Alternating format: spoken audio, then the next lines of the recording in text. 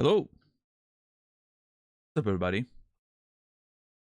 Rasta, Warren, Shazar, Anktar, JR, 10 bucks, Sim, Electron, JC, ECAF, Frito, Colette, Lady.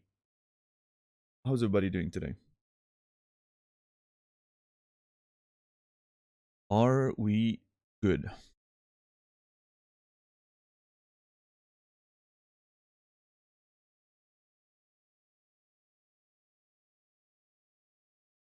Let me, fantastic. Great. That is great to hear.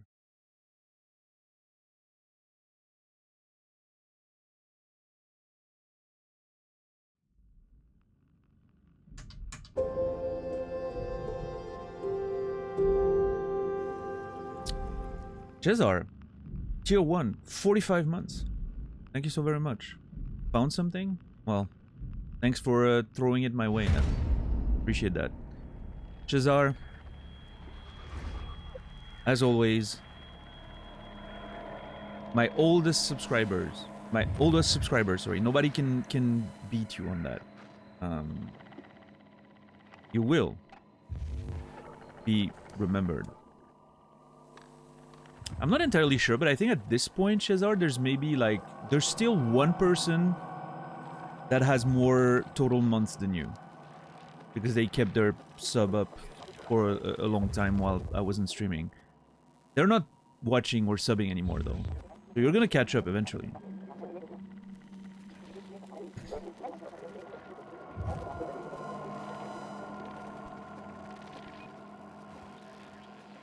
You've got that going for you, I guess. How am I? I don't know. I haven't slept enough. I definitely haven't slept enough. I slept like 3.5 hours. I'm probably gonna take a nap after the stream. But yeah, other than that, I mean, I'm fine. I had breakfast, started the stream.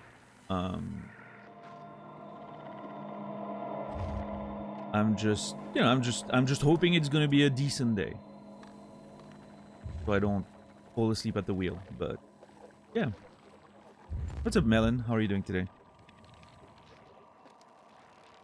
Where did I see you yesterday, Melon?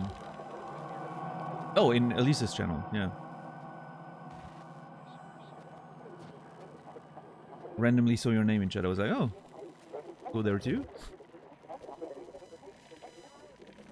CPAP gets delivered tomorrow, but it requires a signature. Delivery just says by the end of the day, and I have a doc appointment tomorrow as well. How much do you want to bet they try to deliver while I'm out? Well, I'm not gonna bet against that, JC, because it's 100% happening.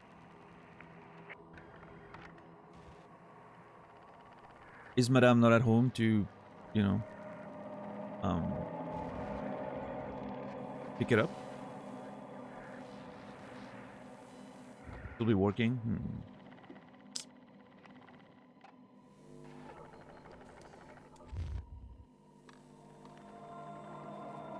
The Vicilius.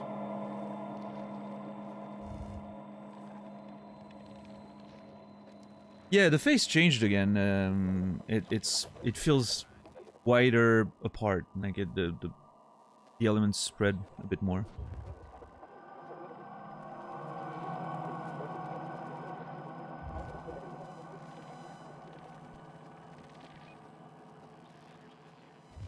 I was excited for Wukong. Yeah, I was looking forward to watching her play it, but turns out we weren't so lucky. Because Steam unpacking games apparently takes up to 6 hours. So, yeah. Or however long it took.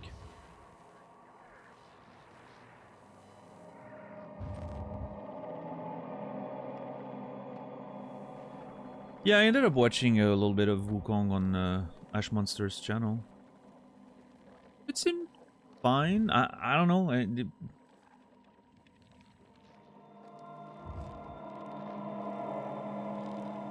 don't have much of a desire to play that game at all. I don't know why. What's up, Seraphin? Brayboot. Cassie. How are you all?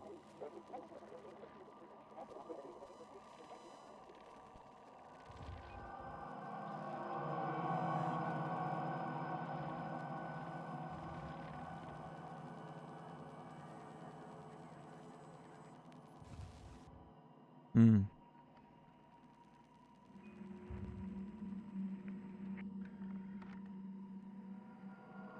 I just thought like the most interesting thing that came out of that whole Wukong thing was the list of don'ts if you were given a key by the publisher, right? Which is also like turned like the Devon, like it's technically a self-published game apparently, which I'm sure they're getting a lot of finances from somewhere. But anyway, so the people who got a key, like a a preview key or whatever, to stream, had a list of don'ts,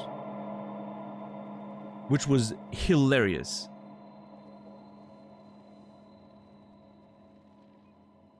Yeah, that's what I'm talking about, Melon. It's a White Wolf. Almost 2 years? You're jumping the gun a little bit there. 20 months only. White Wolf. What are you gonna say the next 3 times? Are you gonna repeat the same material? Thank you, White Wolf. For tier 1, 20 months. It doesn't feel like it's been 20 months. But turns out it is. I appreciate you, White Wolf. You will be remembered. Hope you're doing well. So let me find the okay, I got it.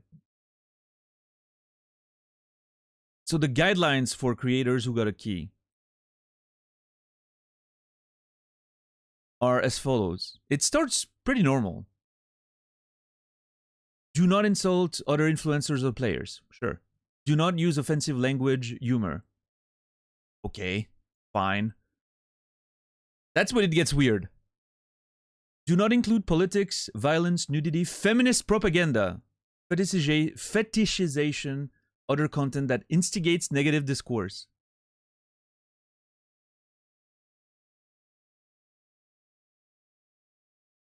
It goes weirder. Do not use trigger words such as quarantine, isolation, or COVID-19.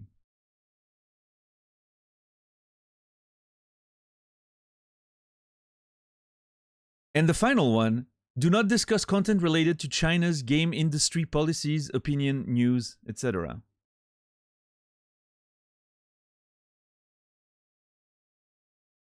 So here's how I feel about this. Okay. Because it's made the rounds and a lot of people have a lot of takes on it. I don't know, Colette. I think it's just for people who got a key for like, trying like the game or whatever. Are we sure it's real? Apparently it's been confirmed. The tweet in question confirms that it's been verified and confirmed. I don't have a first-hand, proof, but who knows? But assuming it's real, right? My take on it is we have to remember that the publisher is located in China. We know how their government works. I don't think they have protection such as freedom of speech and all that over there. Maybe the publisher doesn't want to get associated with that stuff because they don't want to go to prison. I'm just saying. I'm not here to defend publishers, especially ones that have apparently said terrible things in the past, but I'm just saying there could be a reasonable reason why they had to make that list based on where they're coming from, right? So I'm trying to be understanding there, or at least I'm trying to see both sides, I guess. Now the list is still crazy, again, assuming it's real, right? Always have to take what you see with a grain of salt, but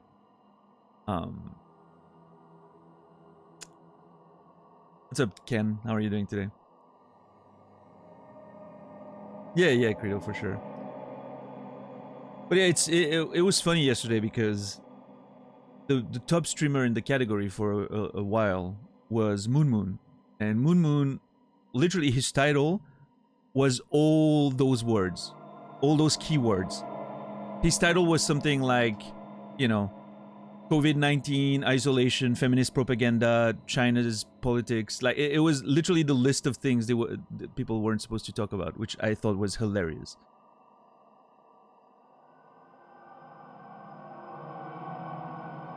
Like 10-10 title game right there.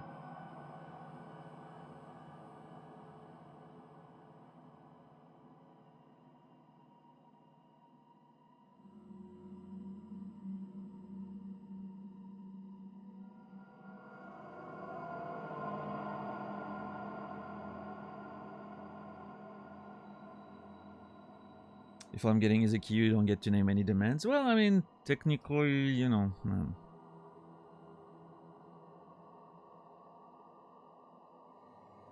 I don't know exactly how laws work in that regard, but I'm assuming if someone gives you early access to play a game that's unreleased through a key, I think you get to, you know, you get to sort of fix the conditions under which you're allowed to stream it. I don't know, but obviously those demands are ridiculous. I'm just saying it doesn't seem completely. I wonder if it falls under a short-term like licensing thing, because like you're allowed to stream it, and you know, we have to remember, Colette. Technically, we're not allowed to stream games. We're technically breaching copyright in a lot of cases by streaming video games. At least older ones, right? That weren't, where the terms of use weren't adapted to modern streaming conditions.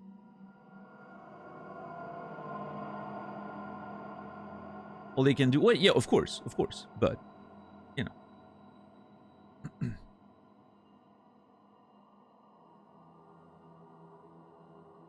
YouTube Archive reached 100 subs today. Yeah, I actually noticed that earlier. I'm very impressed, Warren and 10 bucks. You guys have been doing great work. And Warren, again, thank you for the idea of doing all that. It seems to be doing pretty well. I've looked at some of the like Disco Elysium numbers, and it seems pretty impressive for something that's done with basically very little promotion or whatever, right? So, oh.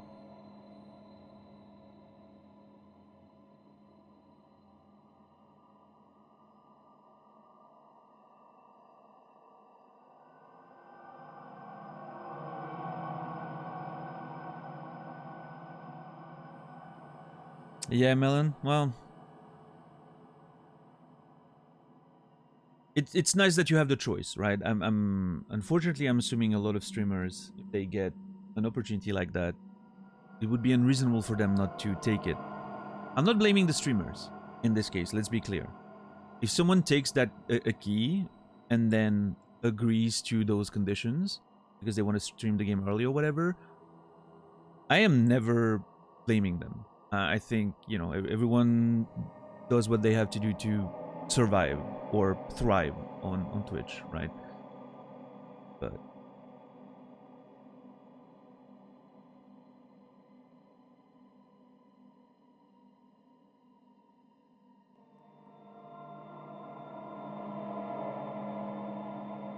halfway done with the Cyberpunk uploads. Are you like waiting to? Well, how does it work? Like, do you upload everything and then you release all at once, or gradually? Like, I don't know. Like, for instance, I saw if I look at the Disco Elysium playlist, it says 50 videos already, but it only like shows the first 30 something, and then it says the rest is hidden. So I don't know if like you upload everything and then you release progressively.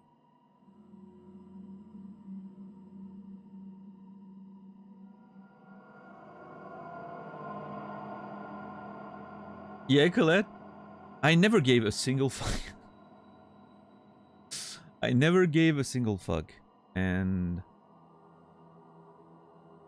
I don't know. So far, so good.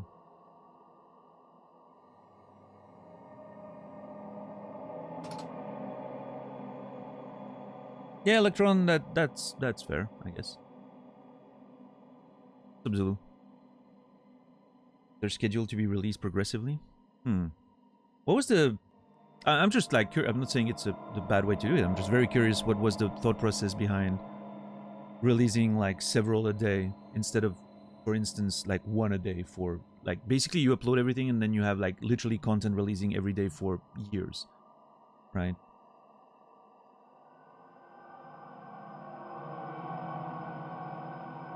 I guess you were sort of like not impatient, but like like you wanted to get it all out quickly.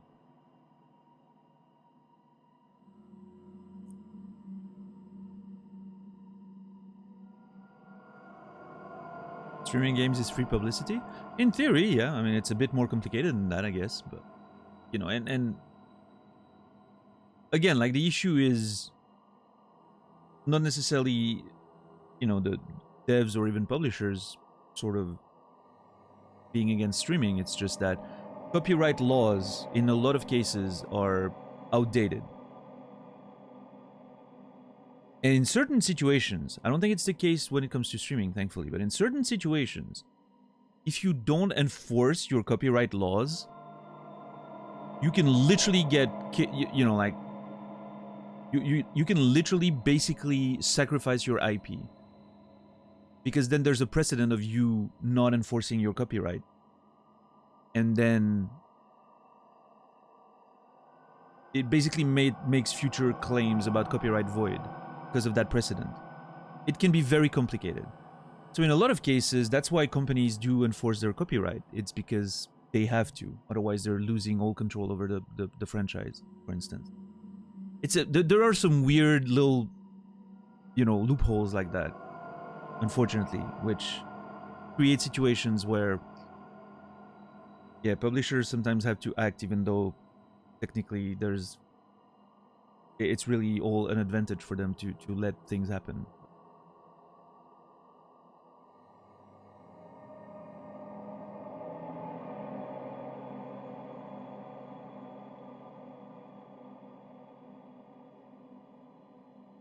We want them to hit an algorithm. If a bunch are published without any views, the algorithm might not put out others. Yeah, I mean, you know, listen, whatever you're doing, it seems to be working fine, so.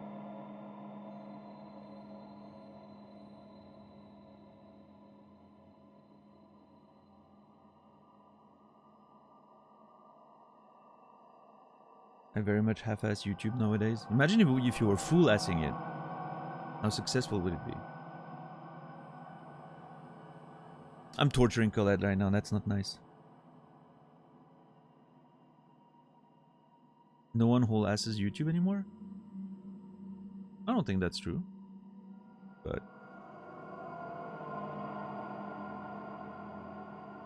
unless I didn't get the joke. That could have been a joke that I didn't get.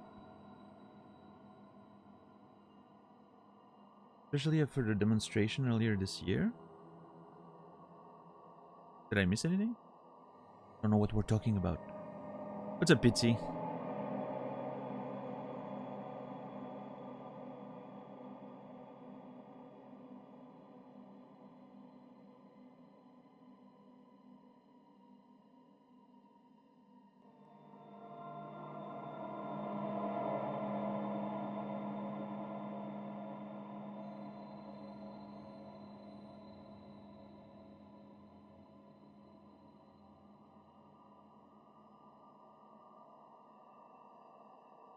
Been on YouTube 15 years. I tried whole-assing after I left my job.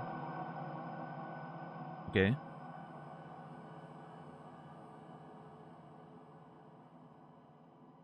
Wait, is that a reply about... oh, demonetization. Oh, I'm sorry, Colette. It makes more sense. I didn't put two and two together. Your autocorrect is going wild, Colette.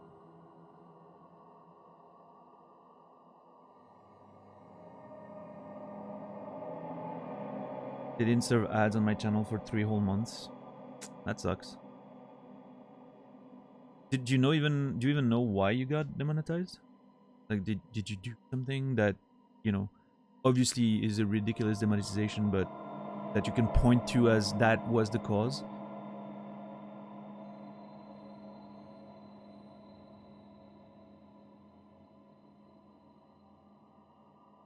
Or did it just happen randomly?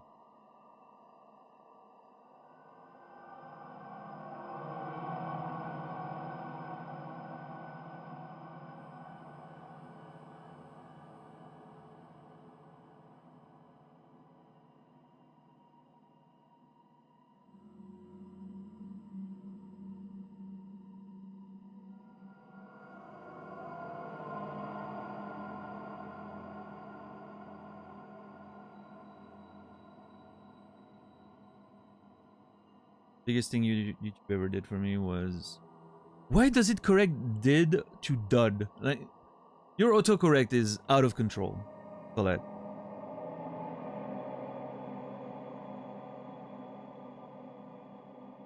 Didn't do anything, they wouldn't give me a straight answer. Just the dreaded, vague, invalid activity? What the hell? Yeah, that's weird. Did you paint your nails black or anything? Or like, oh, I don't know, this looks a little, you know, satanic to satanic, satanic. I don't even know how to pronounce it, but whatever.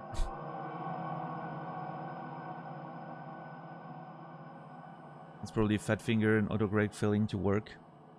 Don't take responsibility, Colette. Blame the machines. Blame the technology. Nobody can know. Satanic? Okay. I don't know.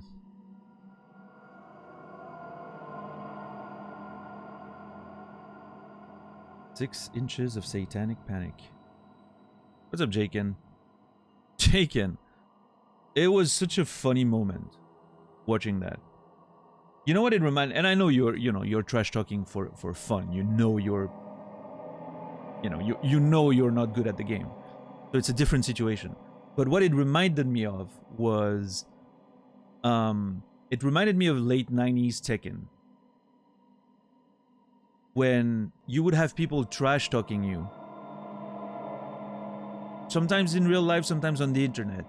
Like bragging that they know how to play a video game. Like Tekken in this case.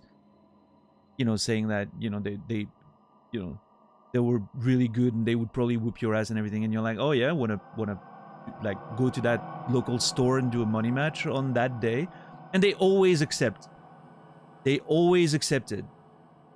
And we knew, we had a group of friends, we were playing at a very high level, and we knew we would win, right? There was no way. Like, we knew exactly. The only people who had a chance of, like, even fighting on an even level with us, we knew them. Because it was a small scene at the time, and, you know.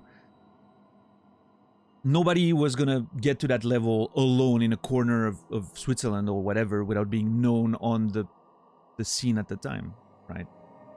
It just wasn't happening. There was not enough information out there to just, you know, it's not like today where someone could technically learn by themselves somewhere with the internet and just get that good, right? You had to be part of those groups to get better and learn the tricks and, you know, practice at a higher level. So anyway, so it would remind me of that, and then we would go to those stores and we would put money on the table. We would be like, hey, wanna make this, like, wanna make a little wager? And they would always go for it because they were so sure, because they were beating their group of, like, their friends at home or whatever. They were so sure that they would win. They knew how to play the game. So full of ego. They would always accept. And then they just get launched first, second in the round because they don't know how to block. And then you just combo them before they're dead before touching the ground. And then you make $100 every weekend with that shit. That was the late 90s playing Tekken in Switzerland and in Europe. I miss those times. I made so much money playing Tekken back then. It was ridiculous. Just because of people's ego. So that's what it reminded me of today, Jake. And even though I know you know, again, I know you were just bragging for content, right? But the way the matches looked was exactly what those Tekken matches looked like back in the day.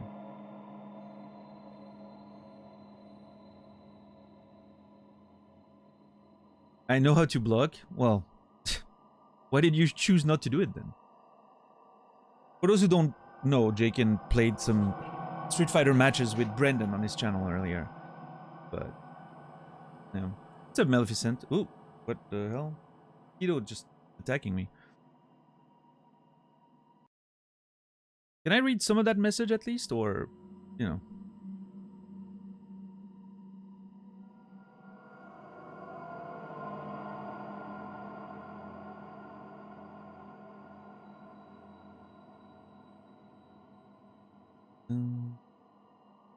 Okay to just read gameplay feedback. I don't know, I'm curious. I'm gonna read it. Wanted to say hi. Finished Subnautica VODs. I enjoyed it. My only critique... Oh, I don't care anymore. Moving on. Thank you for watching the VODs, Maleficent. I appreciate it. Yeah, and I'm looking forward to playing the sequels as well. I'm just joking around a little bit. I'm looking forward to playing the Below Zero and the new game that's apparently coming out next year or something, right? I hope it's not going to be one of those what is it, Silk Song situation where it ends up never coming out for years. But yeah, we'll see.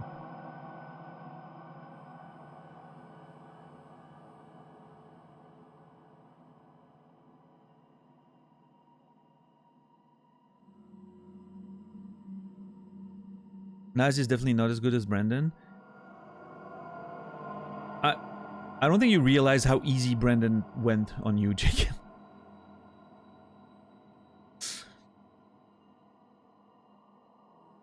I would say Brendan played at Naz level against you there. I think Naz is about as good as what you faced of Brendan there.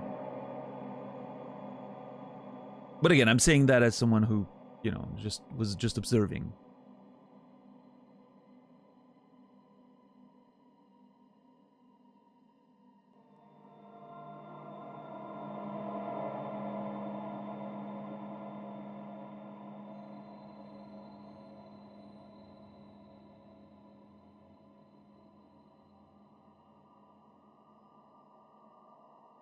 He said he wasn't gonna go easy. Oh, I know what he said.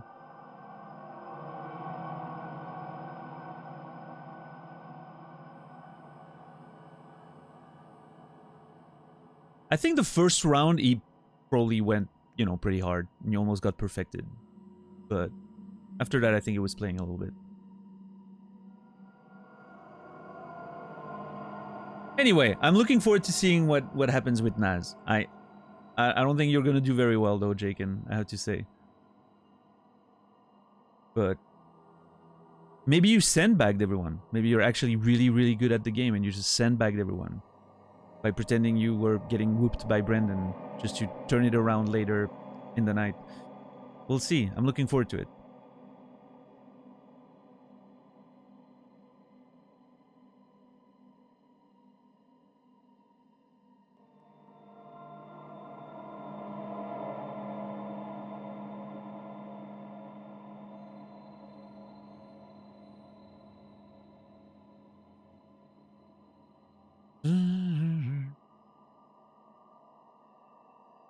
Wait, is Brywood, is Subnautica 2 gonna be live service or something? Like, what's going on there?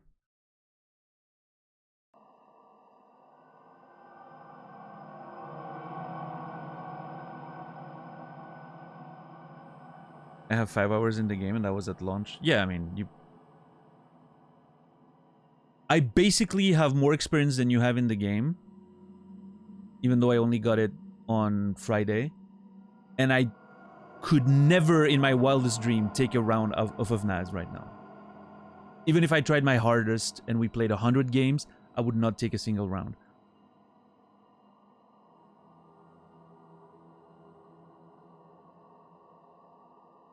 Oh yeah, JC. You know... Well, yeah, but you've played the game a whole lot more than I did.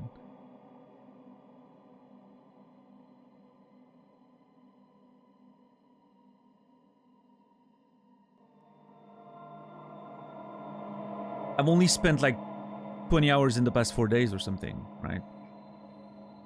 Most of it just practicing inputs and, you know, some fundamentals, but...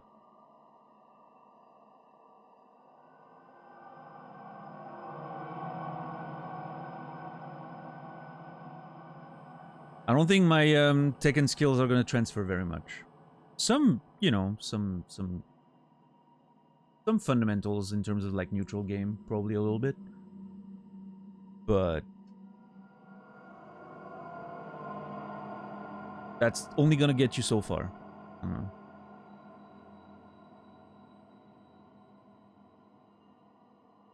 Taking the early access method of the previous 2 games, turning it more of a live service development. Interesting. Tekken the better game?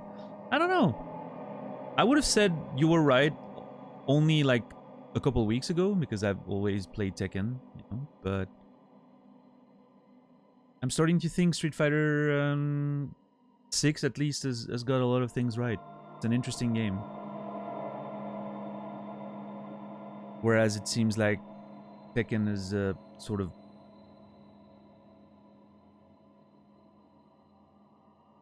failed to sort of make itself deeper. I don't know.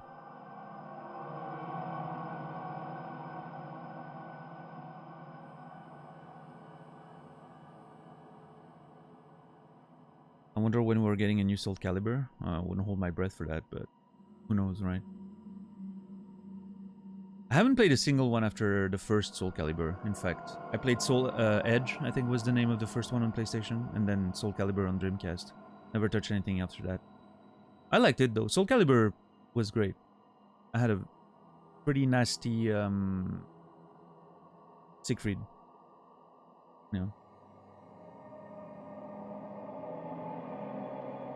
In fact, in Tekken, I was always like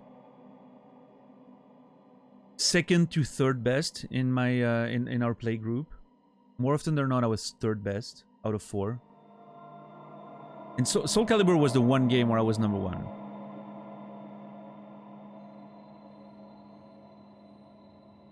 These nerds could not touch me once I got Siegfried down.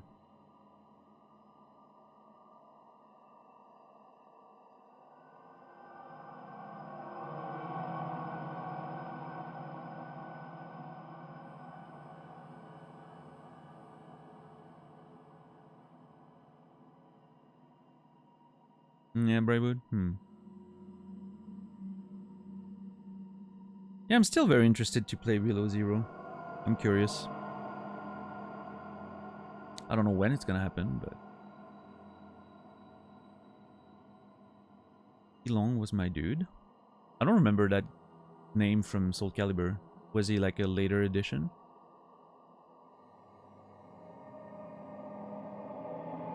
Or are you mixing up the name with someone else?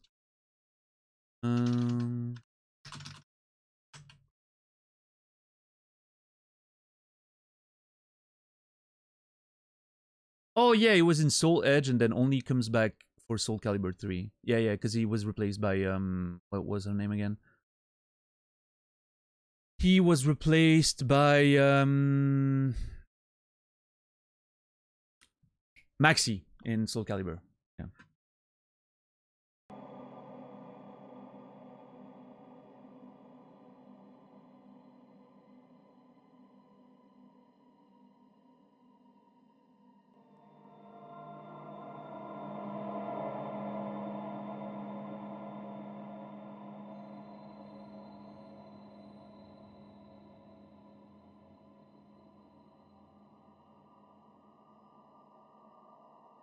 Apparently he came back in Soul Calibur 3, from what I can see, and from what I could see on Google there.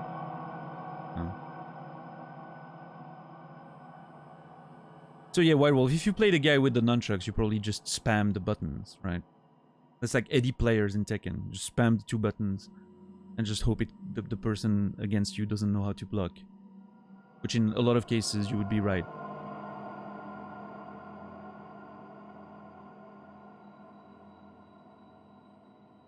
That was my experience with every Maxi player I've ever fought in Soul Calibur. They just spam the buttons and hope you can't block. And then when they start spamming those attacks and you're just standing there blocking, they look at you like you're a master of your craft, even though you're just literally blocking. Like, how are you not getting killed by my spamming? Like I'm holding back, I don't know. What do you want me to do?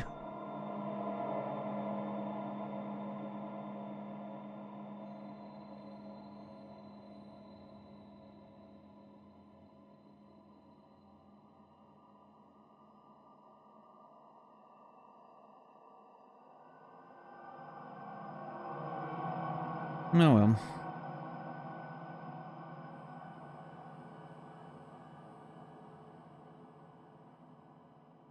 Ah, I see, Pizza, yeah.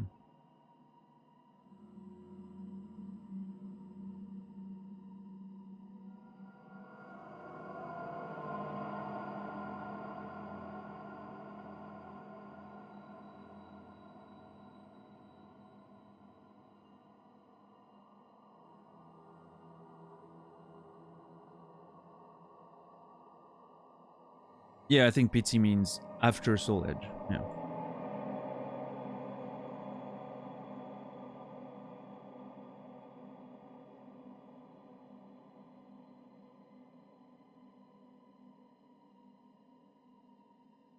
Which, you know, is Pizzi's sentence is correct. Soul Calibur and Soul Edge are technically different games, right? Different series.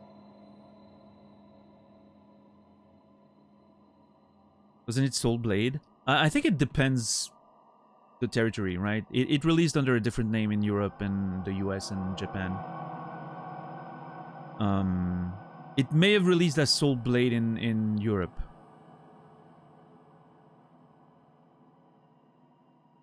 But I'm pretty sure I played like a Japanese import version, as we always did.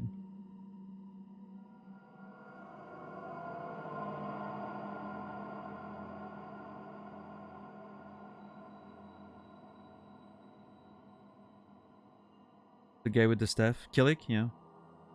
Yeah, Killick was cool. I was all about Siegfried, though. Yeah, it was released as Soul Blade in North America, Europe, and Australia. But with my playgroup at the time, we would always get the imported Japanese versions of the game because they were coming out earlier and, you know, 60 FPS. Because if you waited for the European version, you were only getting 50 FPS because of like the way games worked at the time, which is mind-blowing. But you literally, and here's the thing, it was not just a frame rate thing. You were getting a slower game. It ran a little bit slower. So that's why we would get the Japanese versions, because, you know, you had the proper gaming experience as intended.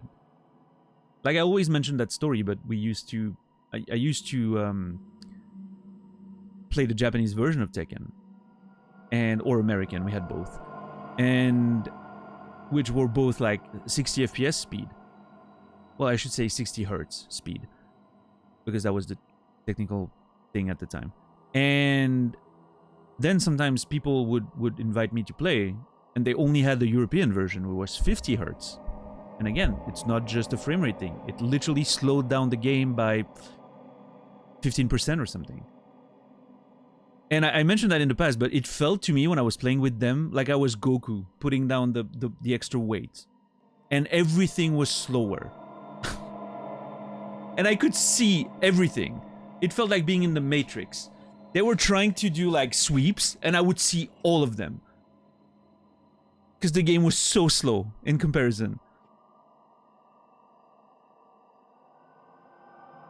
Obviously, I would drop combos. And you know, the downside to it is I would drop combos because the game was slower. But it didn't matter, because I would, you know, never get touched. So, what's up, Fishboy? Brandon, thank you for the raid. New Street Fighter 6 Terry gameplay trailer just dropped. How does it look, Brandon? Does it look like I need to wait? I'm not gonna play Terry. I was gonna say, does it look like I need to wait to pick a main? But I'm not gonna play Terry. When does he release? Do we know the date?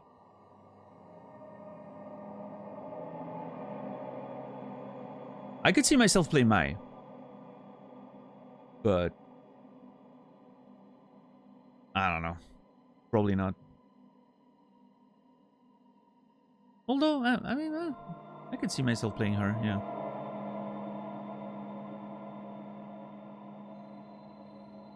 It'll be a mix of charge and motion input. I'm not interested. That. Yeah, I know. Mai is the charge character. I didn't have that prejudice back when I was younger and playing King of Fighters and all that. Playing Art of Fighting at the local swimming pool that had some arcades. And then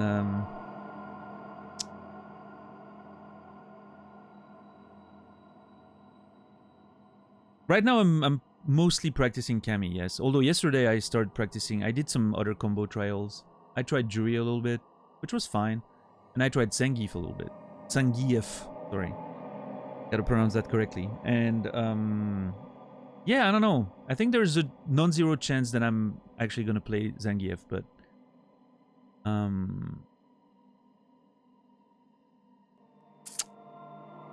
I think Kami still probably is gonna end up being my main for starters at least.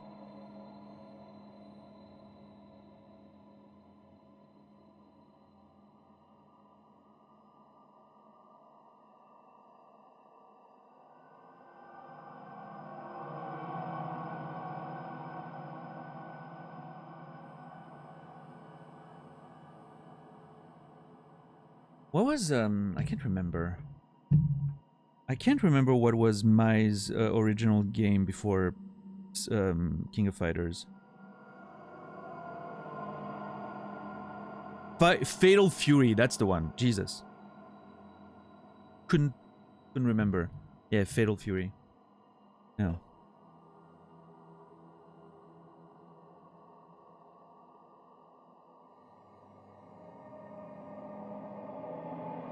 I mostly played her in King of Fighters 95, I think. That was 95 was the one I played a lot.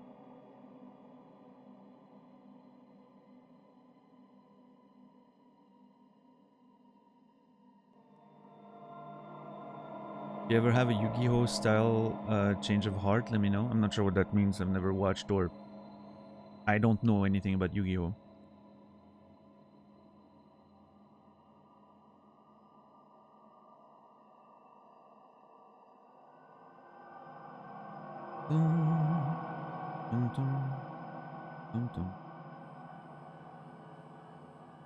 Thank you, Brennan. Okay, I'm not gonna lie. He looks like an off-brand Ken.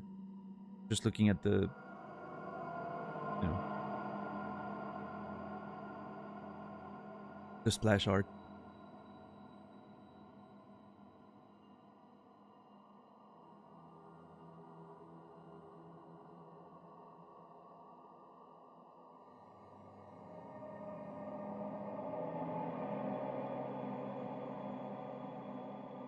And the animations look neat. I'm gonna watch it more attentively later.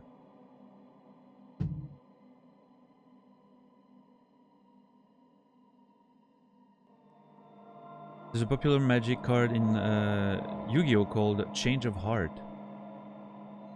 Lets you choose one monster to take. Nice.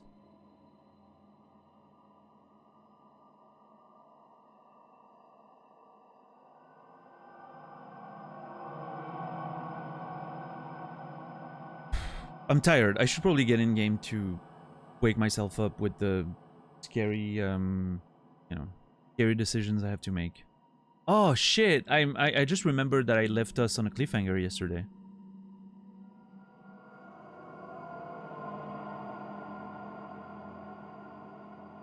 I still have that decision to make, and I don't know what I'm gonna do.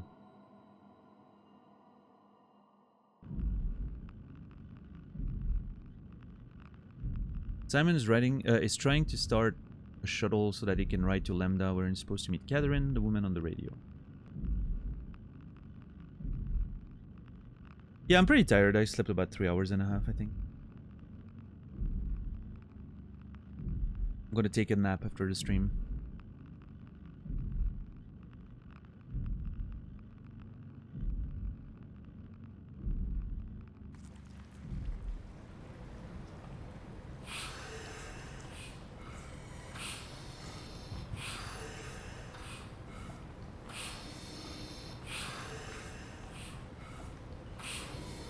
I don't know, it's one of those days where I feel like I should have just stayed in bed. But I don't know. I always feel that responsibility to go live every day and all, but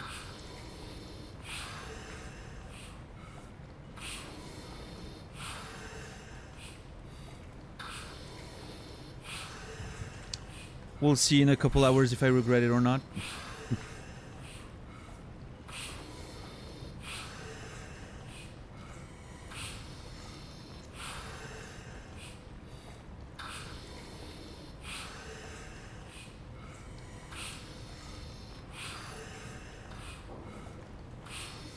Alright, so I've got to decide if I want to unplug Amy.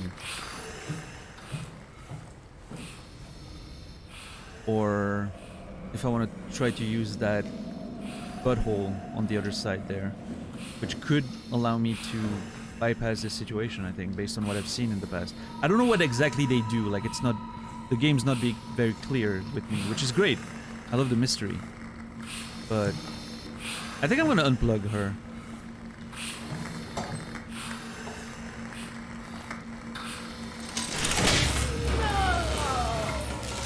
Shit, are you okay?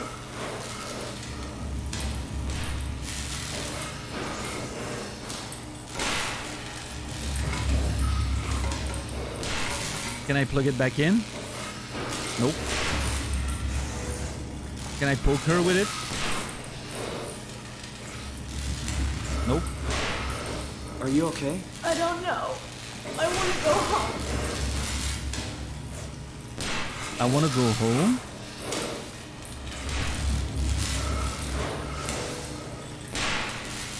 The lungs are panicking a little bit, huh? I mean, it did give more power to the, you know, because this is like this is sucking the power out of the generator and stuff, so.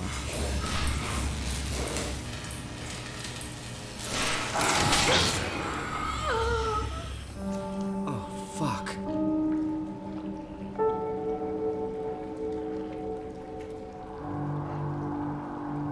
Well, so much for that. How's the volume on stream, by the way? This was quite loud, right? I just lowered my the volume on my side a little bit. Oh, she dead. She dead. No. Hey, you can go home now. You're free. I did you a favor. That's gonna be my version of the story.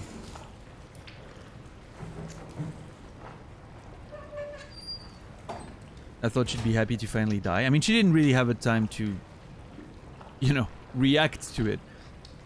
But she did say she, you know, she did imply that she kind of wanted to die, right? And they wouldn't let her, so. I missed pulling the plug. Did I miss anything else? We literally just started the game and unplugged her. That's all you missed. It literally just happened.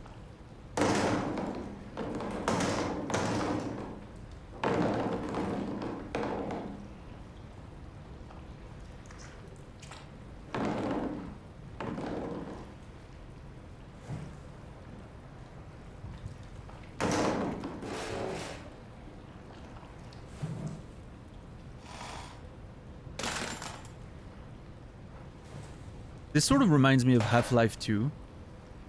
Like, you know, when games first started having those physics simulations in them, and you could, like, pick up every object and just move them around. Which nowadays seems, you know, we take for granted. But,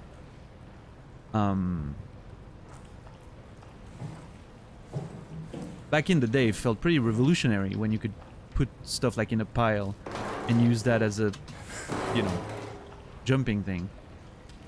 It felt pretty revolutionary at the time. Just sat there in silence for an hour? No, we had a conversation for an hour. Talked about fighting games a whole lot. And other stuff. I mean, it wasn't the most fascinating conversation of all time, but it was a conversation. I guess it's just a, you know, it's just one of those days where I should have just been staying in bed, but I decided to stream anyway. Hopefully my decision pays off by the end of the stream. We'll see. What's up, Raph? How are you doing today? Back in the day, we didn't have a jump button in 3D shooters. Well, in Half-Life, we did, right? Half-Life had those things. Quake started really the jump and free look sort of trend. I'm not sure Quake was the first one to do it, but Quake was definitely the most prominent one to do it at the time.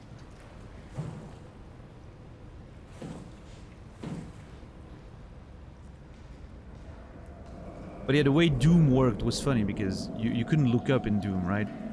So you had to just aim in the direction of the enemy, and if the enemy was higher, it would automatically target up. Oh god, I saw a light. Did I awake something else? Is that gonna be the whole game every time I just activate the... Every time I activate the power I need, enemies come out of the woodwork?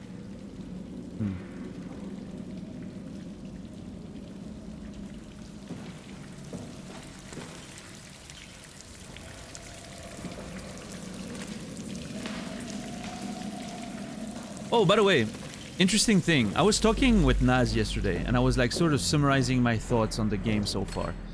And I mentioned something to Naz that I sort of missed yesterday. I didn't miss it because I noticed it, but it didn't hit me until yesterday. I was talking to Naz about it again. And suddenly I was like, oh, hold on.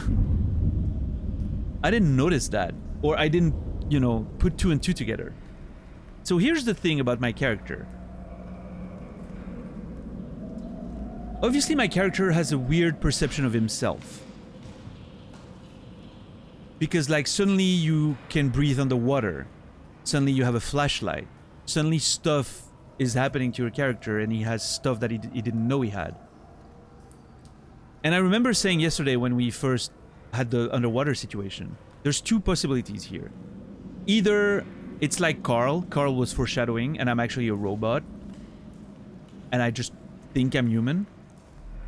Or I took one of the suits early on in the game, in that room I was in.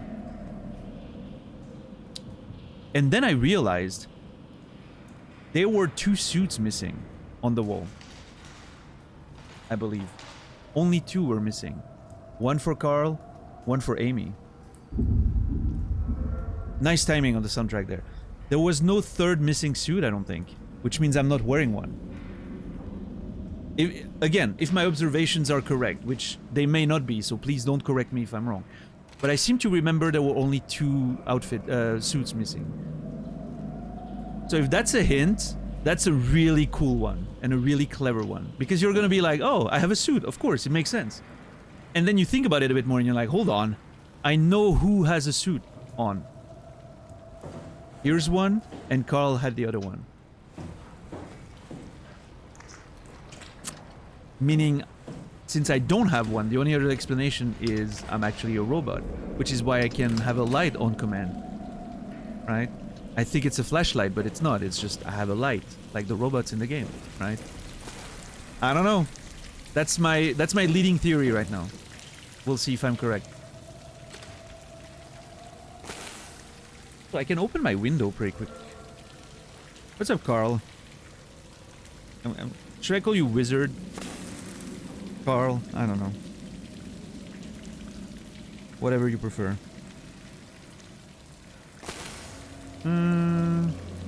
Oh yeah, the sunset has already happened. What's up, Dax? How are you doing today? How's the temperature? It's been fine today. Yeah. It's gonna go down again in a couple days, which I'm very excited about. Hey, Ferris, how are you?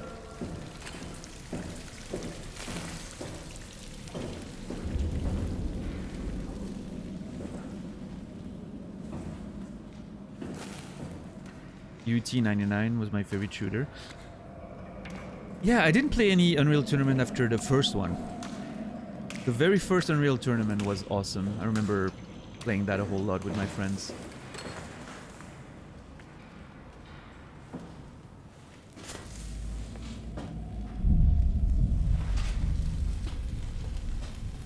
then I never touched the franchise again.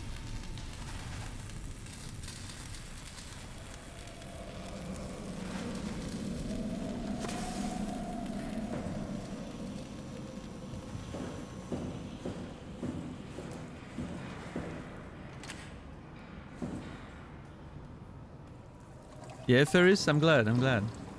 Yeah.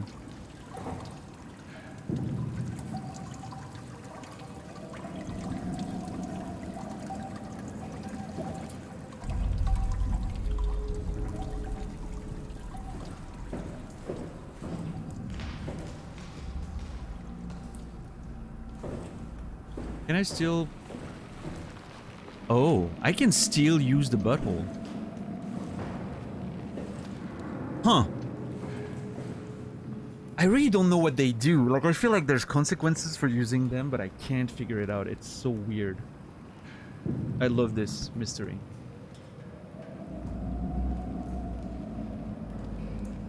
My parents were anti-gaming, never had games. Just had Flash games when those things came out. That's unfortunate. There were some really good Flash games, though. I will say. Pretty used to be unpronounceable. I'm gonna call you Wizard.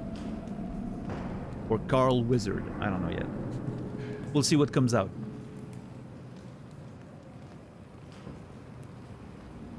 Basketball Flash game. I don't know which one you're referring to. I don't think I've played a basketball Flash game.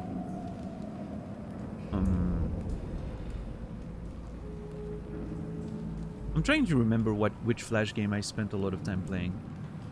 There was one that was a zombie game. Zombie waves, and you played a little character that, like, it was a top-down view, and the character looked like a Lego, like little man, right? A little Lego man. And there were barrels everywhere that you could put down and then make, like, gigantic waves of explosions. Like, you would use the barrels both as, like, defense and trap. It was quite funny, and you could place blocks, I think. Yeah. What's up, Electron? How much gameplay did you miss? You missed me unplugging Amy. That's basically it. Bugs Head? I think that was it. Yeah, the name rings a bell. Yeah.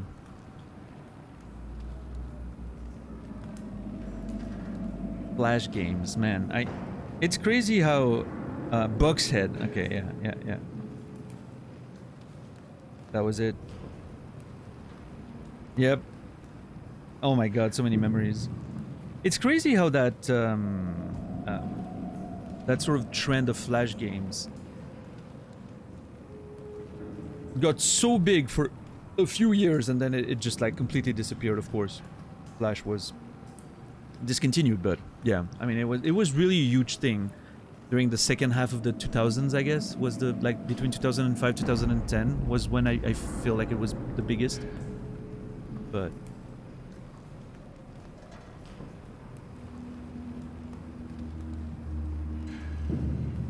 Newgrounds was the shit. I remember getting oh man, what was that Flash application you could use to draw Macromedia something?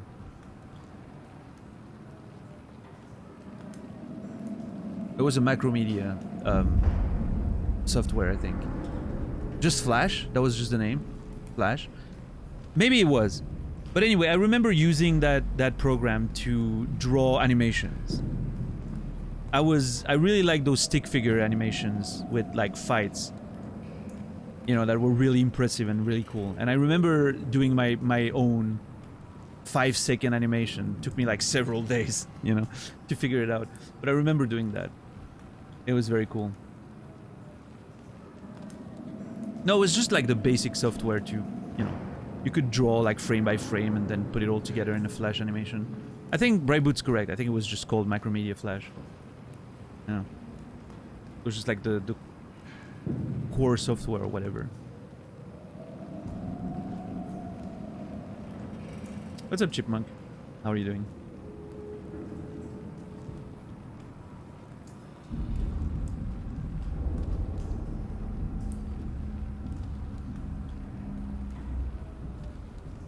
Was a stick figure animation called Pivot. Spent so much time making dumb stuff on. I don't know why this brought that to my memory. Does anyone remember Tori Bash? It was a fighting game that you played. It was sort of a simultaneous turn-based fighting game called Tori Bash, where fights would last a long, like, you know, it would like a match could be like 10 minutes of gameplay, because it was like tiny movements at the time, simultaneous turn-based, tiny movement, and then at the end of it you would see the whole fight and it was like 3 seconds, right? But it was like 10 minutes to do all the animations and the little things simultaneously with your... Yeah, it was that one, Fishboy, yeah. You click the joints to generate movement. It was so fucking cool. I'm so sad this sort of style of game didn't pick up a little bit more.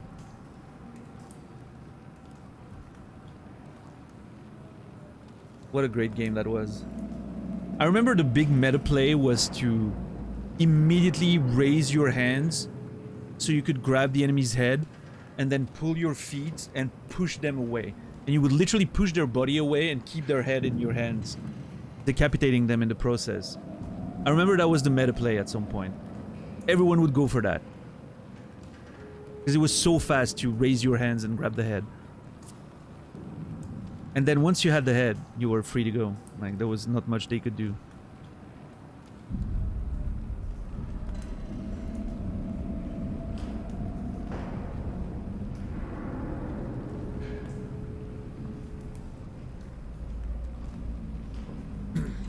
Yeah, what a game. Tori Bash. I'm pretty sure there has to be a YouTube... There has to be YouTube videos of like compilations of the best Tori Bash matches. Because they could look really fucking funny.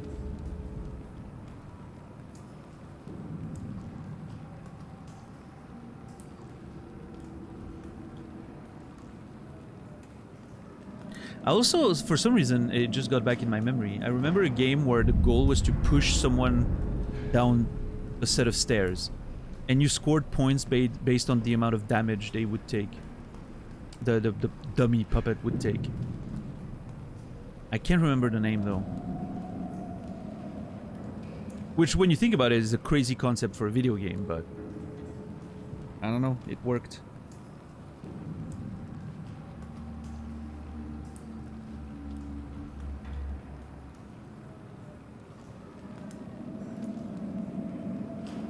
Am I too old? Does nobody remember those things? Am I just talking to myself right now? Stairfall? I don't remember. Could be. I think it had a different name though.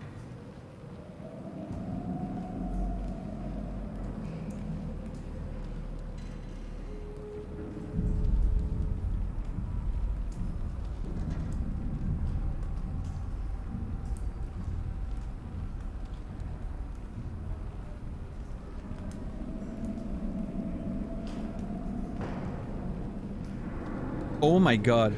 Okay, I found it. It was called... It was a weird name. Poras Turvat, which I'm assuming is a different language to mean stair dismount, which is the subtitle. Stair dismount.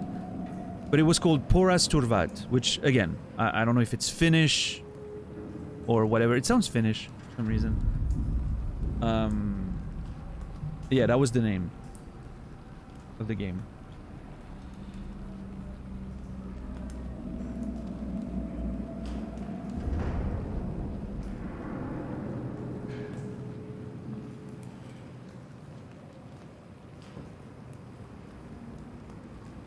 Never heard of it? Yeah, I'm too old.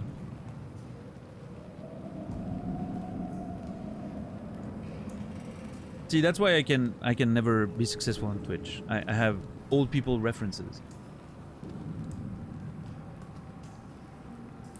Never knew it was a thing outside of Finland. So it is Finnish. I'm correct about that. I am so impressed with myself that I picked up on the fact that it was Finnish. The Finnish language is so unique.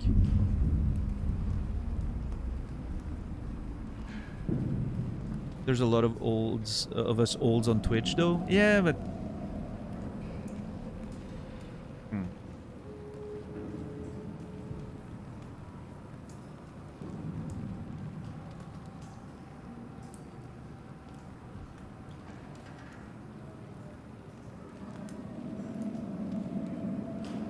I don't know. I'm in a bit of a negative mood today. I need to think about positive things and enjoy the video game. Otherwise, I'm gonna get in my head and get sad. Yeah, Santa. Well, looks like some of it went to at least Switzerland. So.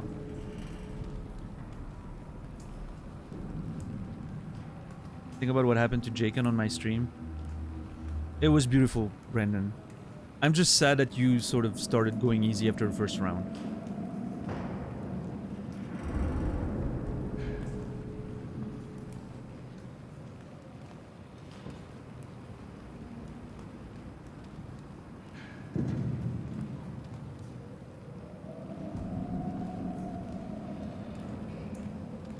Oh yeah, I wanted, like I was saying, I don't know if you were here, but that situation reminded me of those late 90s money matches I'm always talking about. Of course, in this case, I know Jaken is bragging for fun, right? But it really reminded me of the people who would brag seriously, thinking they were going to beat you. And you knew that there was no way they were better than you, otherwise you would know of them already, because the scene was that small. And so you would, you know, be like, oh, yeah, okay, well, we can play. Let's go to that store. Let's put money on the table. And they would always accept. Their ego wouldn't let them get away with it. And then the match started. And it was exactly, it looked exactly like that first round. It was like, yeah, no, they have no idea what they're doing.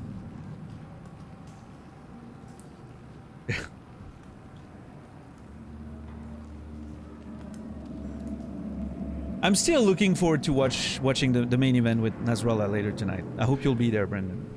I think we're gonna go. We're gonna do like a whole little Street Fighter sesh later today. What's up, Elisa? How are you doing today?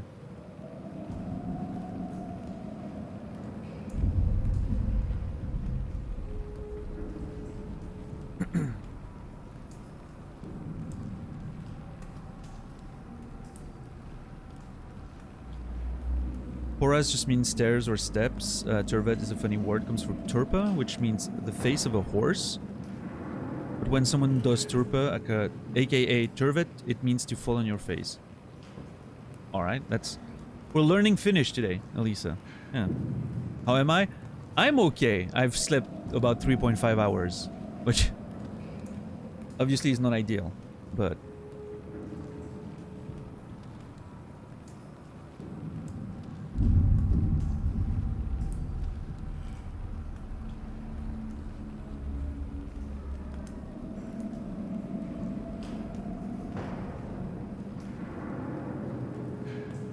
Playing Street Fighter the other night was the latest I've stayed up in a while. Bad influence? Oh, well, yeah. When you start being around me, you just never sleep anymore. That's just a thing that happens to many people, unfortunately. I've caused the sleep deprivation of a few people in recent times, and I'm sorry for it.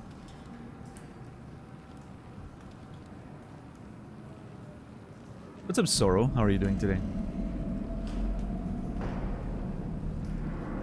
I also just killed a lady in the video game, Elisa, so I don't know. I don't know how I feel. I'm currently trying to see if I'm gonna use the butthole or not. That's a good out-of-context quote as well. Am I gonna use the butthole or not? Yeah, the lady from yesterday, she's dead. Yeah.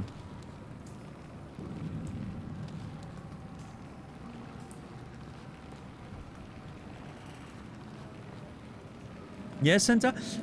I think it's because I listen to Cowan a lot. You know the band Cowan? I'm pretty sure they're Russian, but they sing in Finnish for some reason. And I think that helps me recognize the language.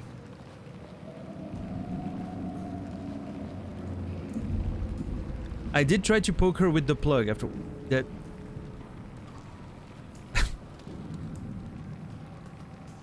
Not sure I should say that sentence. $10, but...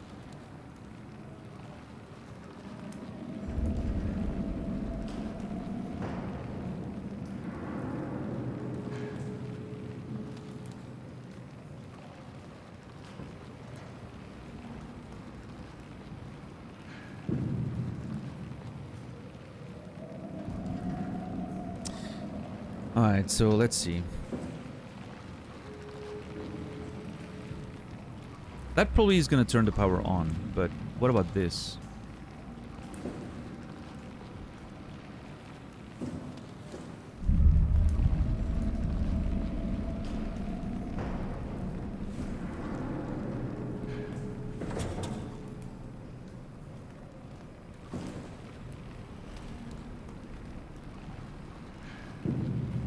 Well, careful, JR, with messages that can imply that this would have been the result, because I don't know what would have been the result of using the butthole, right? So if you know more, gotta be careful with that.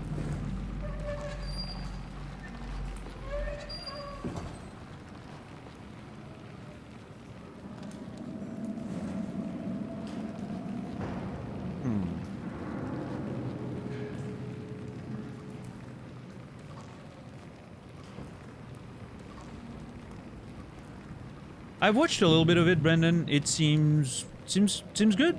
I don't know. I have no interest in playing it, but it seems like a fine video game. I'm looking forward to watching Elisa play it later tonight.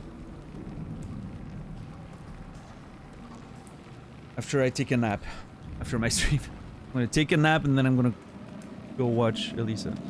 That's my plan.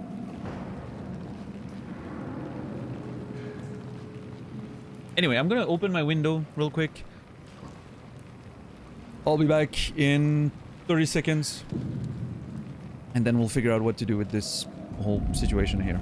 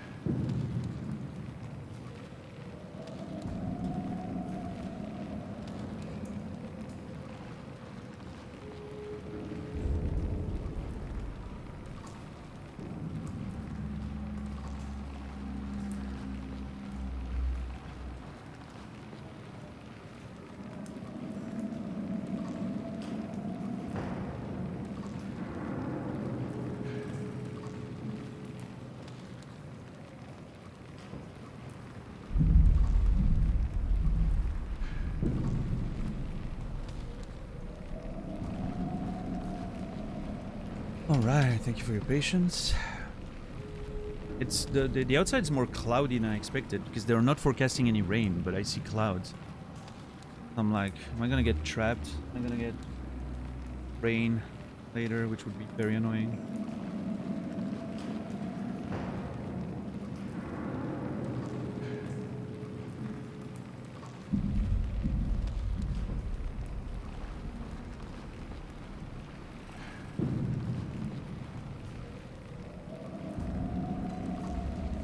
Alright. Turning on the power or using the butthole? Here's the thing. I'm way too curious not to use that shit.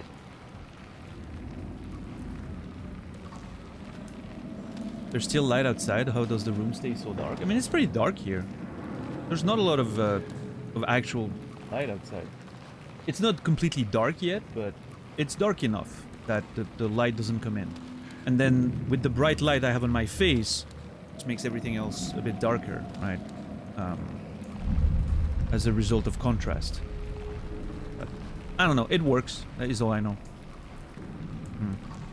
Oh yeah, 10 bucks. Sorrow lives literally 30 minutes away from me, so that's why he knows what the weather, like the temperature, the light is like.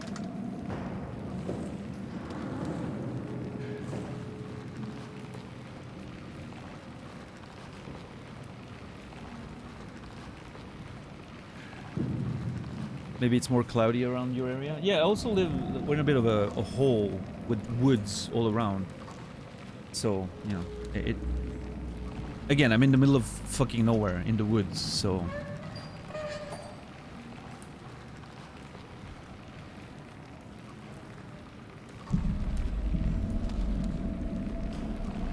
A hole? It's just a sort of crater, I guess. I don't know. I don't know how to describe it, Fishboy. We're surrounded by hills with forests all around.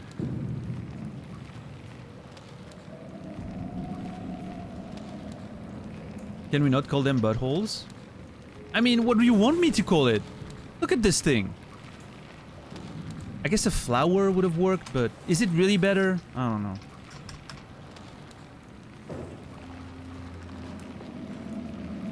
Okay, I'm pressing it. I think I'm pressing it.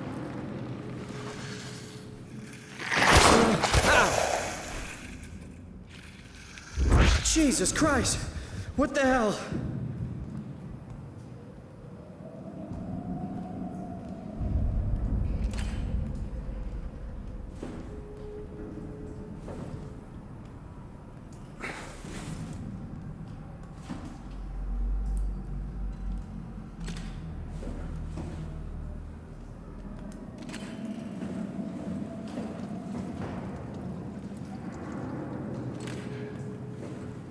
Yeah, that was strange.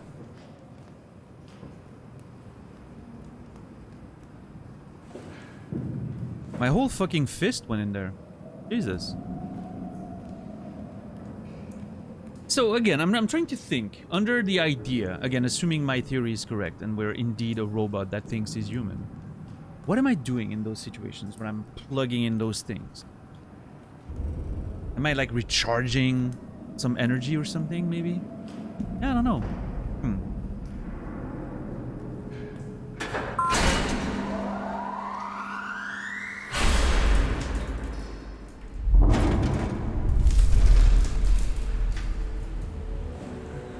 Hell yeah.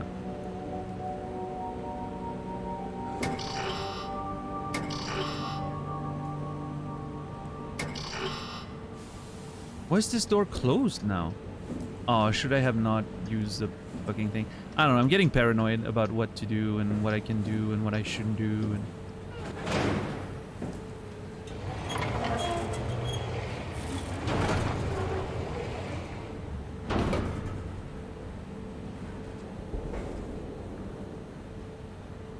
Okay.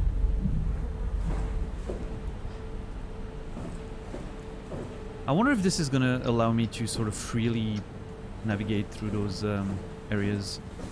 If there's a little bit of a Metroidvania aspect to it. Oh. You know what this also reminds me of? Dead Space. With the, you know, you find a shuttle and then you navigate through chapters.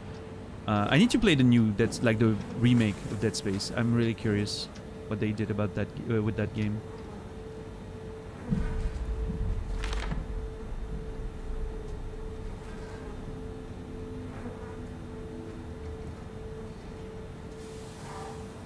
Oh hey, who's that? Is that me? No.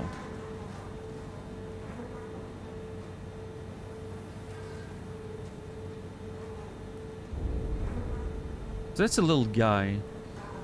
One of the little guys on the bottom right there. And then a bunch of screws. Like, this looks like an IKEA manual.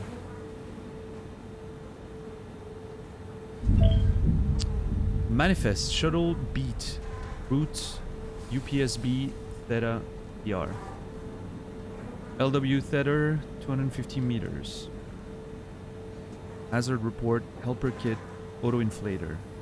What's up, dwarf? How are you doing?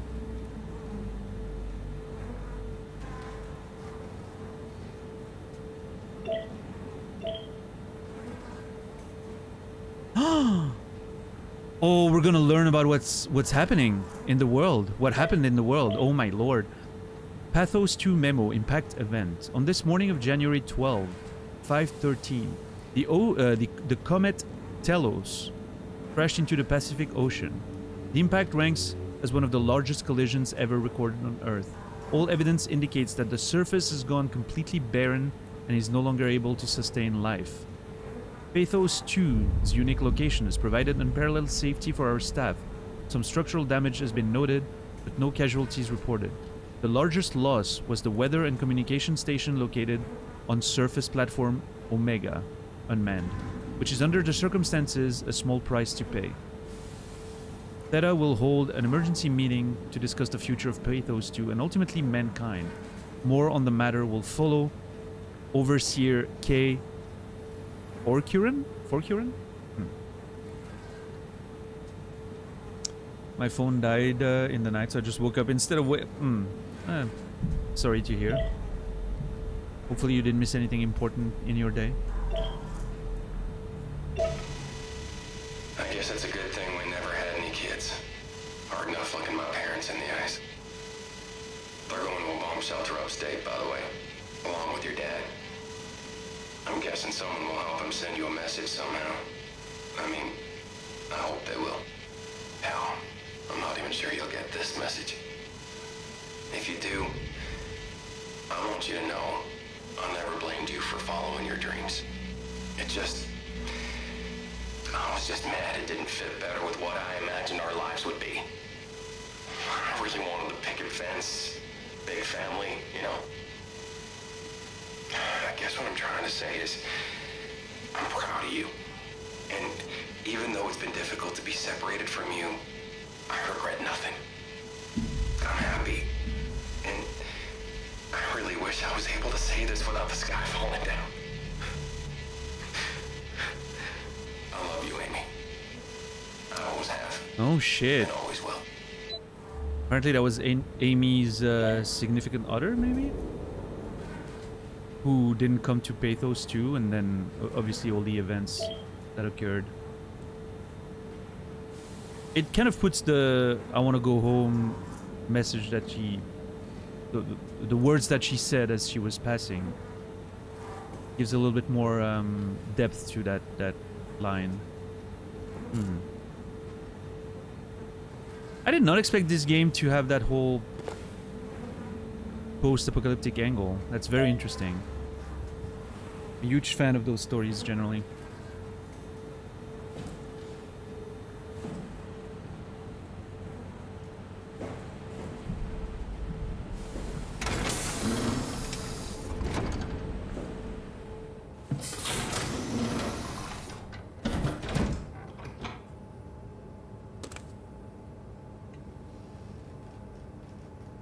Carthage Industries in Portugal. Pathos 2 Research Facility, Shuttle Administration. So this is dated 2084, which is almost 20 years before the event.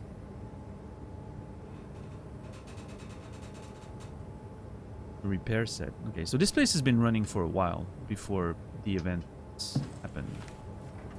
Oh.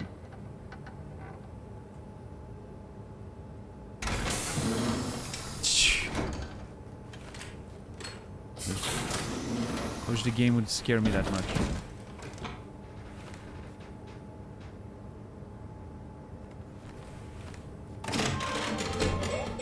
Shuttle J6 activated. Standing by.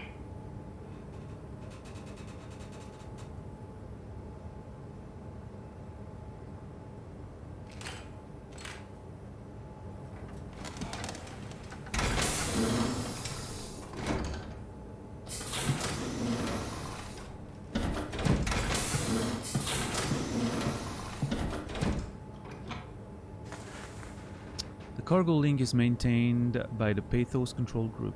If the shuttle breaks down, please contact channel 4673. Maybe I should remember that.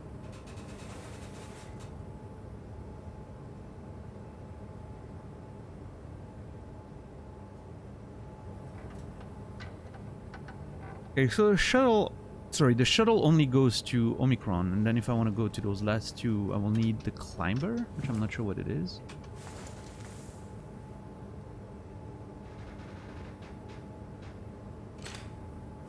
Channel 4673.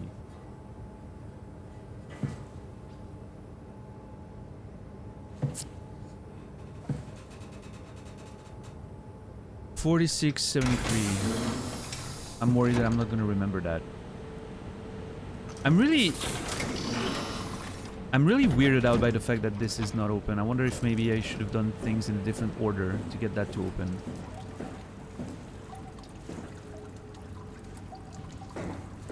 I want to quickly go check something.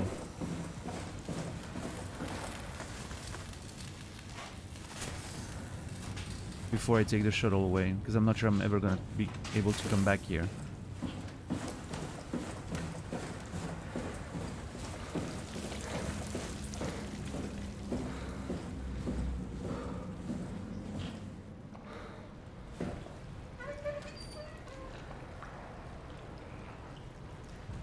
Okay, nothing I can interact with here. It doesn't seem like, yeah.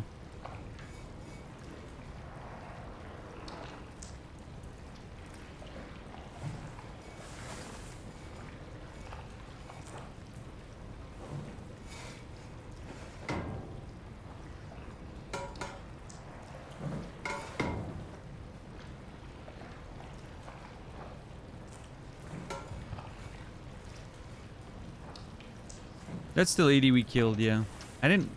I killed her by unplugging this thing. Had nothing to do with the butthole.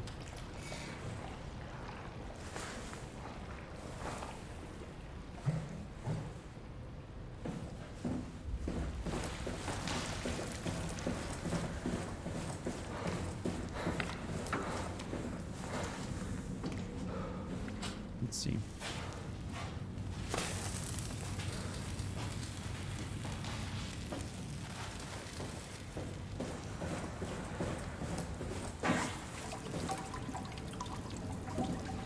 Okay, well, I guess let's just take the shuttle.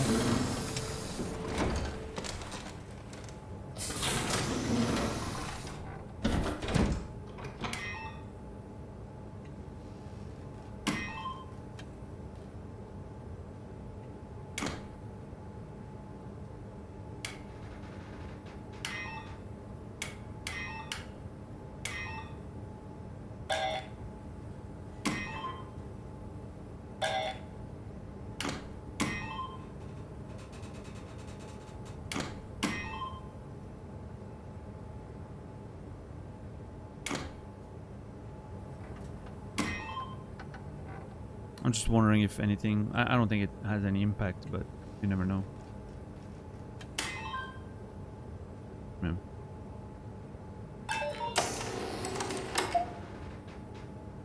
Oh, damn. You are here. Ypsilon A. Can I actually go back?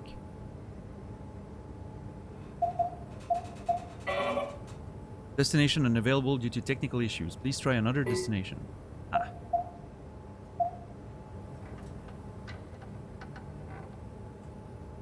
Depth 96 meters?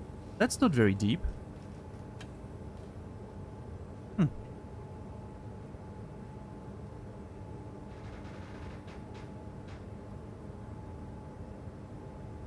Okay.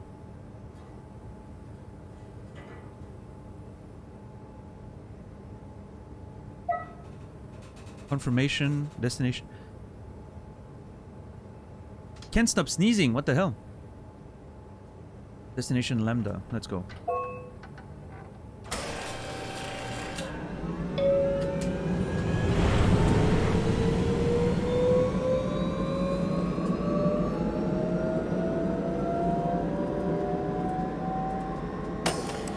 Dude, that's... Welcome to Pathos 2, your expressway to the stars. Thank you. What started as a thermal mining operation in the 60s has now become home to the Omega Space Gun, the world's most affordable way to launch satellites and deep space probes. Our unique Atlantic Ocean location allows for this gigantic coil gun, running longer than a marathon, to safely launch projectiles without risk of damaging the payload with risky combustion. The station spans multiple sites and has a diverse staff of engineers and scientists. Together, they are able to produce, assemble, and launch the world's most sophisticated spacecrafts. In addition to our principal operation, Pathos 2 is also the home for multiple research projects within the marine sciences, including hydroculture, turbulence, and deep-sea construction. We are now leaving Upsilon for Lambda. Lambda is Pathos 2's shipping dock and transportation hub. There, you will be able to find shuttle trains leading to all the other parts of the station.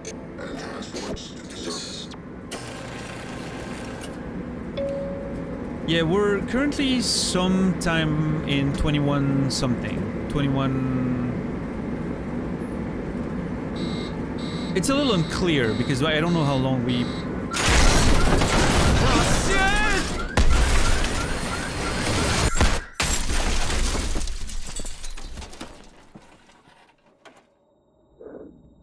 Well, so much for that.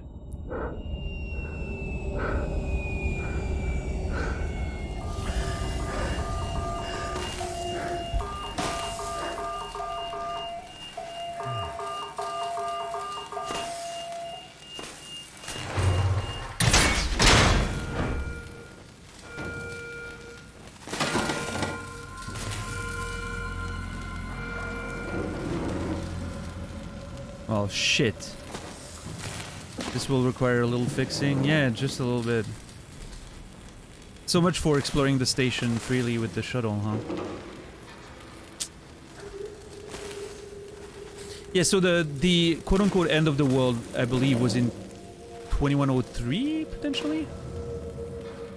I may be remembering some of the dates wrong, but I'm sure we'll get reminders later. And this is less than a year after that. I don't know exactly the timeline, but...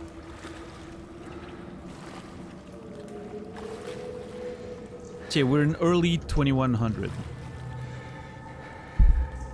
When they say the 60s, it's like 2060, right?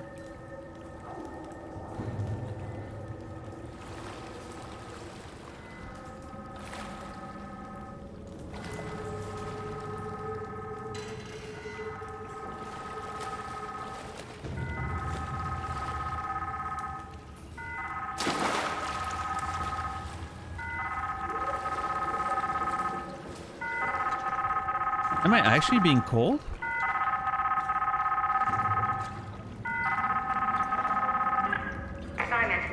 Simon, are you there? Catherine, is that you?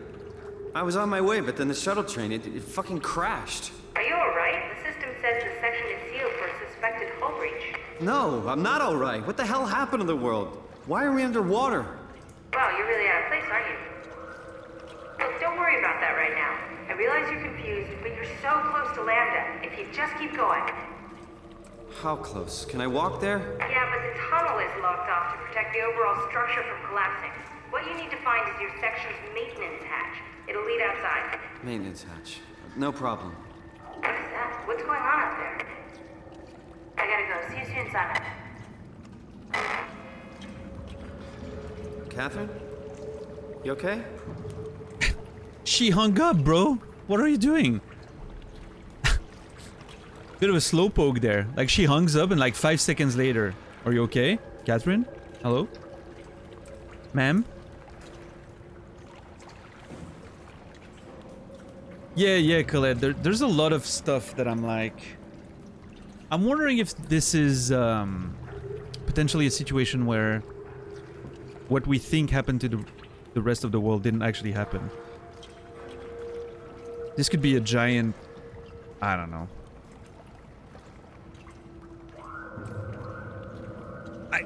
Who the fuck knows? Like, it could go so many ways. If I was writing this, I could go so many different ways with it. Yeah, that light scared me a little bit. But...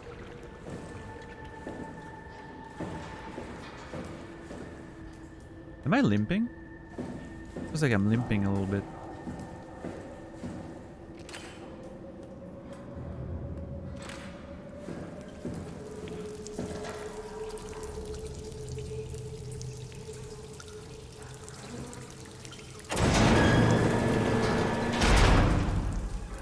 Oh, hold up. Man, okay, this game is a lot more than I thought. When I realized it was the Amnesia devs, I was thinking it was just gonna be some horror game. This has a whole, like, the level design is amazing, the story is amazing. The sound design is incredible. There's a lot of stuff to enjoy there.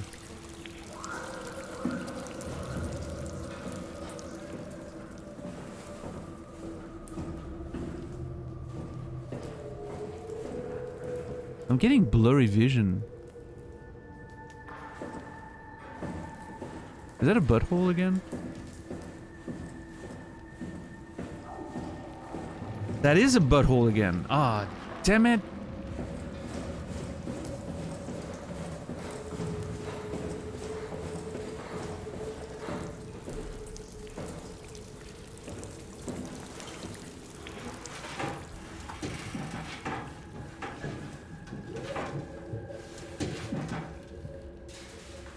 Okay, so there's a butthole at the end of the thing, and then there's this. So based on what I can see, I'm wearing a suit, or I think I'm wearing a suit.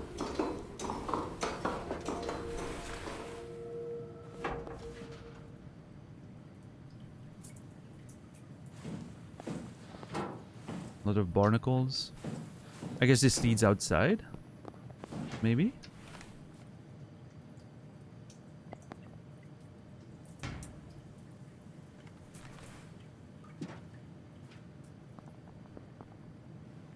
Oh, there's another... Here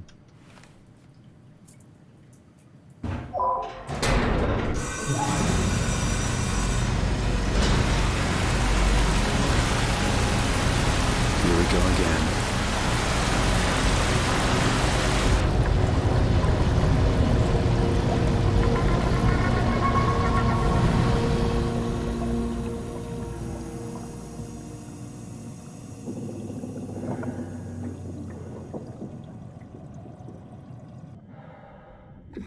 Whoop.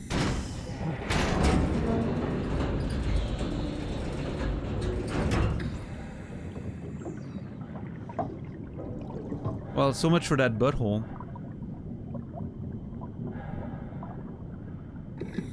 If I could have one complaint about the game is...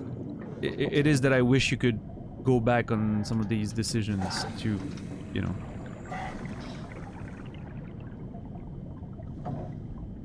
Because now I'm pissed that I didn't try to activate it.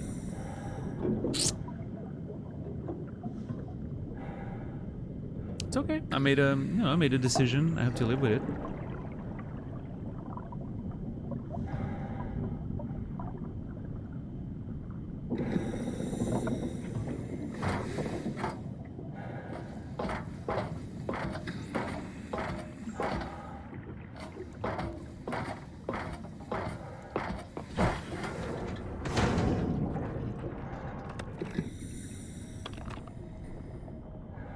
Yep, here we are, outside again.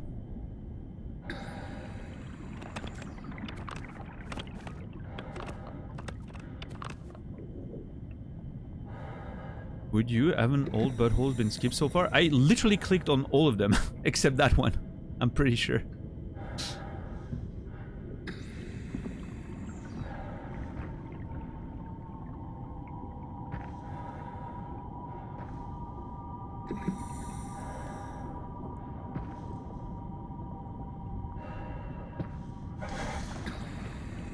Okay, so that's a passage there.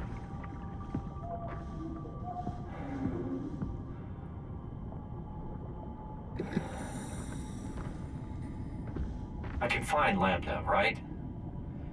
I mean, really, how big can this ocean be? Do you really want an answer to that? I mean, granted the station is not the whole fucking ocean, but... How big can this ocean be is a terrible question, Simon.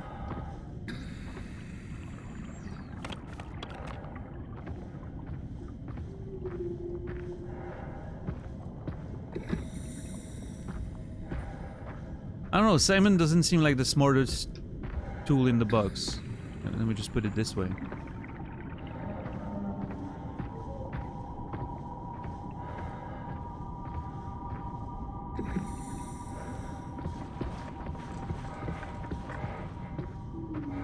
I know that's not the expression, by the way. I'm just, you know.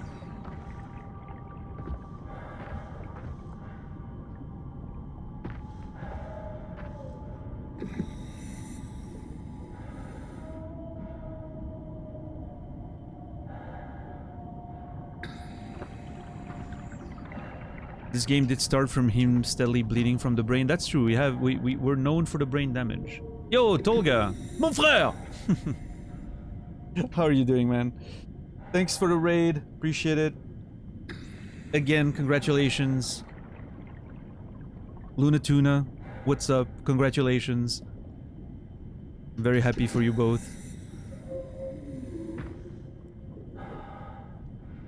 I'm glad it all went well. Because I probably shouldn't say that. I knew it was gonna happen a little bit before it happened, but I'm glad it went smoothly as expected.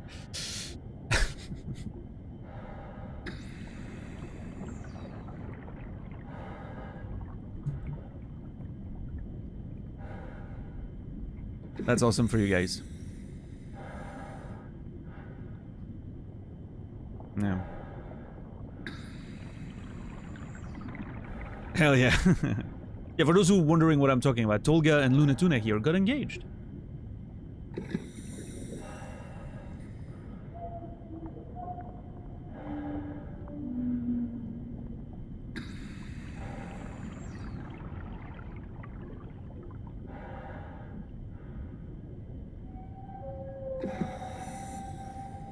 Yeah, Tolga, congrats again, and thank you for the raid, and obviously get yourselves to bed, the both of you. You deserve some good sleep after what seemed to have been a long stream today, so yeah. What's up, Cheesy? How are you doing today?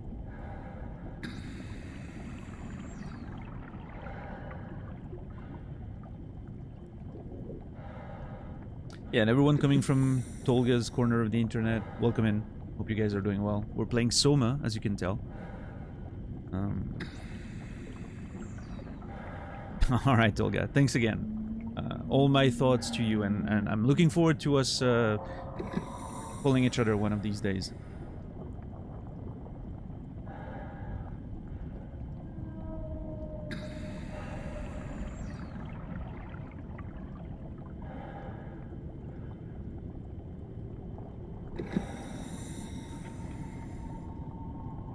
As I require your sage advice, as I've mentioned.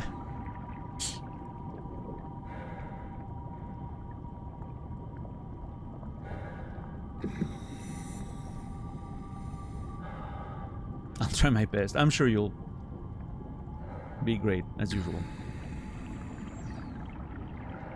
But yeah, have a good night, and I'll talk to you soon.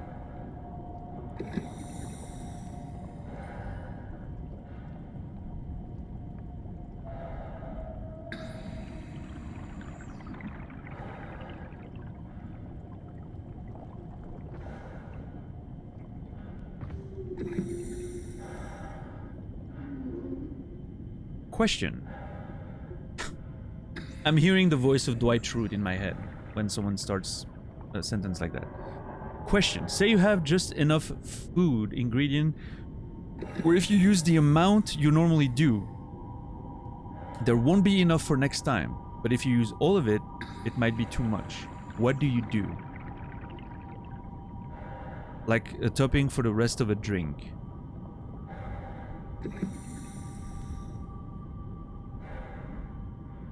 I think, depending on what it is, it really depends.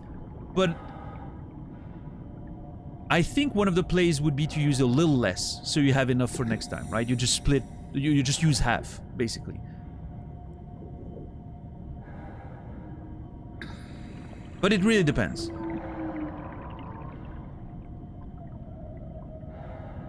I just use the rest of my feta cheese. Oh, if it's feta cheese, I will eat a block of feta cheese by itself. There's no such thing as too much of it as a topping. It's a main course. But yeah, it really depends on a lot of contextual information there. Like Cassie says, what if you don't plan on getting groceries anytime soon? Do you really need it for the next meal? Like, what's going on here? Yeah, we need a lot more information there, Brandon, I think. But there's really no such a thing as... If it's about feta cheese, I would just slam the whole thing on there. And then find a way to go get groceries and get more cheese. You can never... What was that? You can never get enough cheese, in my opinion. In fact, I have a very nice camembert in my fridge right now, which I'm looking forward to devour half of it after the stream today, before I take a nap.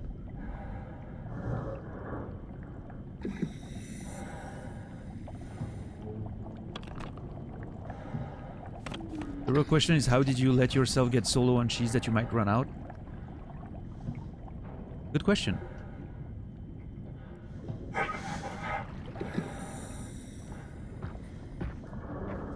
This looked like a hand, like a couple of hands. It's so weird.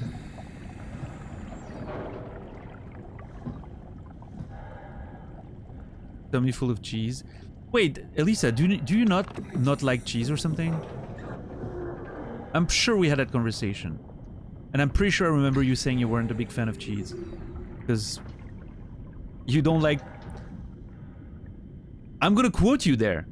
And I wanted to make it clear that I did not make that up. That's the actual quote. You do not like putting smelly things in your mouth.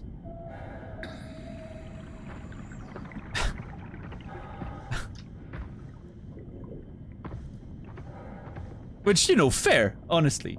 But... yeah.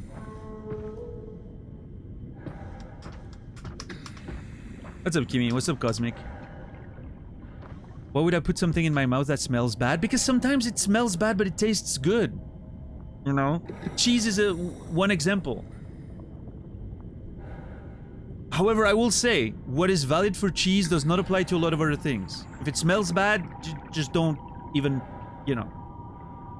But there are a few cheeses that do smell bad and taste delicious.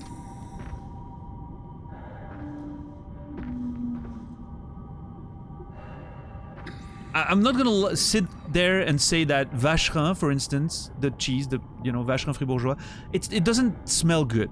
It's not a great smell. But oh my god, does it taste divine.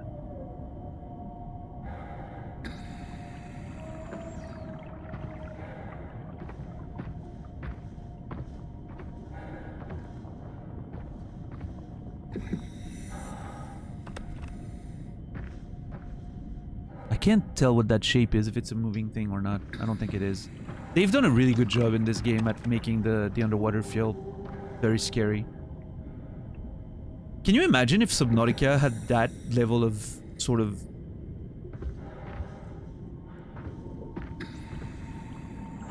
atmosphere? Subnautica has a very different atmosphere and it's doing well in its own right. But imagine if, like, sort of the underwater felt a bit more like this. It would be even scarier than it is.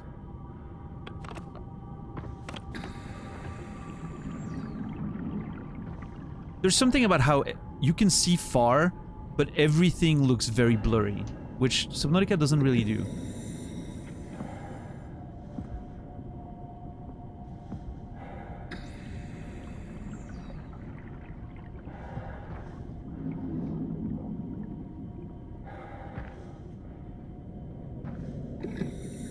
What about broccoli and cauliflower? I love both of those things. I'm very...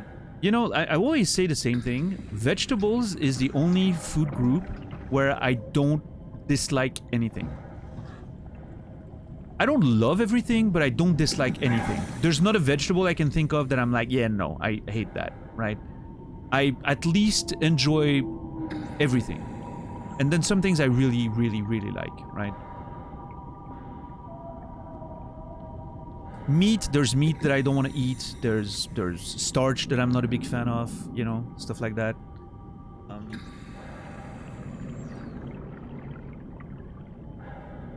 But yeah, vegetables, I can't think of a vegetable that I don't like. Yeah.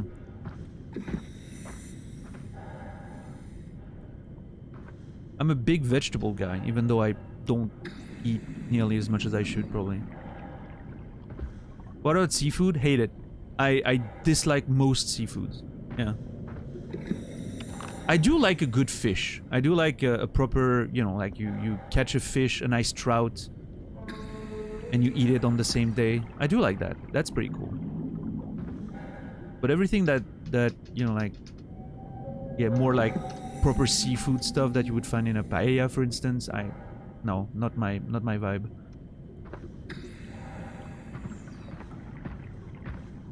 Brussels sprouts, love them. Brussels sprouts are delicious.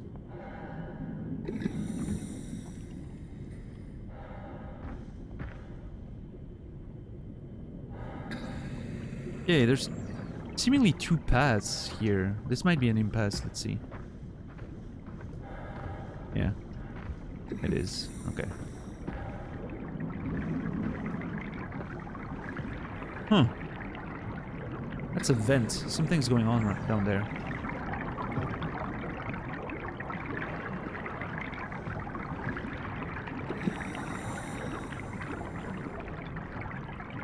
There's a saying in Turkish, if my father came out of the water, I would eat him.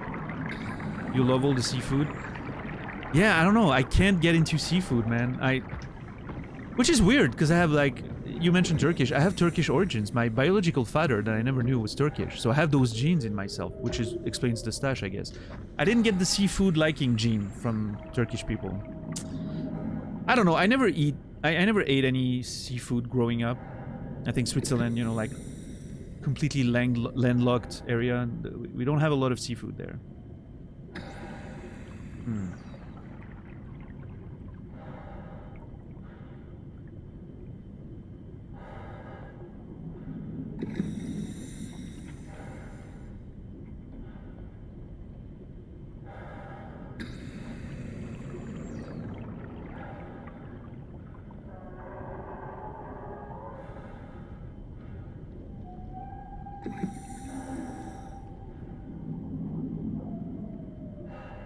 Do you have freshwater fish? Yes.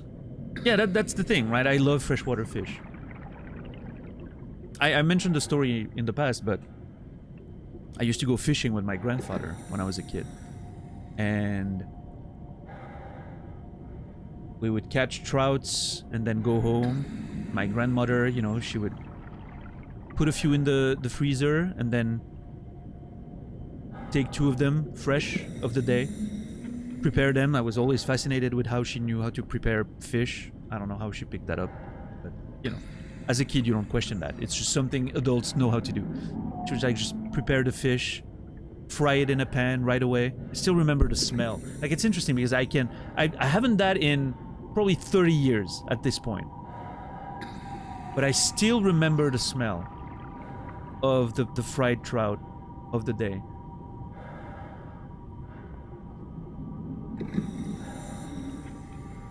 And she would make some, like, potatoes with it or something. She would, like, start the potatoes and then work on preparing the fish and frying it and then serve everything, you know, and the potatoes would be ready by then. You know, just like, you know, water boiled potatoes or whatever. With some herbs and maybe a little bit of crème fraîche, you know, something like that. And I still remember, like, how delicious the sort of like the fried skin of the fish would be, the seared skin. I still remember the taste of trout, even though, again, I'm pretty sure I haven't had any of that in 30 years, but it's such a strong childhood memory.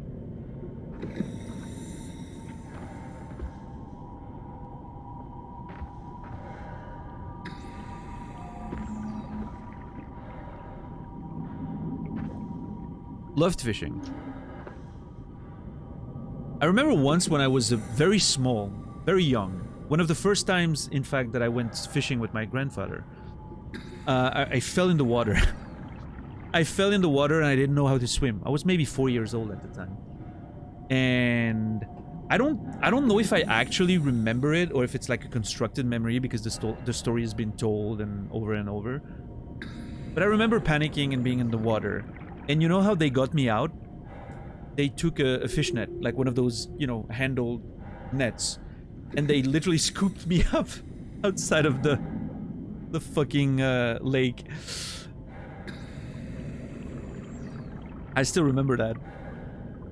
Again, I don't know if I actually remember it, if it's a constructed memory, but you know, it's a story that's been mentioned a lot over the years. Was the net green with an aluminum frame? I'm pretty sure it was. Yes. Pretty sure it was something like that. I know that net. Yeah, I guess, you know, it's a fishing net, right? But smoked fish is where it's at. You know what, Zach? My most of my experience with smoked fish is smoked salmon, and I really do not like salmon for some reason. Smoked salmon doesn't hit for me. I know a lot of people like it. I'm not into it.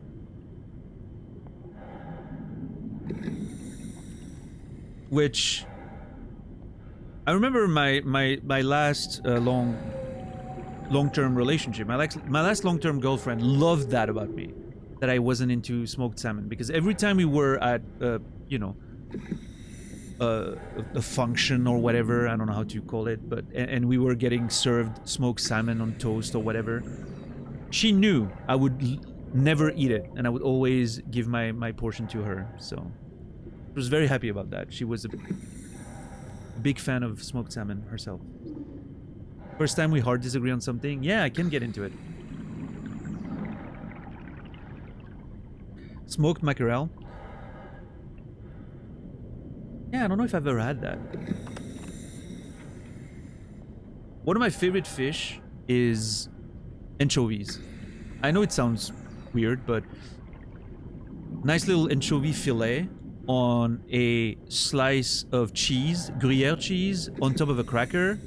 Ah, or fried bread, if you don't have crackers, right? God, I could kill for that right now. I don't have the ingredients. I should probably get some next time. Yeah, nice little bit of anchovy fillet on a thin slice of Gruyere on top of a piece of fried bread. Ah.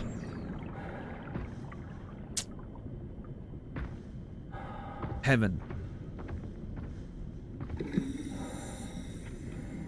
Yeah, I like anchovies more than sardines. I think it's a matter of salt. Anchovies are much more umami and salty, right? Sardines are a bit bland to me. As is, but...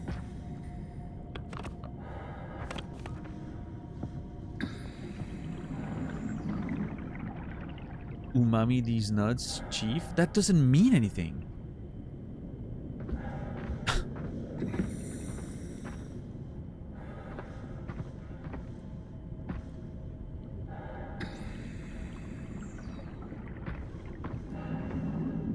You can't just say these nuts and hope for the joke to land, Brandon. That's not how it works.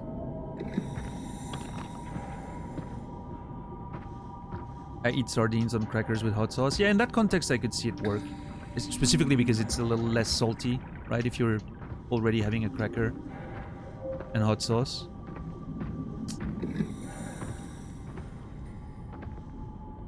What the fuck?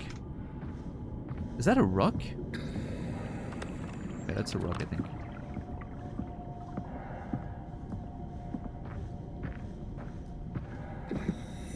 Man, the sound effects in this game are amazing.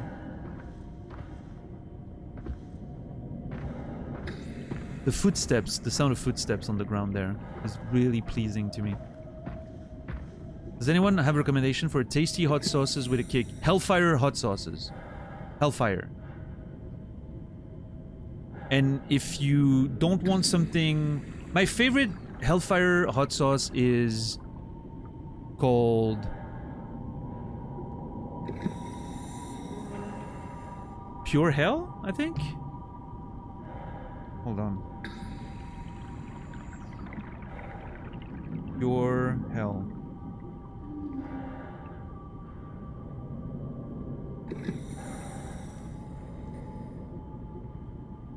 Yeah, Pure Hell is my favorite. Now, that being said, if you don't want something that's too hot, I don't recommend this one. It's not their hottest, and there, you know, there's a few even hotter that I like, but I wouldn't recommend Pure Hell if you're into more like subtle flavors and less spicy. Although again, like Pure Hell by Hellfire, you can really feel those sun-dried tomatoes coming through. It's fucking delicious. But anyway, that's the thing with Hellfire, in my opinion, Brendan, is no matter how hot they are, all of them are extremely tasty and unique. I think it's really one of their high points. Like they're gonna, some of them are gonna fucking make you cry, but at the same time it's gonna taste delicious. So yeah, Pure Hell by Hellfire is my favorite hot sauce ever. Now here's the thing, if you want something a little bit more mild and you don't mind a green hot sauce, right? Jalapeno based, as far as I know. Works fantastic on eggs, like poached eggs, on like avocado, like or guacamole, and on like fried bread. And then you drop on that their zombie snot sauce, which I know the name sounds terrible and it looks green and you know the idea is disgusting. Zombie snot by Hellfire is flavor-wise probably my favorite. But I like Hellfire better overall because I like a bit more of a kick. And I think zombie snot is a bit more situational because like green sauces don't work with everything for me. They're more of a, you know, of a eggs type thing, right? I wouldn't put green sauce on pizza, for instance. So yeah, again, green sauce, zombie snot, Brendan, and if you want a red sauce that has a bit more of a kick, that's a bit more universal, Pure Hell. Both of those by Hellfire, the brand. Yeah.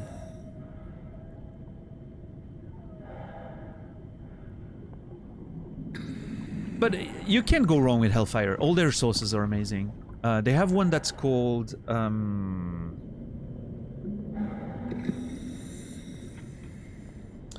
what is it?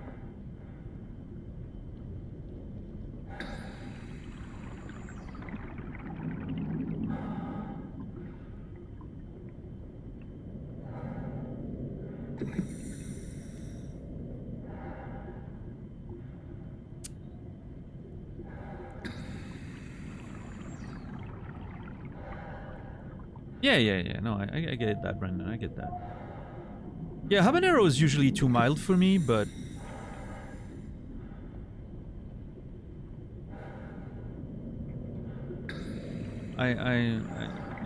it can be good in certain. Okay, low key. I don't like the normal Tabasco sauce. I think it's just watered down vinegar with you know, barely any heat. They have a habanero variant. The Tabasco habanero variant is actually pretty damn good for a cheap mass-produced sauce. Yeah. If you haven't tried it before, I recommend it.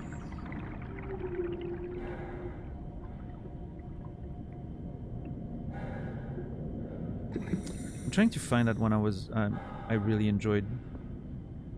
Oh, that's the one. The Elixir. Okay, if you want a sauce that is a bit more refined, Brendan, a lot of flavors, a lot of fruity flavors, very I would say like Cajun coated in a way, you know, very you know, it feels like something that was brewed in a cauldron in Louisiana. And that you would, you know, I recommend the Elixir by Hellfire. The bottle looks amazing. It's a very, very tasteful, flavorful sauce. I highly recommend it. The Elixir.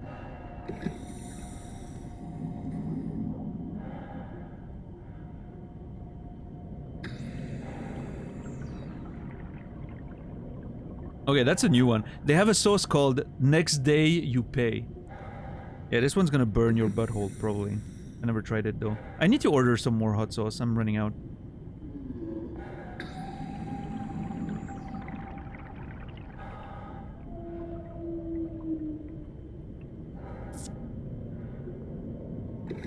Yeah, what was the golden something?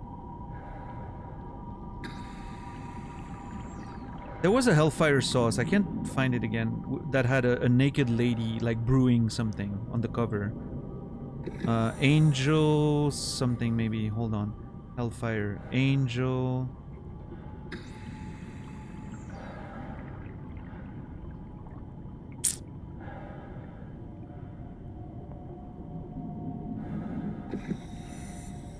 No, it wasn't Angel, I don't think.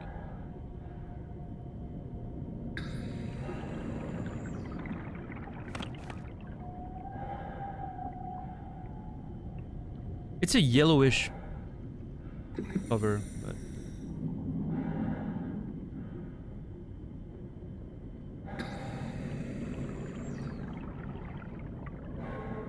I like food, best comment yet. That's just JC. JC... Half of JC's messages on Twitch are, I like food. Pretty much. At this point.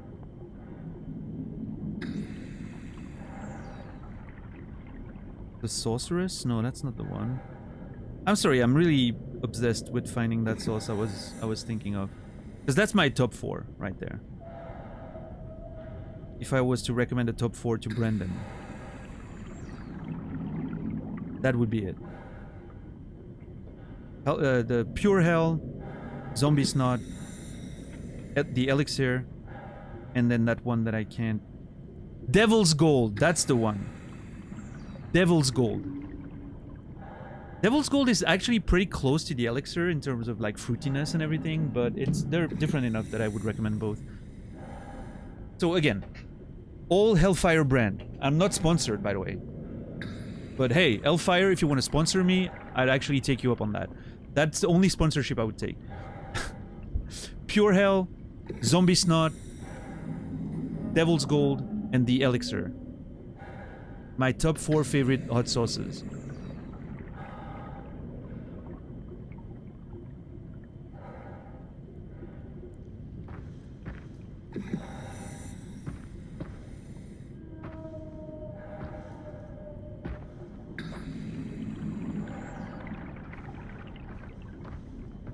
Do we need a list for this? I don't think so.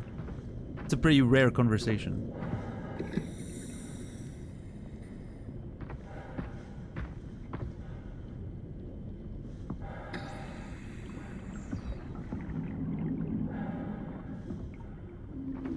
I have a few lists. Wait, what list do you have outside of the usernames and the favorite games?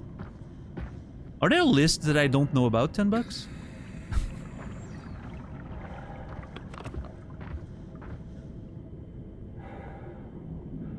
Daniel's top 3 performances. Casey Affleck in Manchester by the Sea, Police Station scene, Zendaya in Euphoria, Door scene, Carrie Coon in The Leftovers, Beach Ball scene. Why is that a list?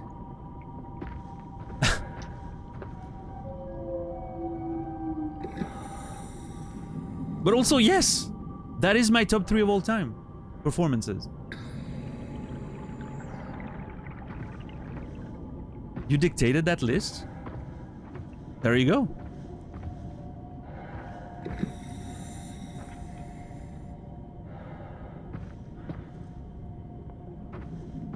I've only watched season 1, Pizzi. I'm waiting to watch season 2 at some point.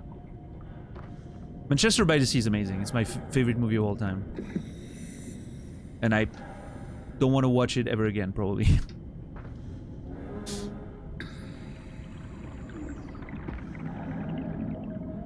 Euphoria can be a lot. It can be, yeah, that's true.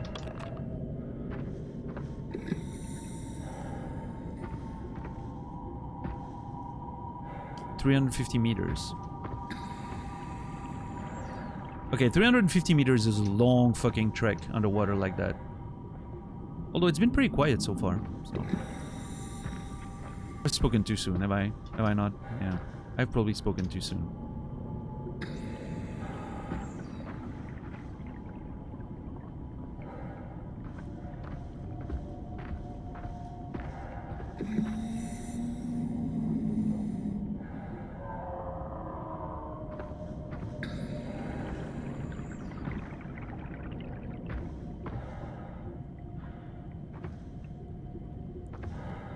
Oh, there it is.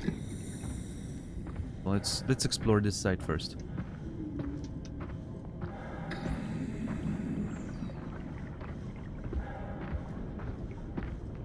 Yeah, no, great performances. Like,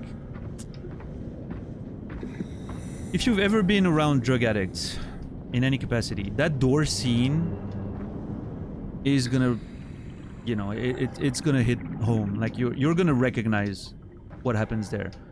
I don't know how she managed to... I don't know, to me, like, it really felt like I was watching something real. It did not feel like acting at all. It was crazy. Crazy good performance. Pequod. Oh, I think that's the Zeppelin. Or what remains of it. Okay, so much for that one then.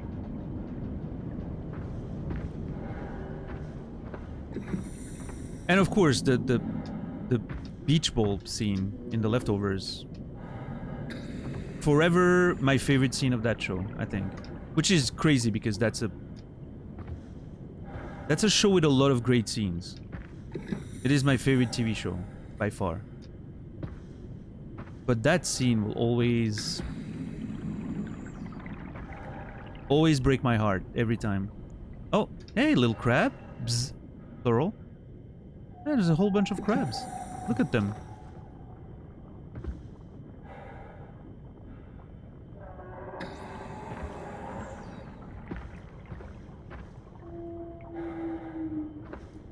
Yeah, thank you, White Wolf, for converting.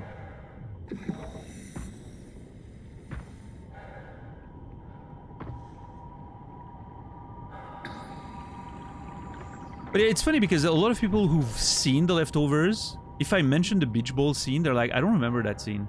And I'm not surprised. It's such a small scene that doesn't look like it means a lot. But everything is in there. The whole theme of the show is contained in that one scene. It's absolutely fucking incredible.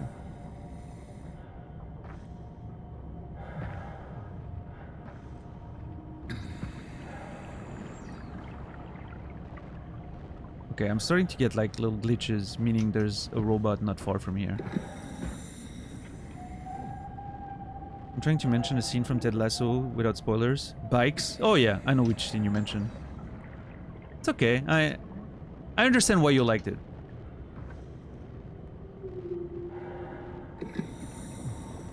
Definitely not my favorite scene though.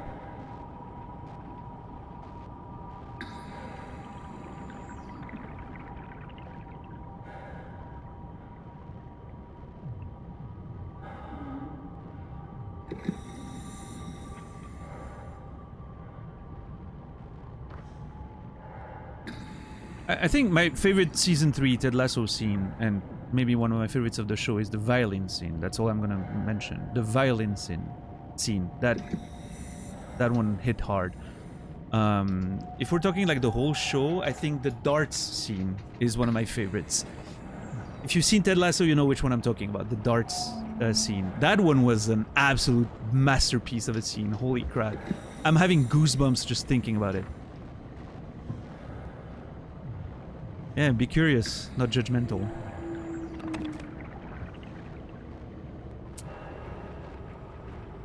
Yeah.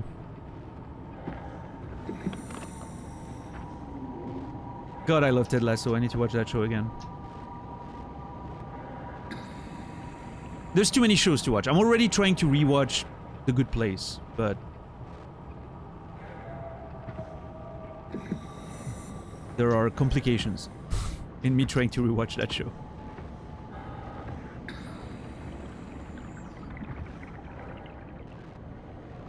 Okay, I think I'm supposed to go that way, so I think I'm just gonna have to sneak around, but...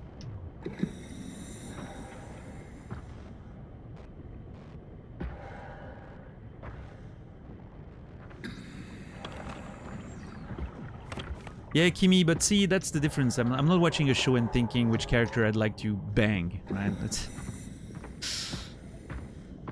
I'm actually, you know, interested in the story.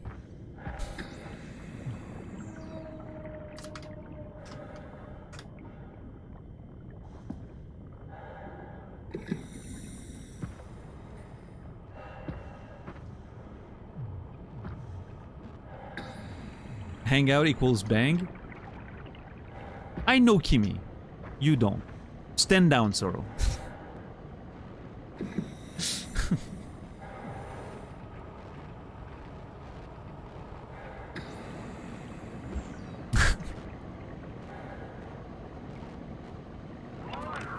Oh shit. Did it just notice me? Am I supposed to attract it somewhere and like do a little loop around this?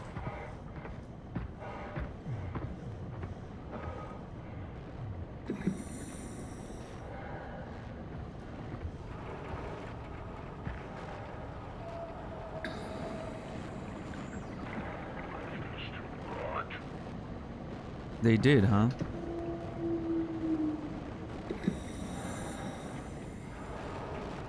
Yeah, it's not.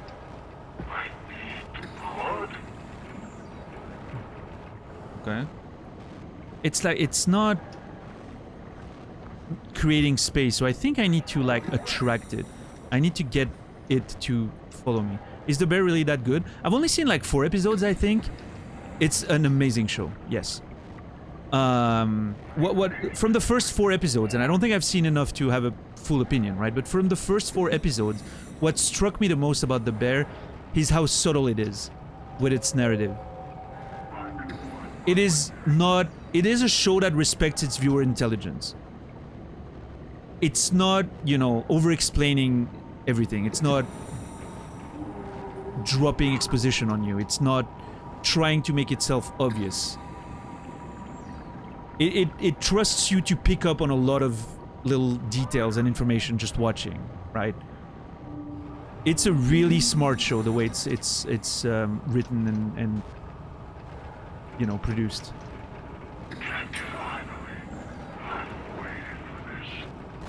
Okay, it's coming after me. Yeah.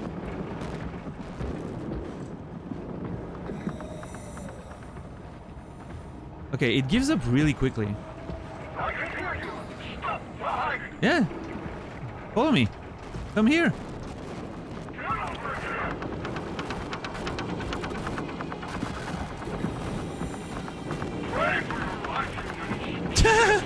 Pray for your life, you little shit. How dare you?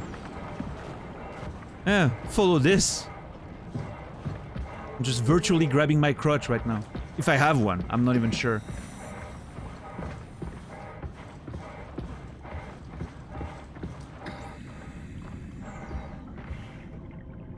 I'm not sure I'm actually human, so I don't know if I have a crotch. Here's what I think. Okay, I'm having more suspicions after that encounter. You know how it said, I need the blood. And then it says, come here, you little shit. I've been waiting for this. I don't think it's talking about human blood. I think it's talking about the black blood. And I think I am...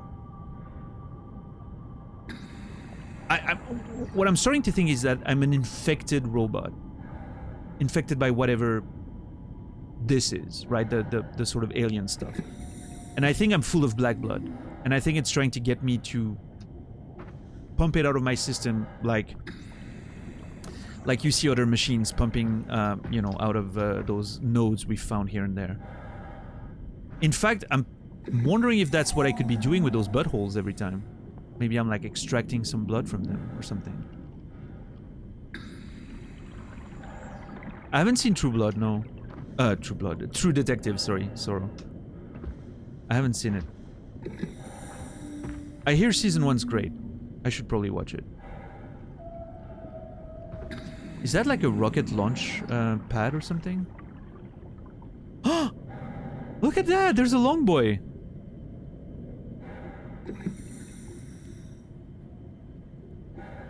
Yeah, I've heard good things about season 1, and then I've heard that it sort of doesn't hit the same mark again, but... Yeah, I'll have to watch season 1 at some point. Am I in danger? Like, do I have to be worried about fishes?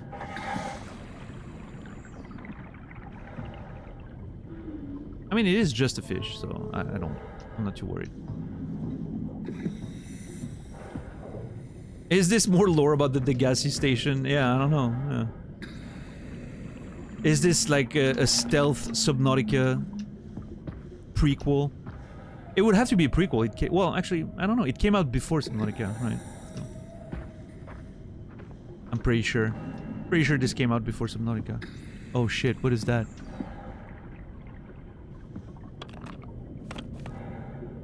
I really love the sound of the flashlight, by the way, when I turn it on and off.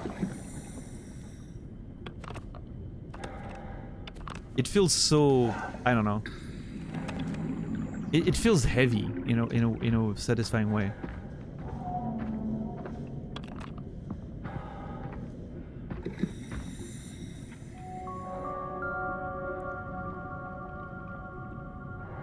Maybe this is where you find the orange tablet. Oh my god, Sorrow, I completely forgot about that. We never opened that fucking door.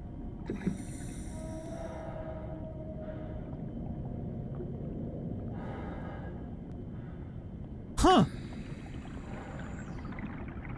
It's fine. I mean, I'm not gonna return to the game. I might as well Google what it was. I don't want to ask someone to say it in chat because I don't want to spoil someone who hasn't played Subnautica yet.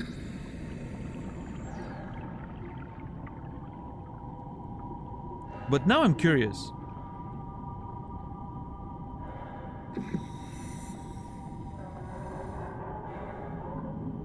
Oh. Really? How did I miss it? I went there.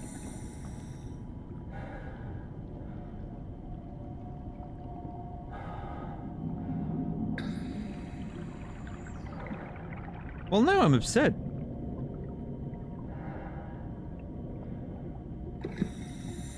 What would I have found if I had went in there?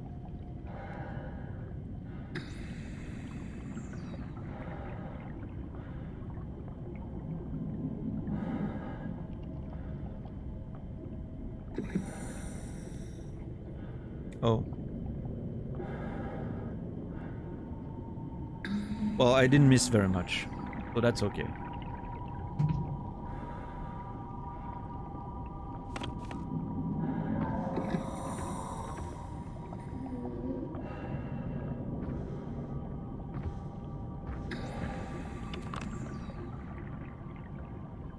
I completely forgot about it.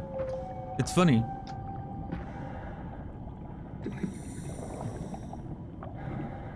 That's why I take notes. My memory sometimes fails me a little bit. It's not what it used to be anymore. I'm an old man. What's up, Glegor? What happened? I was making an appointment. Oh, I just remember something about Subnautica that I had completely forgotten about. Yeah, no big deal. Okay, there's a door here. Oh, is that a... Oh, yeah. That's a... Wait. Huh?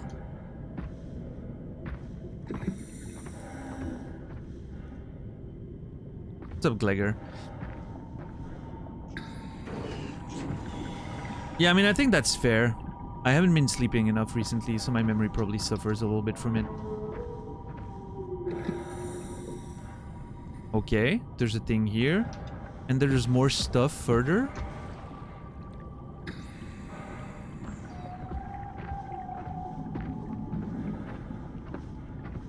Oh.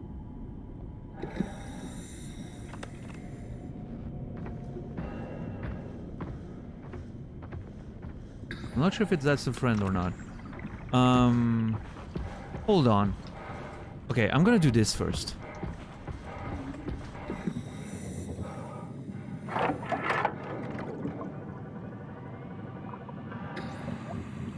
Unable to activate. Escape vessel. Protocol missing. Fuck you, Jane. Cortex chip missing. Okay. She doesn't have to sound so sassy about it.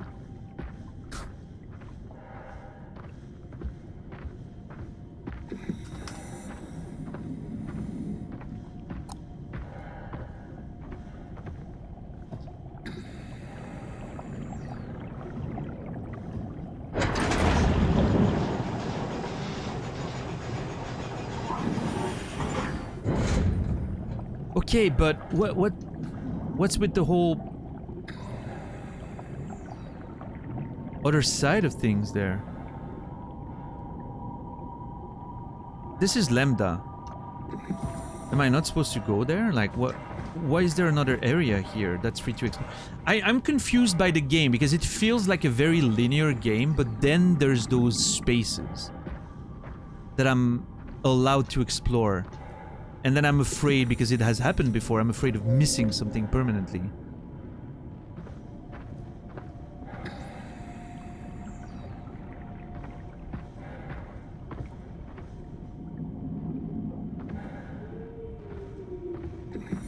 Is that thing friendly or not? I don't know.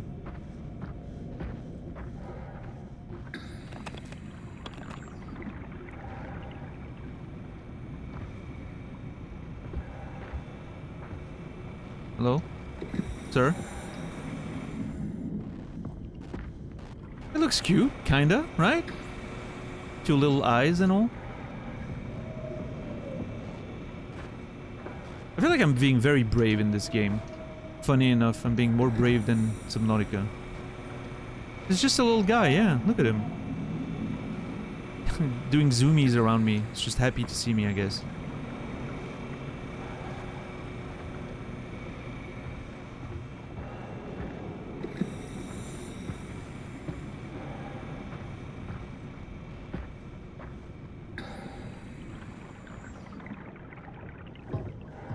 Oh boy, what is this?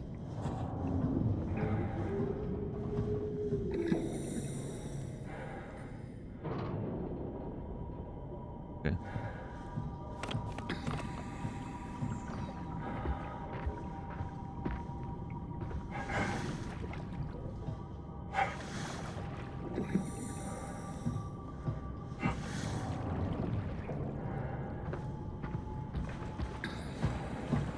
That is scary as hell.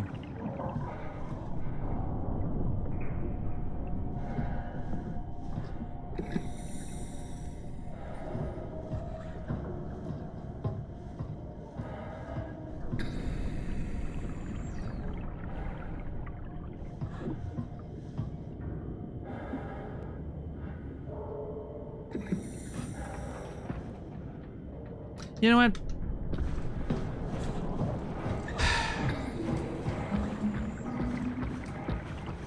I'm gonna go in Lambda station. As, you know, as planned. Thought you were being brave. I'm just... I don't know. If there's something important over there, I'm sure It's we'll... supposed to be Lambda, where Catherine is. I'm sure we'll have more opportunities to go. I'm not about to start walking in the dark, not knowing where I'm going.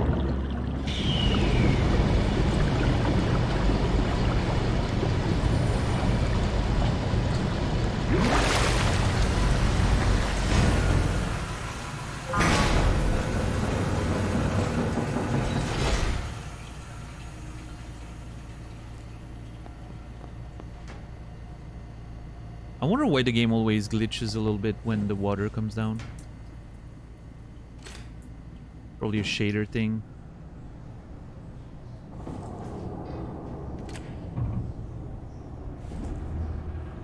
Like it needs to refresh the sort of post-processing layer because we're not underwater anymore.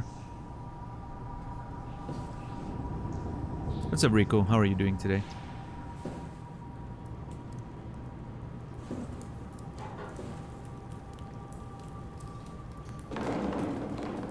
More of those suits that I'm presumably wearing. I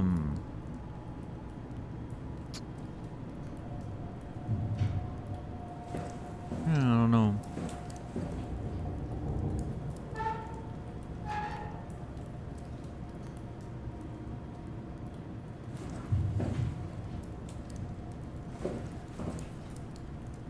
Cool.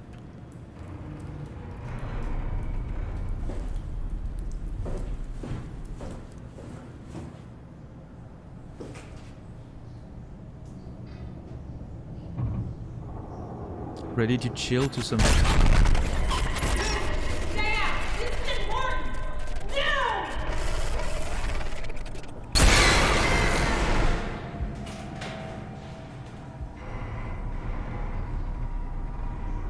What the fuck?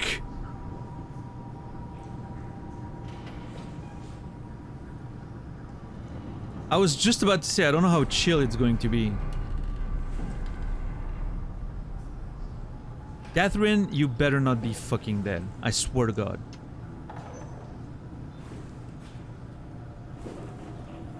Who was she talking about? She said, stay Catherine? out. It's important. Be quiet! Don't look at it! What do you mean, don't look at it? Ah! Ah!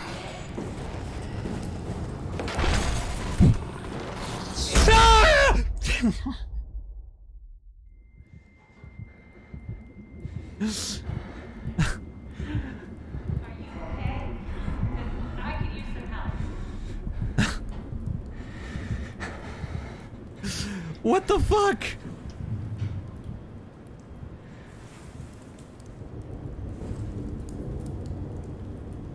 She said be quiet, don't look at it. Oh, damn it.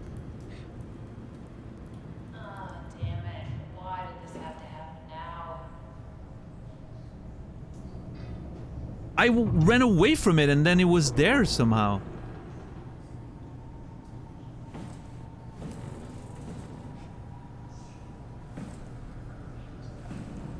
Okay, this was terrifying. Holy crap. Some help, please. Dude, girl, do you realize what is going on? What has just happened? Catherine? Hello? Hello, ma'am?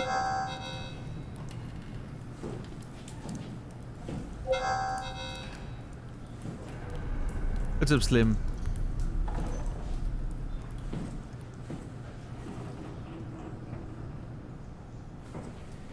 Hello?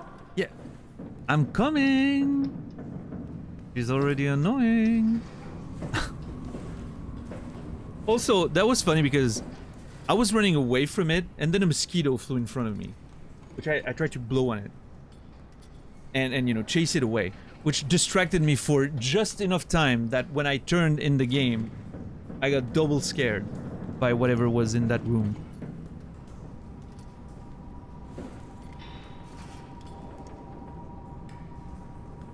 The mosquitoes are conspiring to add to the game's terror.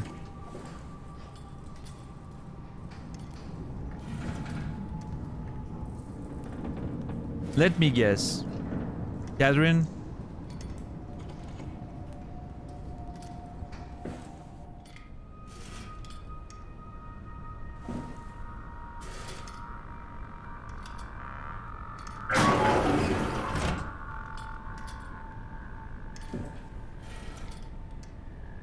There you are, upright and everything.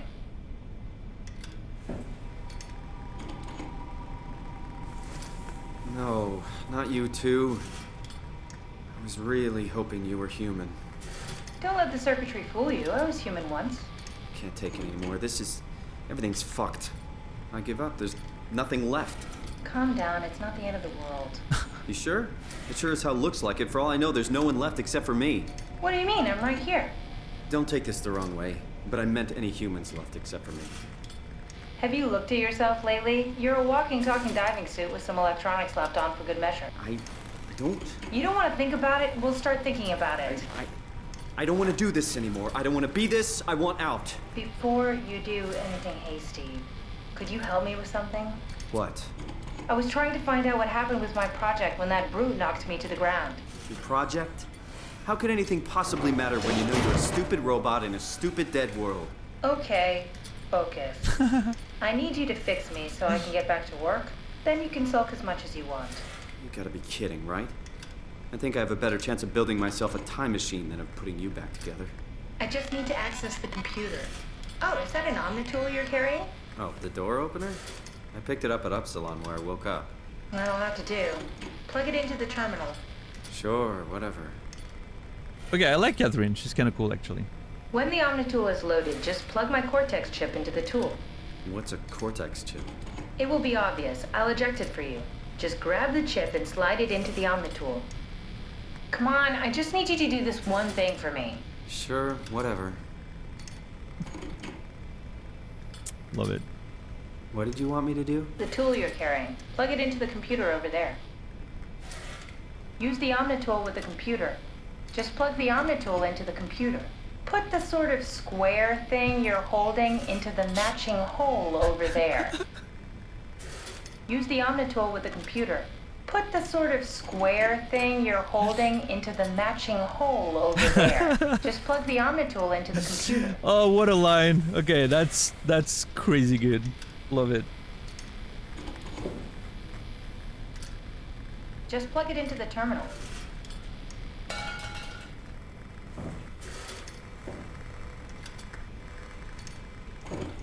So she just said that I'm basically a diving suit. A walking diving suit. What if that's the thing? I'm not a robot, but I'm one of the diving suits The terminal, right there. that's been possessed or whatever. I remember at the very early in the game, one of the terminals that was logging the diving suits, one of them said that suit number 3 was infected. What if that's me? And my consciousness Simon, somewhat got uploaded in it. Put the Omnitool into the terminal. Yeah, Catherine. Shut your yap for a second. The fuck is that?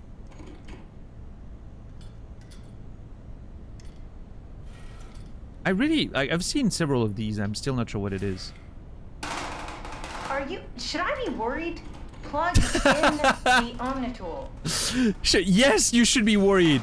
Clearly, you should be worried.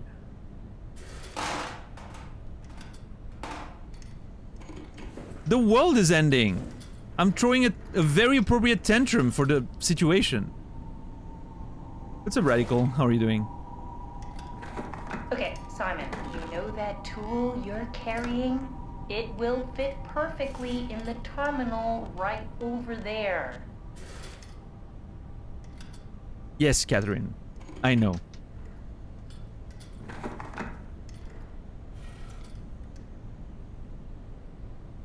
I'm trying to see how impatient she can get. It's not a difficult concept. Plug it in already. I mean, are you sure it's not a difficult concept, Catherine?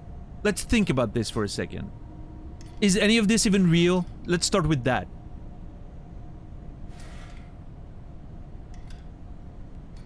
Should I be worried?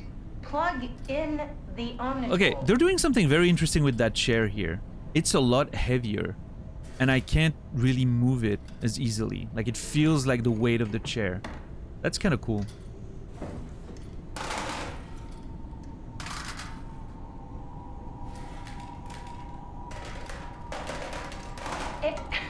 It's not a difficult concept. Plug it in already. Shut up. What's up, DJ? How are you doing?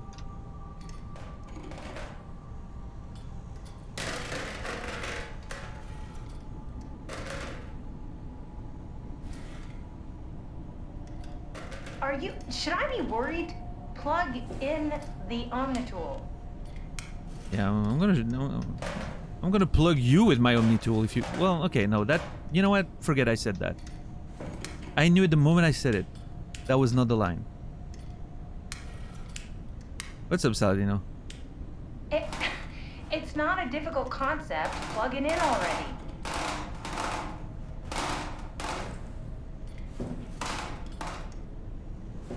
I'm just cleaning up. This place needs a bit of ordering. I think that's it for the impatient dialogue, though. I think we're good. Should I be worried? Plug in the Omnitool. Nice pickup line. Thank you, Melon. It's clearly working great for me.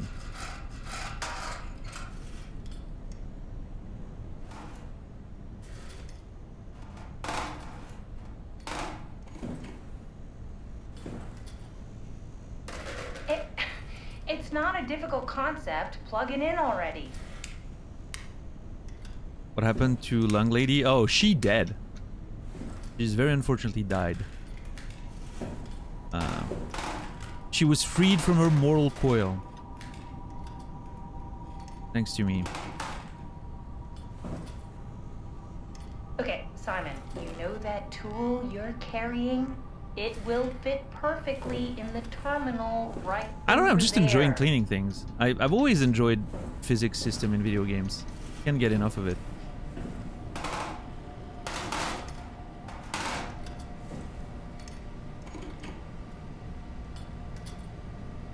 What kind of chair is that? Should I be worried? Plug in the Omnitool. I can't rotate it, which is very annoying.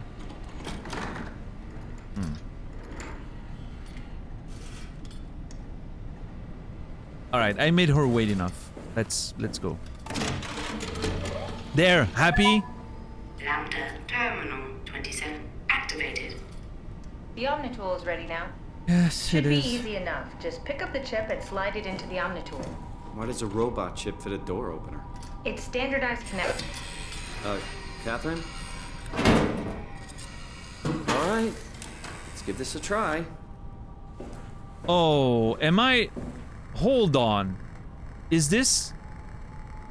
Am I about to transfer Catherine in my Omnitool?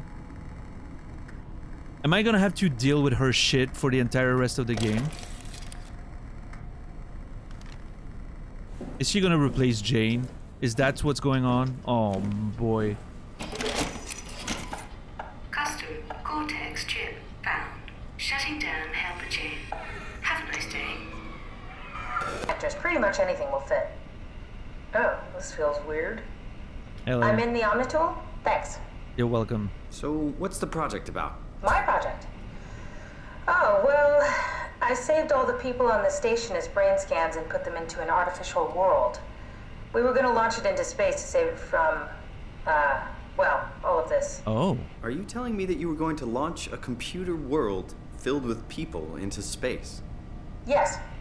It was just a pet project at first, but it got really serious after the comet took out the surface. Then suddenly it became very important, and it was officially named the Ark. That's appropriate. Yeah, I was gonna How say, far did you get? subtle. I don't know, that version of me that I am. It came from a scan I did pretty early on. The living Catherine could very well have finished the project and launched it. I guess she could even still be alive. Weird thought. So the talking robots, are they also scans you did? They could be, but I doubt it. I'd expect much more sense if that was the case. All right, finally. What's happening? I managed to restore some data from the backup server. This should tell us everything we need. Oh. Could you do me a favor and run into the other room and have a look? I don't seem to be able to view the files in this condition. I need to know that the Ark is safe. Sure, Kath. Okay, Thanks, I'll unlock the door for you. this is pretty damn cool. Like the way... What was it you said before? What? You're from Toronto? Yeah, I just went in for a brain scan and suddenly here I am. That doesn't make any sense. How? Why would anyone bring a scan from Toronto? You think that's strange? What if I tell you it was back in 2015? Whoa.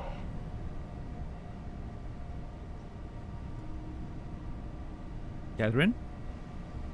Check the computer in the other room. I told you. Go check the computer in the other room. I told you. Go check the computer in the other room. I told you. Go check the computer in the other room. Do you not understand how this works yet, Catherine? Come on.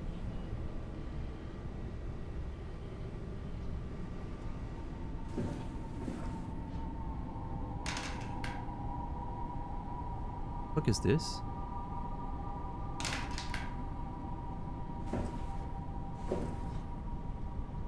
Can't make any sense of it. You say something? Sorry, still trying to figure out how you got here. Keep at it. I'd really like to know who thought sending a Canadian to the bottom of the sea was a good idea. What if I'm not one of the scans that she's talking about? What if I'm not I was never human to begin with? And now I'm gonna go big brain there for a second. But what if I am part of the infection, whatever it is, right? That black blood, that sort of alien thing that's infecting everything, which may or may not have come with What happened before?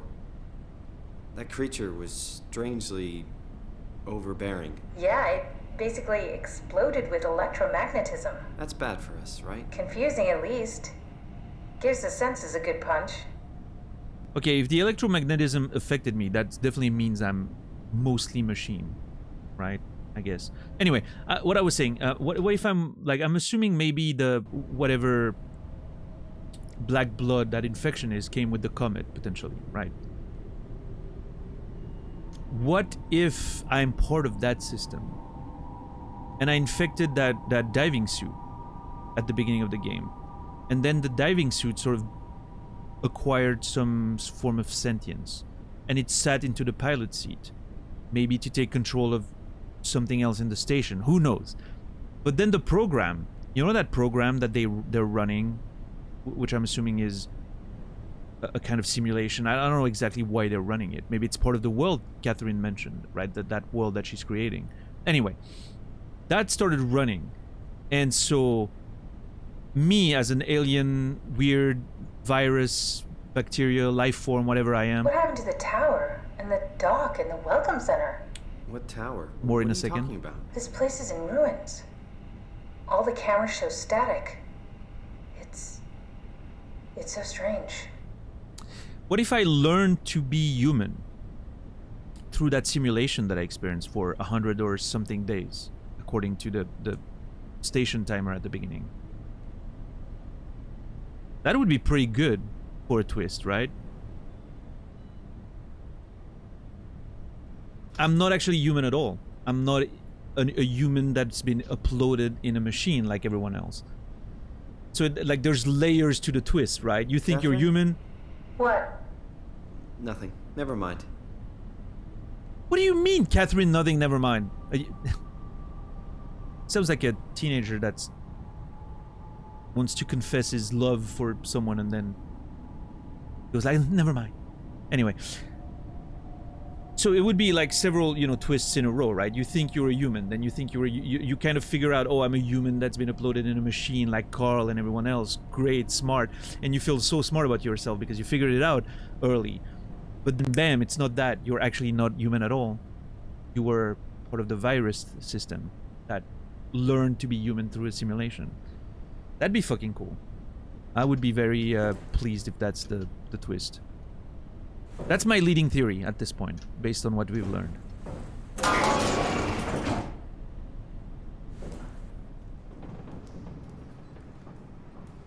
I'm a little worried about that creature is still being out there. Why is that thing white? That's unusual. It looks cool.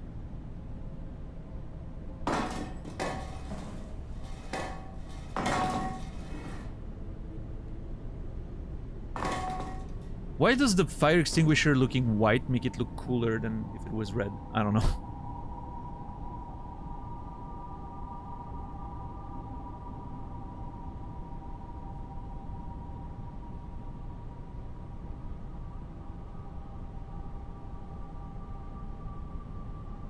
Anything bad happened yet? As far as the game goes? No, the game's been amazing. My only tiny complaint about it was that at some point I transitioned into a new area and I wish I could have gone back, but I was locked, right? That's my only sort of negative point about the game. It feels sometimes a little too linear. I wish you could go back and explore a bit more. That's pretty much it.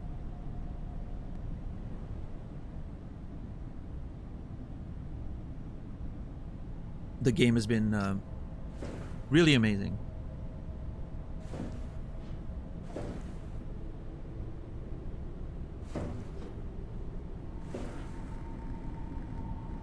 Alright, let's see.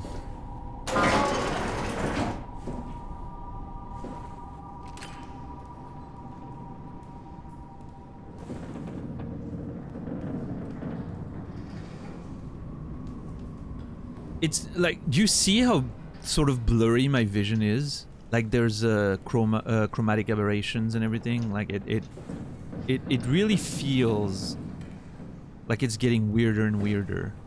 And it really adds to the overall vibe, I think.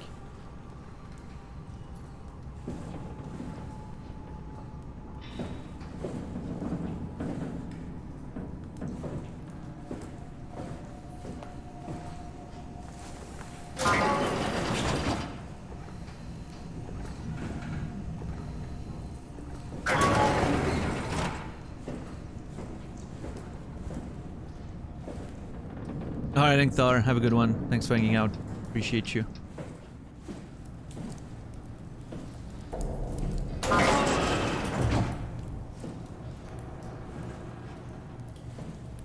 There's a butthole there. I'm just scouting for now.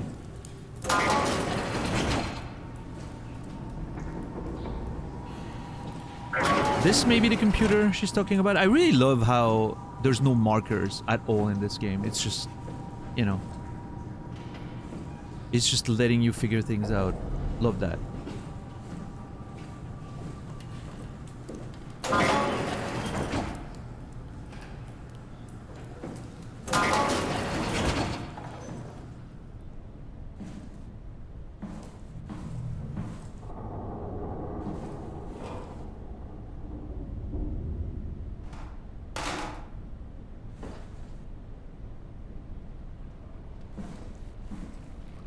Yeah, a little butthole situation here. I'm worried, again, I'm worried about using it and it shutting down the power and everything. Ah.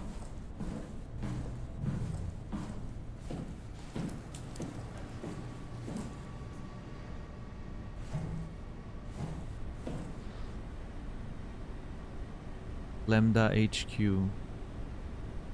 And then, what are those triangle things? I wonder.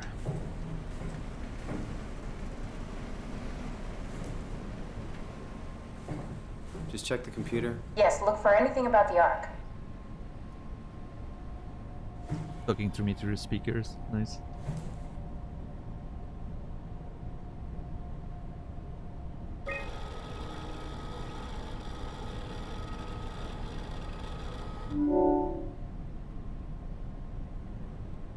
Opinion poll, Arc environments, Arc schematics, calibration survey version 0.3, Arc tracker. Robin Bass, 7th of July 2103. That's 6 months after the comet.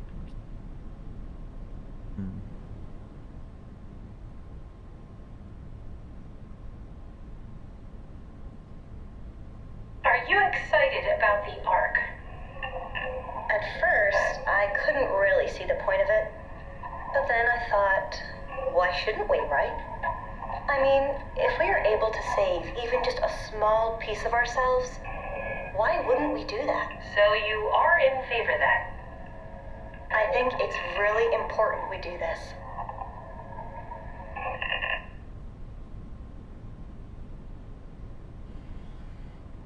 I think it's really important we do this. It's at first I didn't see the point, but then if we can save a little part of ourselves, I think it's really important we do this. There was something weird about how her answers sounded, almost as if she was feeling forced to say something positive. I don't know, maybe I'm reading too much into it. Ian Peterson, July 8th, 2103. What are your thoughts on the Ark? It's a great idea. Finally, we have something to do. Am I right? Are you optimistic about the project's chances of, about the Ark reaching space? It can definitely be done. You already solved the biggest problem, how to actually get us all in there. Now all we have to do is build the damn thing, and hope Phi is still operational. Yeah, I think we can do it. But it's not gonna be easy. Okay.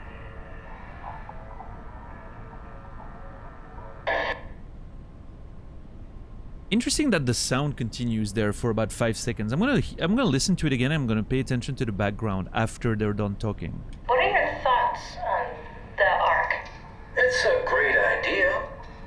Finally, we have something to do. Am I right? Are you optimistic about the project's chances of, about the Ark reaching space? It can definitely be done.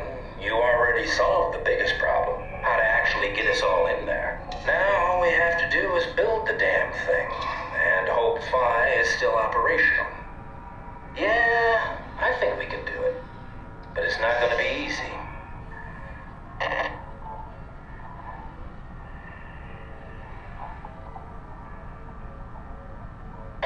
I don't know, I can hear something, but obviously nothing major. I just wonder why there's that pause.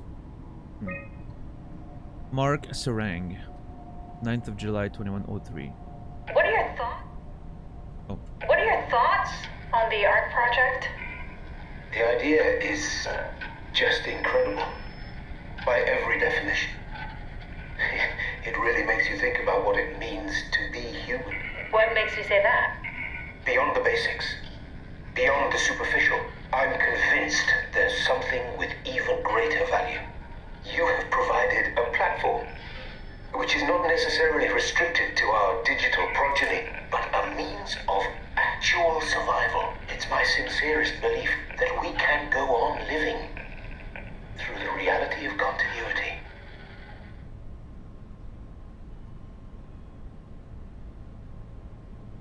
We can go on living through the reality of continuity.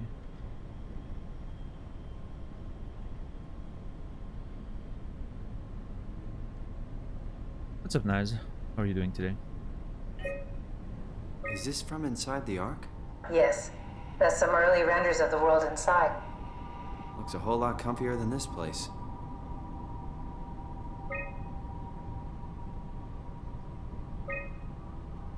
Cyan V2, 5 square kilometers modular space. Ewood V4, 12 square kilometers. Mixed deciduous forest. Horus V2, 2 square kilometers, urban park.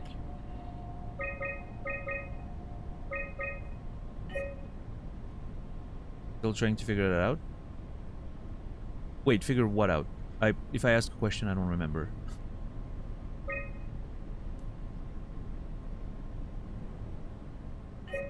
Arc schematics. Can't burst F5? Huh. Doesn't it actually care what I'm doing? Oh, how are you doing? I'm trying to figure it out. Oh, okay. It's just... Fair enough. Me too. I slept about 3 hours and a half. I kind of want to take a nap after I'm done. Not very demure. I swear to God, I'm gonna ban you if you keep using that term.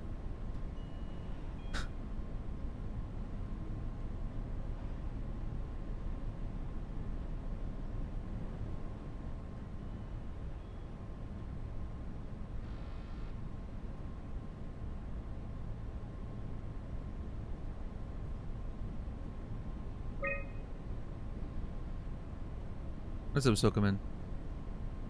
Not very classy. Déclassé. If anyone got that reference, you're a real one.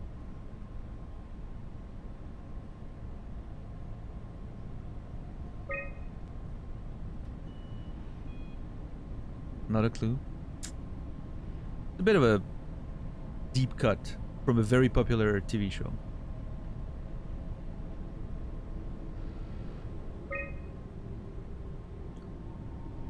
Oh boy, hold on. Okay, this is all like technical nonsense, but this is interesting.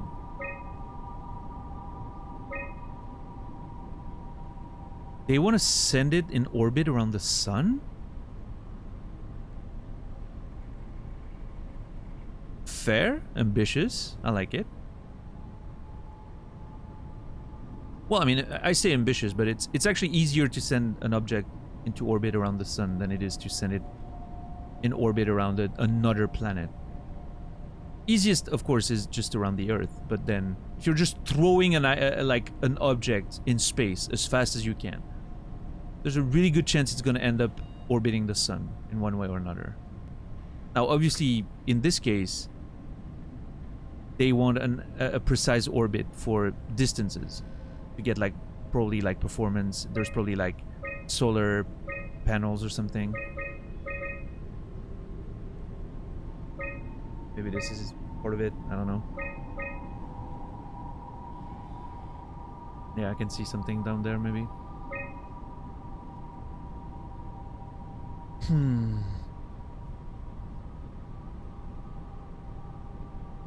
Well, look at Naz and Kimi bonding over a common enemy. That's why I do this. You're welcome. Welcome. If you're reading this, you have successfully entered the ARC. The survey is designed to give the developers a better understanding of your subjective experience and how to improve your well-being. Please continue with the survey.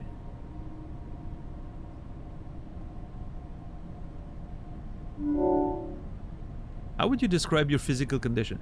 Okay, this is funny because there's a part of me that wonders, how deep does that question go? It says, if you're reading this, you are, you know, in the ARC. What if we are in the ARC right now? What if this is part of it? I don't think it is, but who the fuck knows at this point with this game? I feel normal, I feel invigorated, a better version of myself.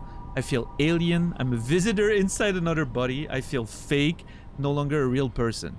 Number 3 is 100% foreshadowing. It fits the theory I was mentioning just earlier. I think that's exactly what's going on. I think number 3 is actually what's happening to us as a character. This is foreshadowing 101 right there. How would you describe your physical condition?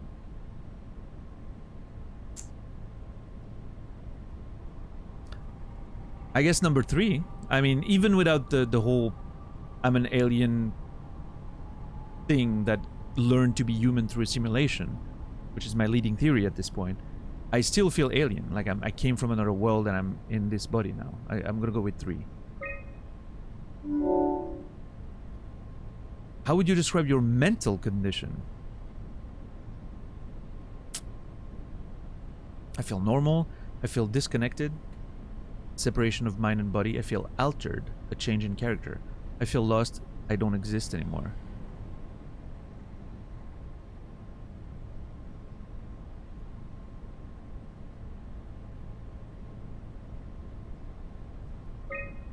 I feel disconnected. A separation of mind and body, I think.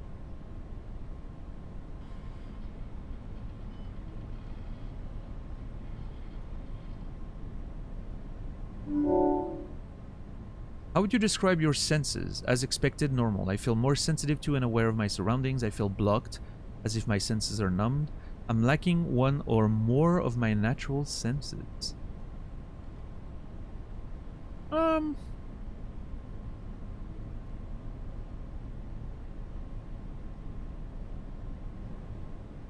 How would I describe my senses?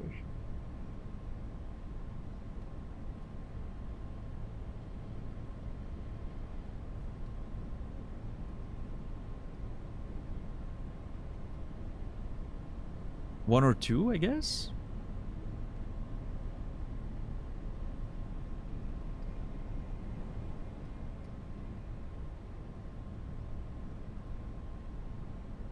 I mean, as normal, I guess. How would you describe the sensation of your new condition? It's pleasant, I don't like it, something is wrong. It's disconcerting, everything feels constructed. It's depressing, I can't shake the feeling of it all being fake.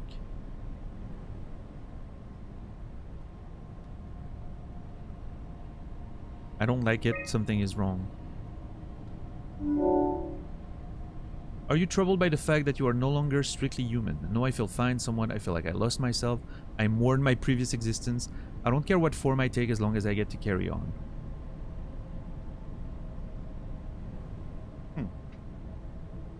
I wonder how I would feel in real life. We've had that conversation in the past, I'm sure. But say you were offered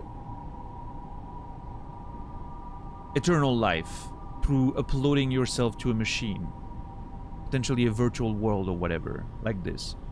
Would you do it? Would you take the opportunity? I know some of you guys' answer already. I know Naz would say no. I'm pretty sure I would say yes. Just out of curiosity.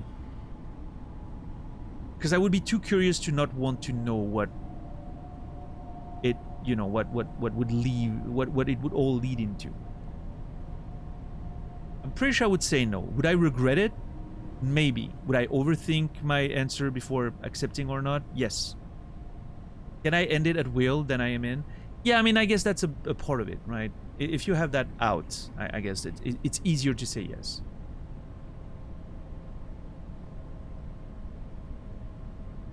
Assuming that you don't. Let's just for the you know, I think it's easier to answer if you can end it at will. So let's go with you can't end it at will. Would you still accept?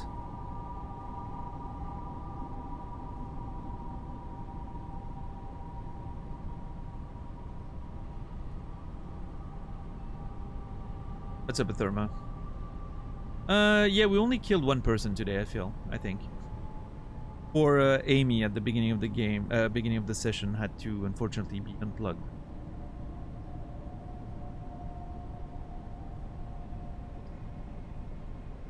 I think I wouldn't.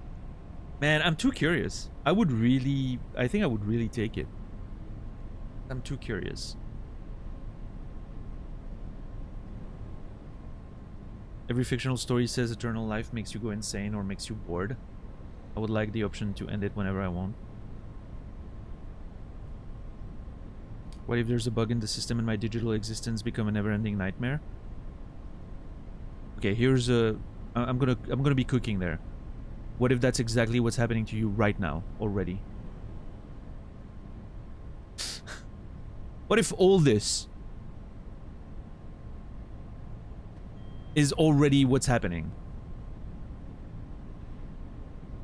That's not cooking, we aren't high. At least most of it aren't. I don't know, I'm just thinking, what if that's what we're experiencing right now? What if you're the only person that exists, Electron, right now? And you've been uploaded, but you don't remember your previous life. And this is a bug in the system. You're stuck at your computer watching some nerd play a video game. And this is your consciousness, this is your subconscious telling you, trying to make you aware of your situation through this game you made up and this situation you made up, this conversation you made up. And that counts for all of you. Maybe it's not Electron, maybe it's targeted at Electron because Naz's mind is trying to protect himself from the choice he made. Right? I thought the choice had to be made in an IRL situation. Yeah, that's what I mean. What if it's already happened? Right, Electron?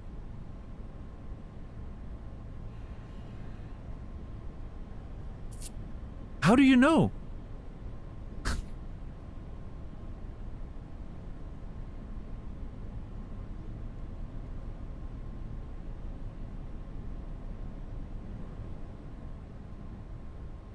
We've been trying to reach you. Yeah, this is customer support, Electron. Something went wrong with your you know, your upload of consciousness. This is our way of reaching out to you.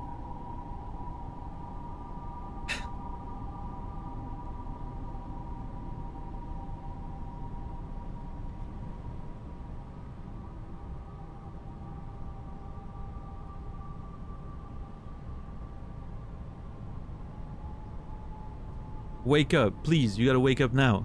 I want to speak to the manager. That's me. I'm speaking through you to that figure you've been watching on the internet. We can't reach into the system ourselves. There's protections. You need to wake up yourself.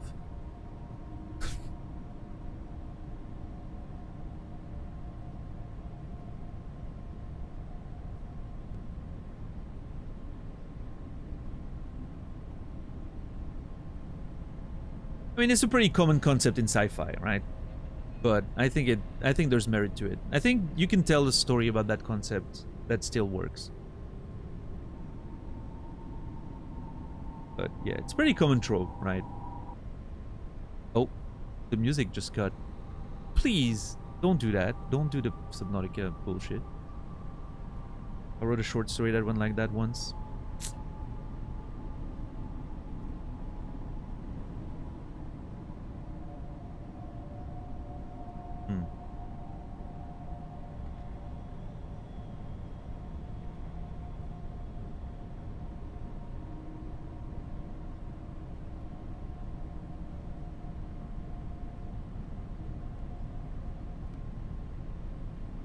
I want to mention a movie, but I'm actually not going to mention it because that would be a massive spoiler. But this conversation is reminding me of a specific movie. But obviously mentioning it would be a massive, massive spoiler, so I'm not saying it. And nobody should try guessing, because all of your guesses would be spoilers.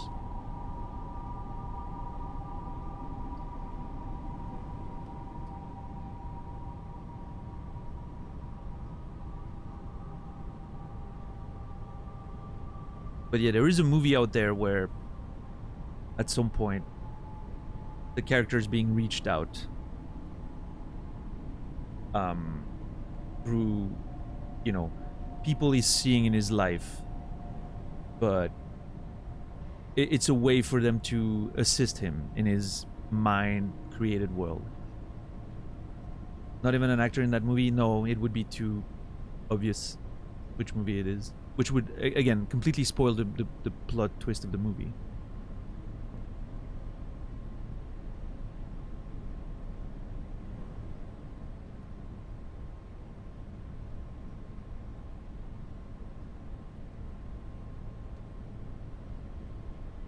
Do I know what you're talking about? I think so. We talked about that movie not too long ago. You like it? Yeah.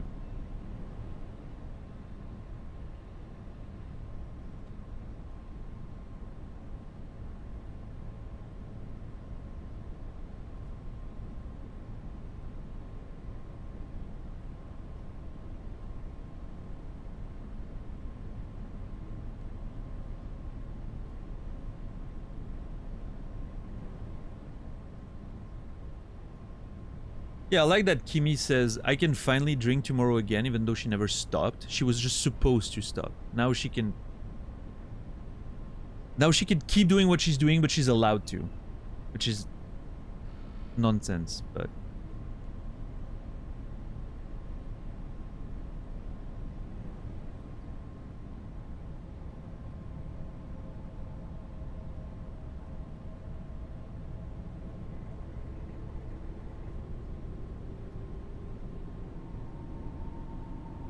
That's called drinking, Kimi. Do you need a definition?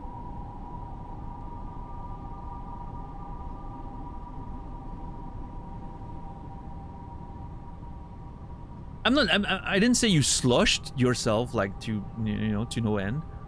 I just said you drank. That's called drinking.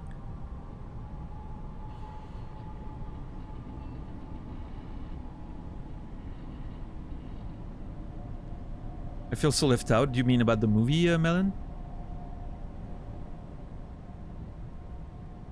It's a difficult situation because I can't name the movie and be like, you should totally watch that movie, because you would just get spoiled. But at the same time, you should watch that movie. It's a great movie. But now it's in a situation where I can't recommend the movie anymore, because, you know.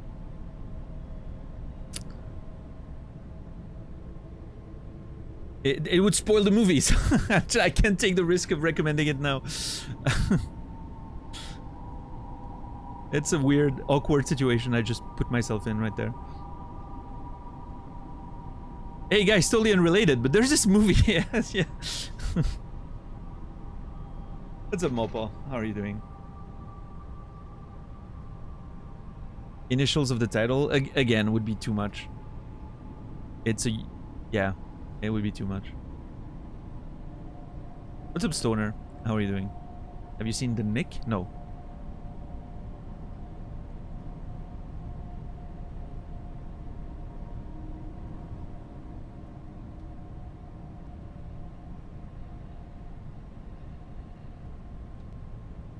Yeah, Captain Dax, yeah. Yeah, it is what it is.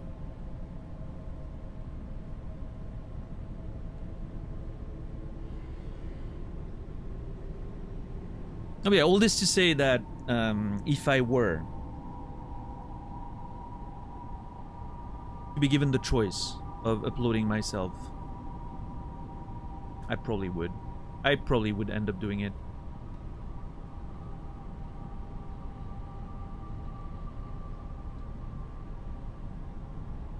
I'm good, had dentist and it went well for the first time in 15 years. Hold up. Did it go well for the first time in 15 years, or did you go to the dentist for the first time in 15 years? Right, okay, I was... It's always been horrible, this one was fine. Okay, yeah, that's cool, that's cool. I don't like the dentist very much. But as I've mentioned in the past, and people think I'm weird, I love going to the dental hygienist. I love getting my teeth cleaned. It's such a pleasant experience. I go there every year. It feels fantastic every time. To me, it's like, it's a more pleasant experience than getting my hair cut. Or even getting a massage, I would say. I love getting my teeth cleaned. I don't know what's wrong with me. It just feels so satisfying.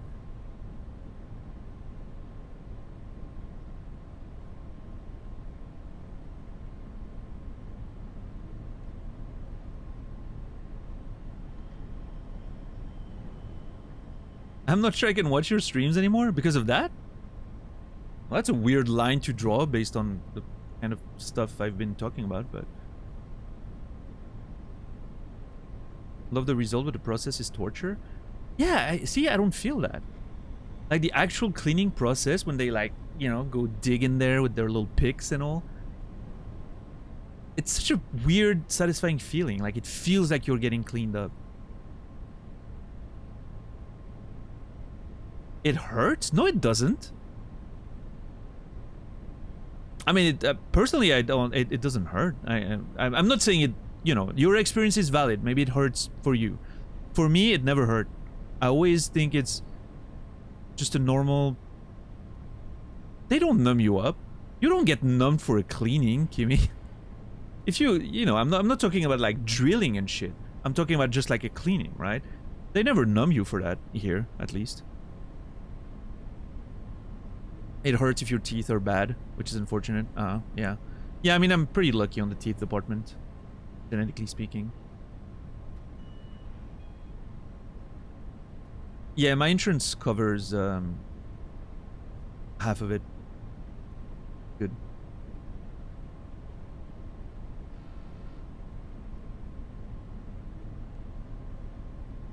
My gum is probably not in the best shape.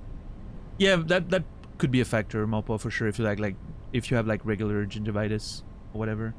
Gingivitis? Is that the name? But anyway, yeah, it's gonna. It probably doesn't feel great if they go like dig in there if it, you know, if it's already a bit sore or tender, I should say rather.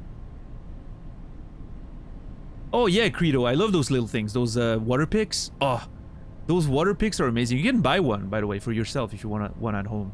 Instead of flossing, you just go with a water pick. Highly recommended. Although I do enjoy flossing with like the string thing. It's satisfying to me as well.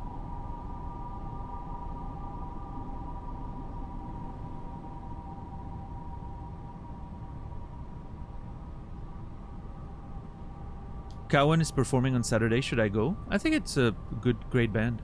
So. Yeah, DJ. Are you in the US? I mean, you don't have to say, but I'm assuming you're in the US, maybe. No. I'm assuming you guys don't have great insurance for that over there.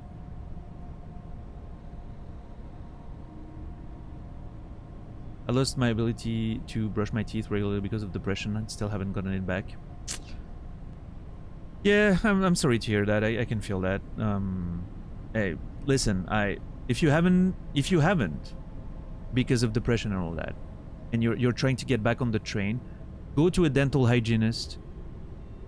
Make sure to express what you went through. They're used to it. You're not gonna be the only person, even that day, that comes in and tells them, you know what, I haven't been taking care of my mouth for like years because of depression or whatever. They see people like that every fucking day.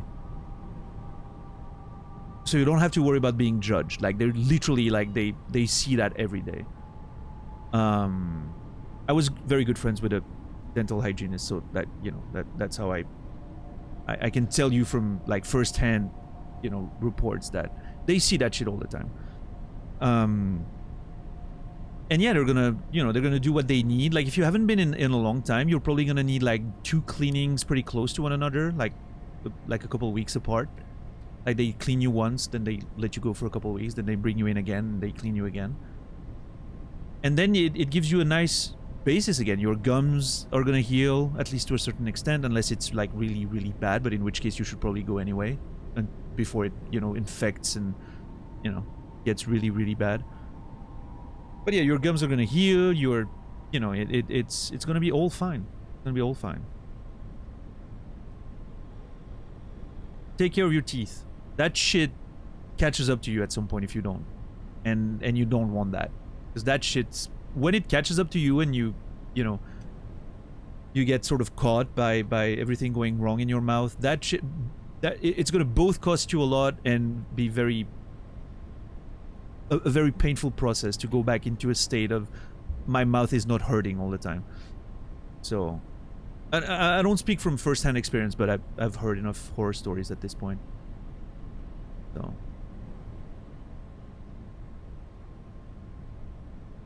Yeah, that's true, DJ. Yeah. I mean, I pay a lot for health insurance, and but it's very cost-effective, as you said. Everything is covered, and it's great. I couldn't imagine not getting that shit covered.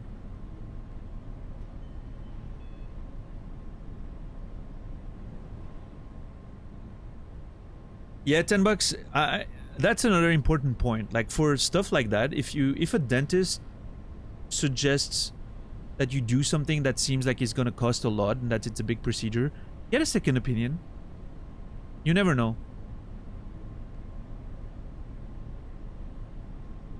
I've had a dentist when I was younger who told me that I absolutely needed to get all my wisdom teeth out as soon as possible because it was gonna lead to trouble, infections, whatever. I was like, you know what, I don't know how I feel. It was not a dentist I was used to because I was not living at my place for like a year and a half. And so I went to another dentist that was over there. And I was like, you know, maybe I'll let you know. Is basically what I said. Went back home, went to my normal dentist, and they checked it. They were like, there's a 50-50 chance that you'll never need to take them out. And maybe you will later, but it's not gonna suddenly like blow up on you, or you know. You're gonna know, there's gonna be signs. If you're in a case where you need to take them out, there's gonna be signs. You don't have to worry. So that other dentist was clearly trying to get a procedure done. And turns out I'm 42 and I never got them out. And they're totally fine. So, whatever. So far, knock on wood. And that was like 20 years ago, right? So...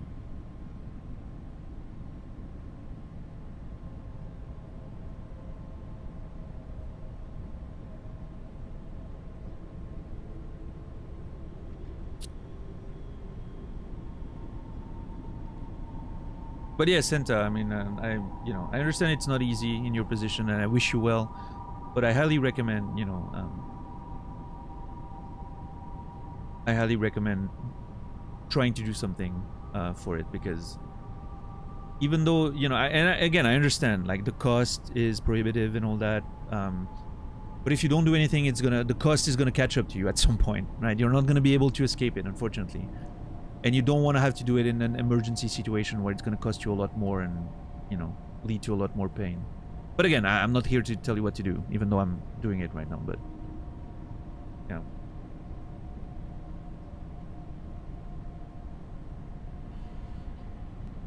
Yeah, Raf.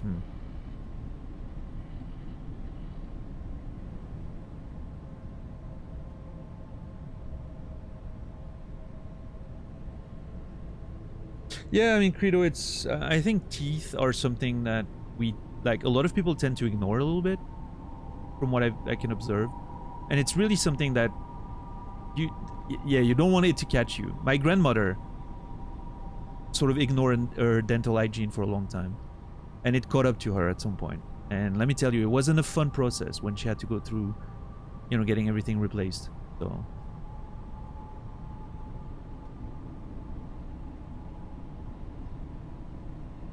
Yeah. Teeth don't grow back. Yeah, that's true. But if you take care of like your gums and everything fast enough, it can regenerate to a certain extent. So, yeah.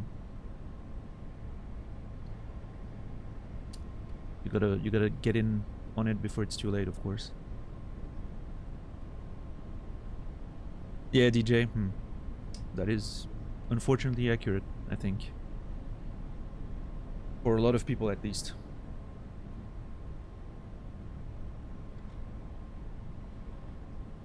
I don't know how we got all the way to this, but Yeah, we're talking about teeth and... Oh, dental cleaning, yeah, because of... How did we get to dental cleaning? I don't even... Those conversational tangents are so funny. Like, it's so funny to me how we just go from one thing to another. 5 minutes ago we were... Oh, you said you were going to the dentist. Yeah. 5 minutes ago we were talking about fucking existential stuff and uploading your brain forever in a simulation. And now we're talking about, like, getting your teeth cleaned. Hey, you know, if we upload our consciousness to a simulation, we don't have to worry about teeth anymore. There you go. Yeah, I really hope you figure something out, Santa, for sure.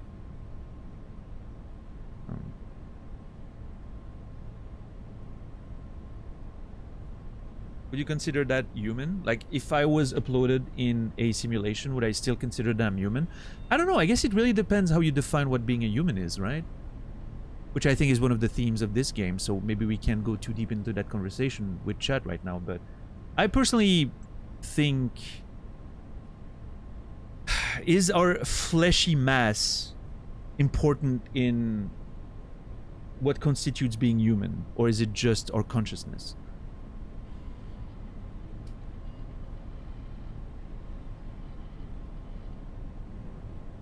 I think our consciousness is what matters.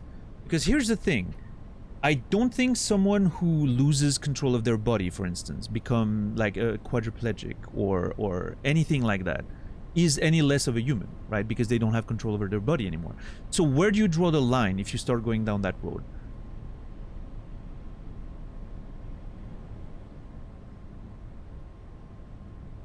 Is... You know, is being a simulated human being in a, you know, like with your consciousness being uploaded in a computer and you exist as a simulated individual in a like a made-up world, is that less human than certain, you know, type of imprisoned in your own body situation in real life? I don't think so. I don't think it's less human. Both are extremely human, I think. So I don't know. I think the consciousness is really the point, right? But then that opens another interesting door, which is if at some point artificial intelligence is able to replicate human consciousness and simulate it to an accurate degree, does it qualify it as a human being, or is the inception of the consciousness important? Does it need to be a natural born individual for you to qualify, regardless of what happens to your consciousness after that? That's also a slippery slope, right? If you start putting conditions on what determines you being a human as you were born. I don't know. Yeah, that's the thing, right, Pitsy? There's situations where, like, where do you draw the line again, right?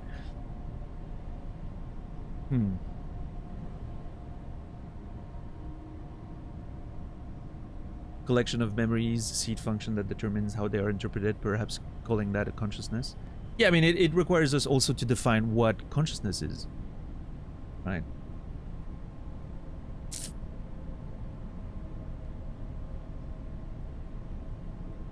All very interesting topics that probably require a lot of thinking. It's not that easy. Yeah.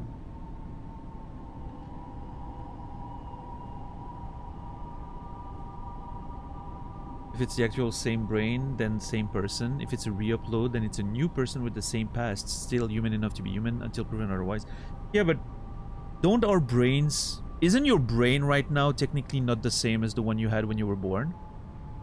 And I know I'm sort of stretching definitions a little bit, and I'm trying to be a bit of devil's advocate, but haven't your cells basically been replaced, all of them at some point? Or is our brain, like, is there permanent material in our brains?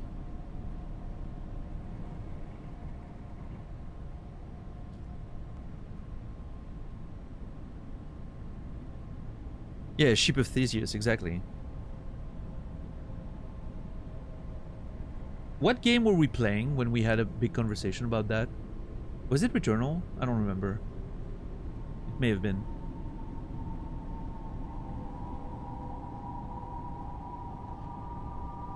Yeah, I don't know. To me, it's always Cyberpunk. Yeah, may have been a conversation. I feel like we had more than one, but Yeah, Cyberpunk was one for sure. To me, it's always, and that's always how I try to think about those things, is where do you draw the line, right? Because that to me really allows you to sort of think about what are the defining elements of any condition, is where do you draw the line? Yeah, DJ, for sure. All right.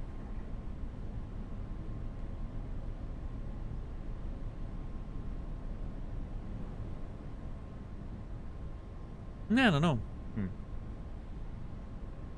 You inspired me, and I have a dentist appointment next Wednesday. Hey, I'm really happy for you, Colette.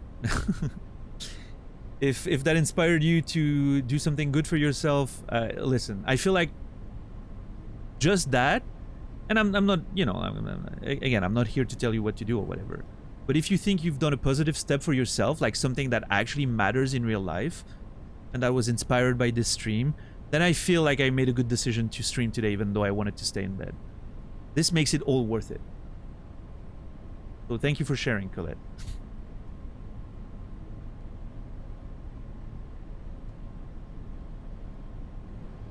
The person is a mental construct. That's true, yeah. People are usually always changing, just not physically, but mentally. We're never the same person we were even a year ago. Yeah, that was a big thing. I remember having a conversation about that last year. You never meet the same person twice. You never meet the same person twice.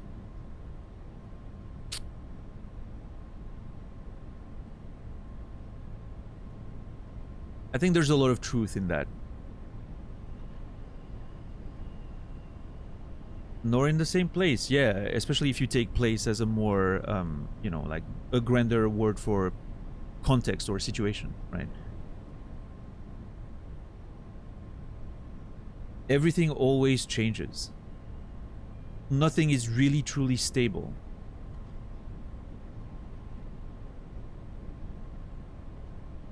In what context? That's the thing, Zulu. Say you have a friend that you used to know, but you've lost touch with them, right? And you meet them again. You're not meeting the same person, right? It's a new individual. Even though there's a lot of familiarity and all that, right? Because of memories and all those things, it is still a brand new person. Maybe you get along again, maybe you don't. Maybe, you know, it's sort of the idea that it's an ever-changing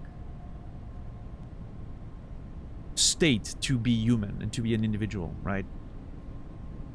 And so, I don't know, it can be taken in a variety of ways, right? It can be a negative thing because you can never really fully expect people to stay the same, which leads to a lot of, for instance, relationships ending, right? Because you expect people to just always stay the same. And so you kind of get comfortable and you stop trying when both of you are actually changing. And you should always be fucking trying. You should keep continuously seducing one another and caring for one another and rediscovering one another, right? If you want the relationship to be maintained. Otherwise, you're gonna just go on that assumption that people don't change. And that what you take for granted is gonna be permanent. And so you grow apart, basically, is what's happening. And at some point you turn around and you're like, we don't recognize each other anymore. The relationship's completely dead. And that's usually because you've stopped trying to, you know, always connect and reconnect to the same person, right? It goes a lot deeper than just even meeting them a year apart.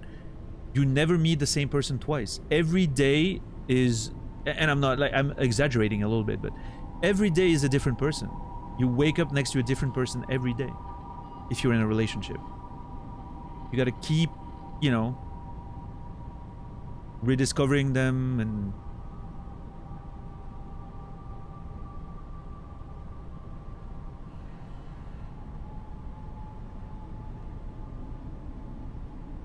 you know, you need to keep doing the work.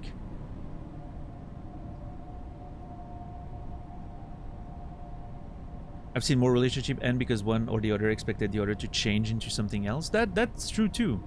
But here's the thing: we expect them to change into something that you want, not that they want. That's a big thing, right?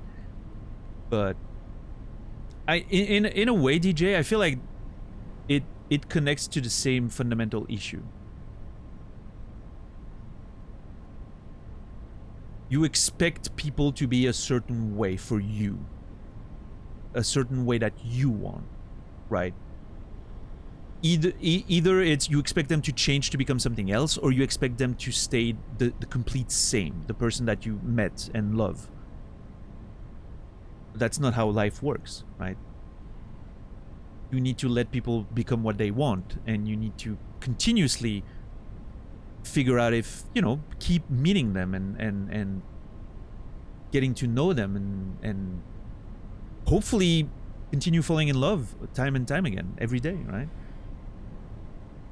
And if one day that stops, well, that you have a discussion to have, right? But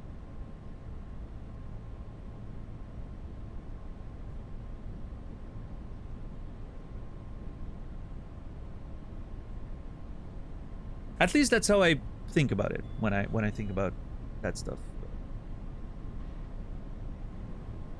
How can you get to know them if they're never the same person you meet them? Because well, that's I think that's the thing, right? In practice, this is all fucking like yapping. It's theory, right? In practice, people don't change that fast. They do change, but they don't change that fast. And I think you're building your understanding of someone. That never stops. That's how I see it. You never stop getting to know someone more. It's a continuous process of building, because human beings are so complex. You can't have you can't let yourself have a finite vision of someone in your mind, right? Because you never get a full human being represented in your mind. You never fully understand anyone. I don't think that happens, because humans are too complex. You barely have enough time in a lifetime to understand who you are. You can't fully understand who someone else is. But you keep building that understanding, right? And I think that's how you know, it's not... Getting to know someone is not something that has a goal. It's a continuous process, is what I mean, right? And you need to keep doing that. I think a lot of issues arise in friendships or relationships or whatever when you stop building that understanding of the other person. You think you know them, and you sort of like take a snapshot of that person, and that's the person you like as a friend or a partner or whatever. And then you always sort of hang on to that vision. And so when they one day do something that feels out of character, you get upset, or you are surprised, and that leads to issues and miscommunication or whatever, because you've hung up to that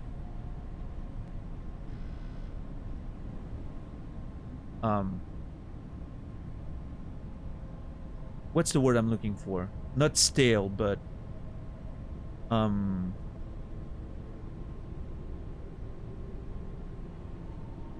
stagnant version of someone. That's the word I was looking for, stagnant.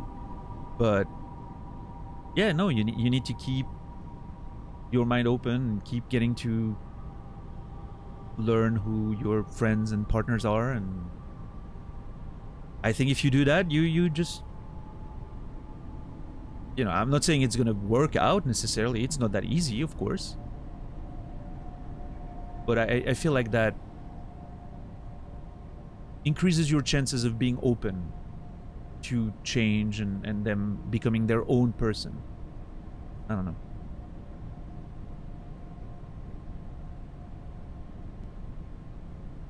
I don't know, maybe I'm just saying bullshit. I don't know. I'm just yapping. I don't think I have the answers. I don't think I'm that profound or anything. It's just my opinion on the situation. But what I've learned through years and years of failures. You know, failed relationships and all that. Sort of where I'm at right now. You know.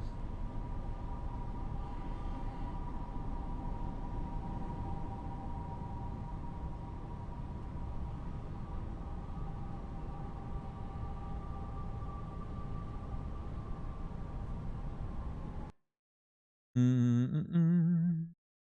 Mm-hmm. Oh, sorry. Sound stop. It's good yapping though. Yeah, I mean, I'm glad at least you think so, in Sorrow. You may be the only one, but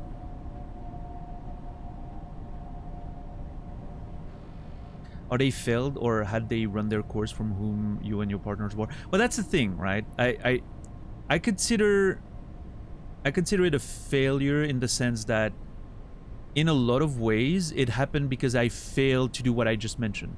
I failed to consider them as constantly evolving human beings. I fell in love with a version of them and I didn't allow them in my mind to change and become different and evolve as human beings, right? I didn't stop them. They definitely changed, right? But I failed to follow up on like continuing to getting to know them. And then suddenly one day I'm like, oh, this is not the person I thought it was. You shouldn't get surprised years into a relationship, right? Because you should build your understanding of someone over time, unless they've purposefully lied to you, but that's a different context, of course.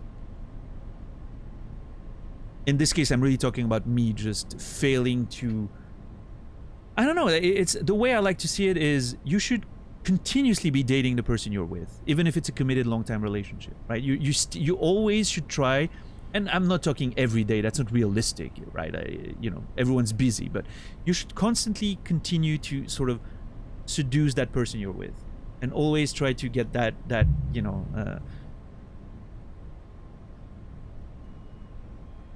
should never rest on your laurels, if that makes sense. And again, continuously get to learn who the person is, and yeah, I don't know.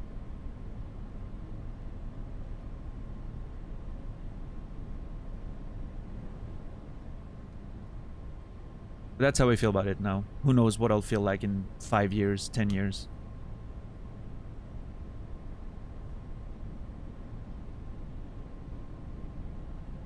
I signed up on dating apps, still hesitant to put any time into it. Yeah, Warren? Hey, good luck with that. Dating apps are definitely not for me.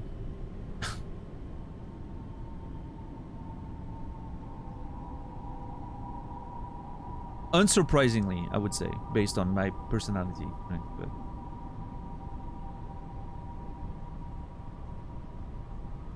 yeah, of course, Santa. Yeah.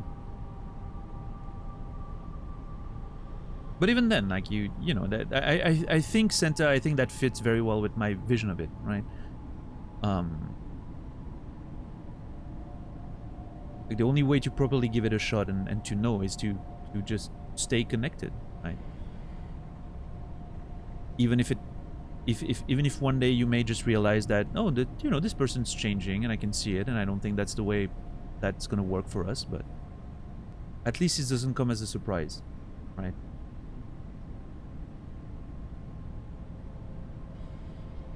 Two people who clash and grind each other until they're no longer compatible was a Rick and Morty quote. I felt that.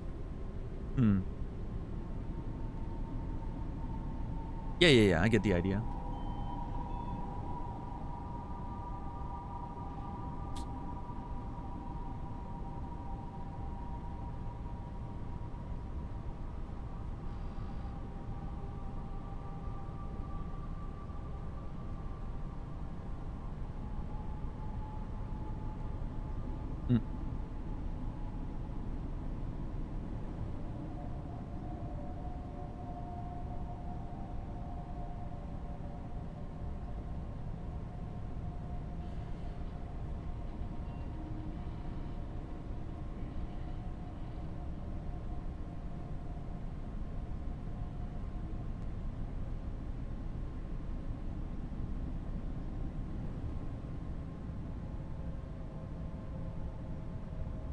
If it was a healthy relationship, at least at some point it didn't leave anyone scarred for life, then that it's a success.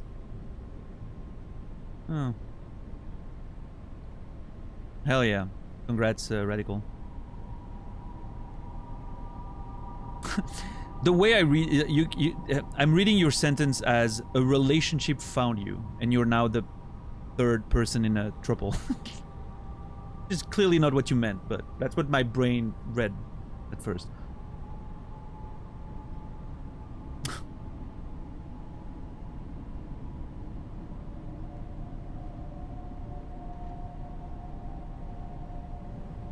Which is also valid, yeah, of course. But I don't think that's what radical meant there. But that is very valid, yes. Whatever works for you.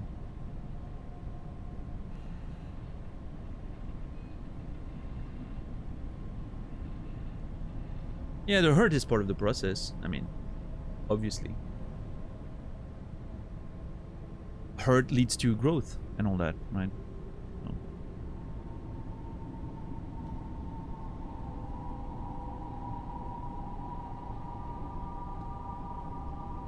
Yeah, obviously we don't wish that on anyone, right, Melon? But since it's mostly inevitable, we should look at them like marks of having allowed yourself to love and be vulnerable and be open. Someone who doesn't have any scars, someone who doesn't have any wounds, either was the luckiest person to ever live, or someone who never opened themselves up, right? Which I don't think is a very positive trait. I don't know.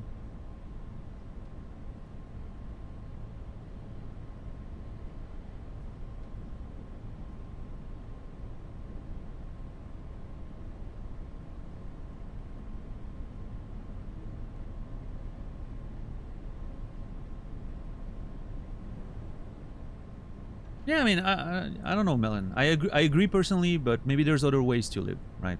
That we can't understand. And that's okay.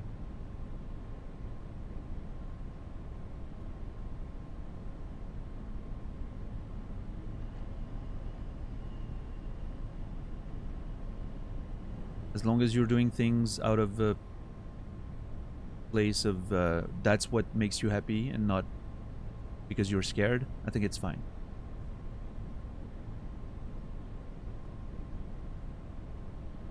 What is that emote? But yeah, anyway, just a lot of...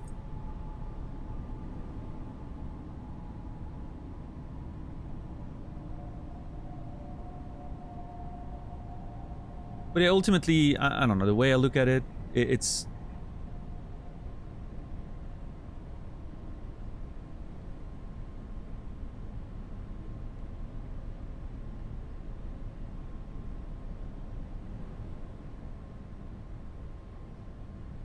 What's up, Nogar? Relationships have a weird way of finding you when you're not looking for them. It's a nice version of alien isolation. Okay, that's a crazy line, DJ. I want to remember that one. It's a nice version of alien isolation. They find you when you're not looking for them. Love it.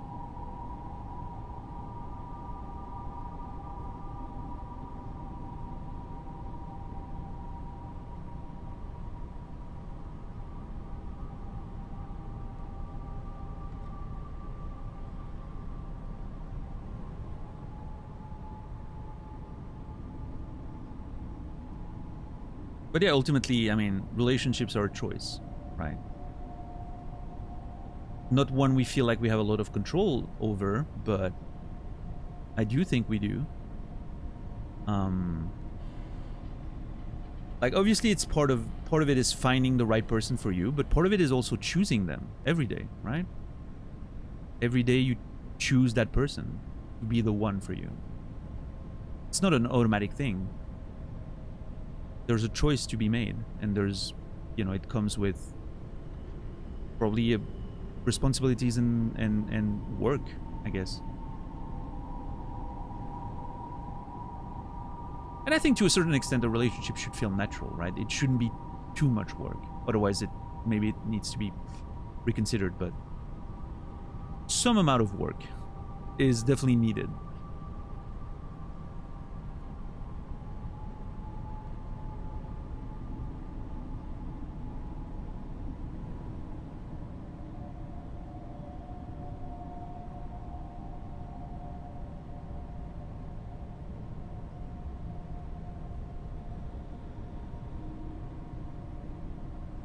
It's in the little things. Someone described it to me this way in the past. It's all in all the little things, you know, that you find love. Not the grand gestures necessarily. All the small little things that you do, and you know.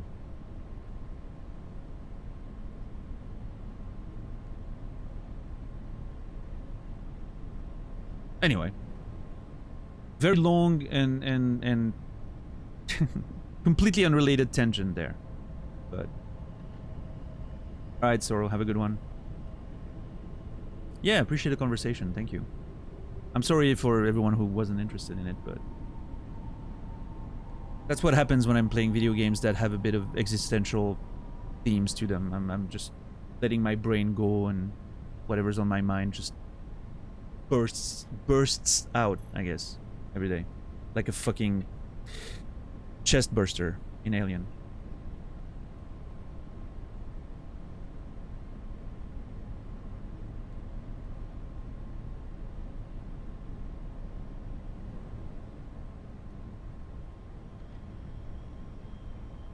I came here for the yapping sessions. Well, I'm glad.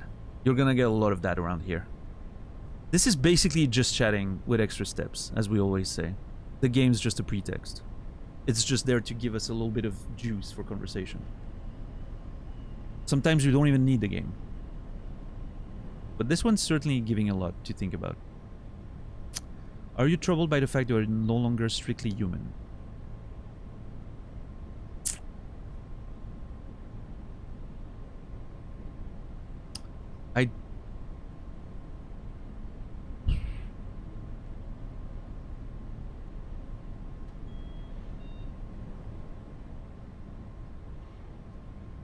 I don't care what form I take as long as I get to carry on. I'll go with that. How do you perceive your new existence? It's a direct continuation of my previous self. It's a new chapter in my life. It's like being born all over again, a complete do-over. It's something completely different that has nothing to do with my previous self. I think it's like a new chapter. That's how I would see it, at least. It's clearly a big change, but it's still the same story.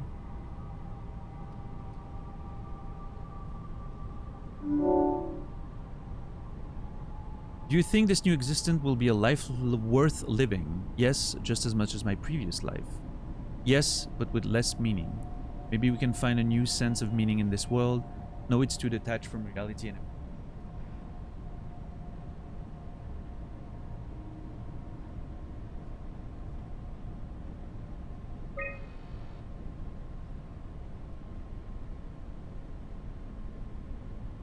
Yeah, maybe it needs to be redefined. Maybe some things need to be redefined. I don't think this is a fair expectation, and I don't think it's less at the same time. It could be more, for all I know. So, I don't know, maybe we need to find a new meaning. Would you rather be removed from the project and accept death? No, maybe I need to think about it, or yes. Well, if you give me a fence to sit on, I'm gonna sit on that fence.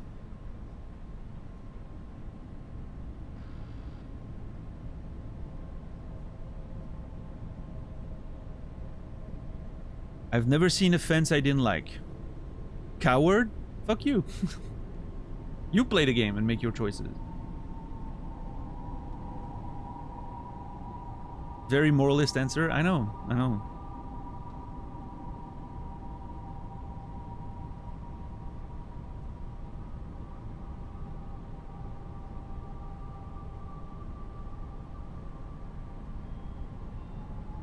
It's true, though. I need to think about it. Your answers have been saved. Thank you for participating. The ARC team. Yeah. ARC tracker. I found a tracker homed in on the Ark. Oh, that's clever. I wonder if I thought of that. Does it still work? I really need to know what happened to it. I think so. It's doing something at least. Where is it? Hold on. I'm trying to find it. Please let it be safe. ARC not in selected area. Oh. It's still on Earth. Well, that's disappointing. Is it in the ocean where we are now? Yep. Probably. Which sector? Upsilon? Nope. Lambda? Phi? Was it getting ready to get launched? No. Tau? Okay.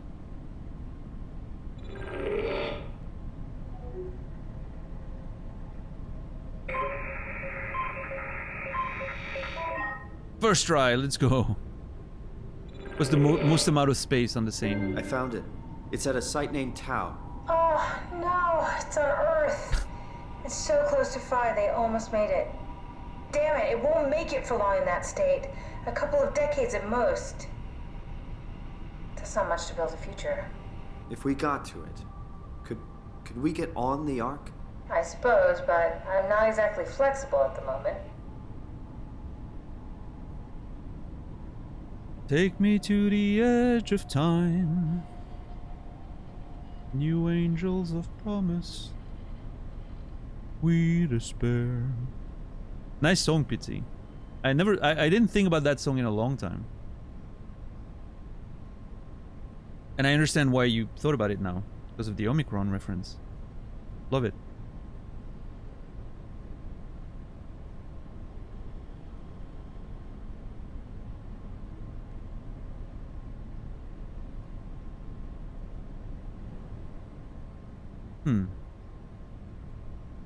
So yeah, we need to go all the way there. I'll take us there. I can move, jump, swim, sort of. You're stuck in the door opener, the Omni tool. I'll just carry you there and you'll show me what to do. That sounds really risky. Besides, I don't like the idea of you carrying me around. Oh, okay. Come on, Catherine. This is what you wanted to do. Your final mission.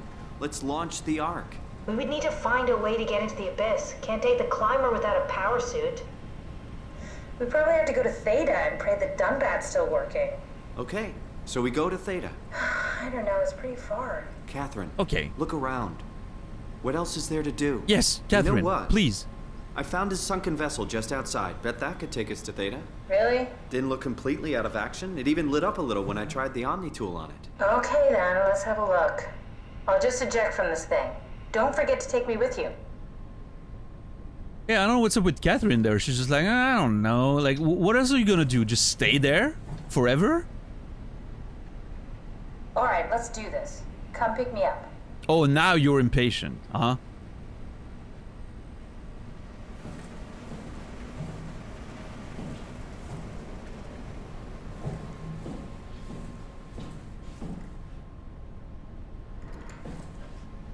No, don't fall. Okay.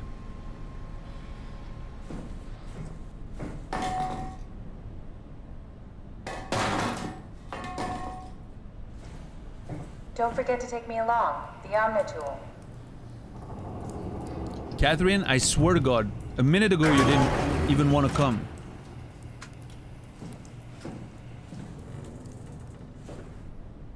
Okay, I don't know what to do about the butthole situation. I have to think about this.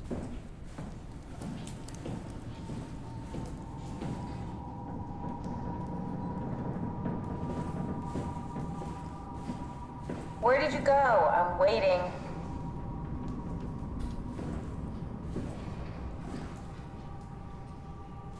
You know what? You're gonna wait. Huh? I don't remember opening this. Don't forget to take me along. The Omni tool.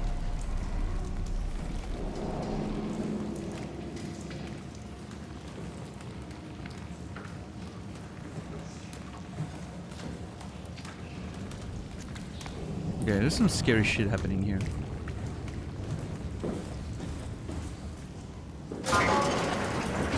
Oh my lord.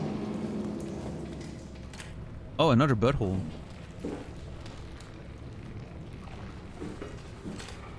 It's a symphony of buttholes in that area.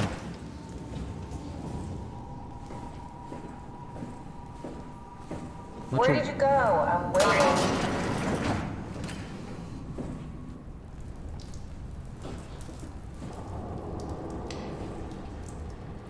I hate that she has a speaker in every fucking room.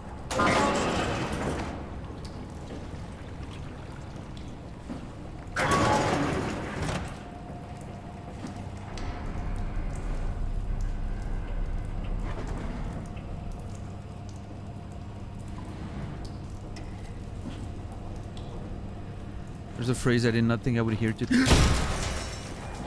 All right, let's do this. Come pick me up.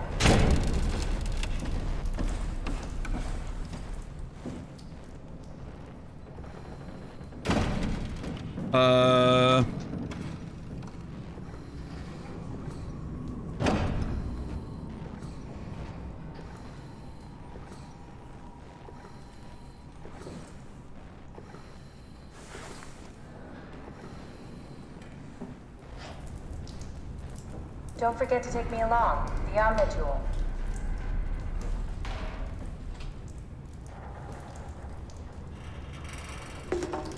What the fuck is that? An instrument? Oh, I wish we could play it.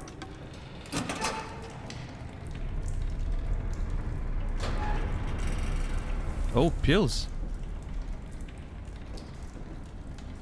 It feels like my vision and everything is getting worse, by the way.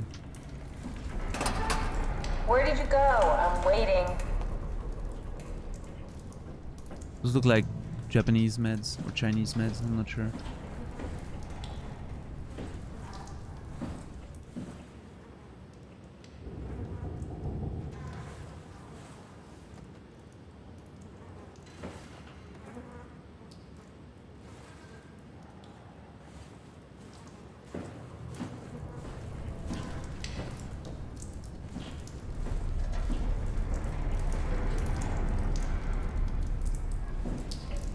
All right, let's do this. Come pick me up.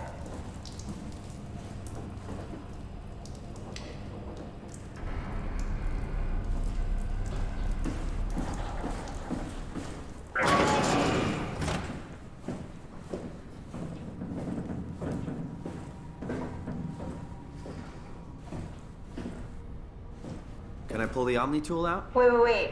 Okay, just be sure to plug me in again at some point. You got it. Good luck, Simon.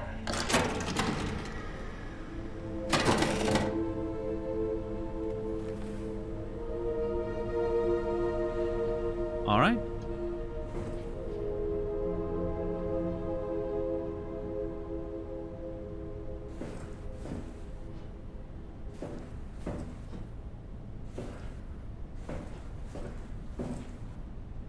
But yeah, I mean the blur, chromatic aberration, everything, it's getting really heavy. I'm curious to know how it's gonna evolve.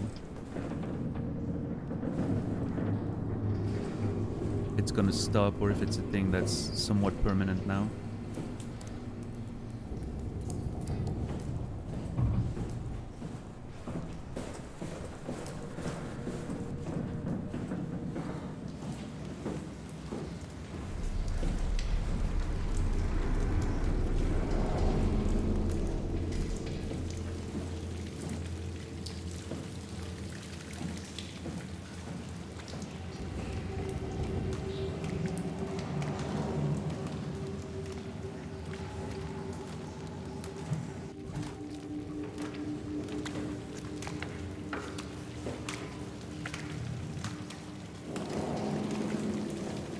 Also, it's really strange that I feel like it's getting worse. Even though we haven't made progress in the game, really.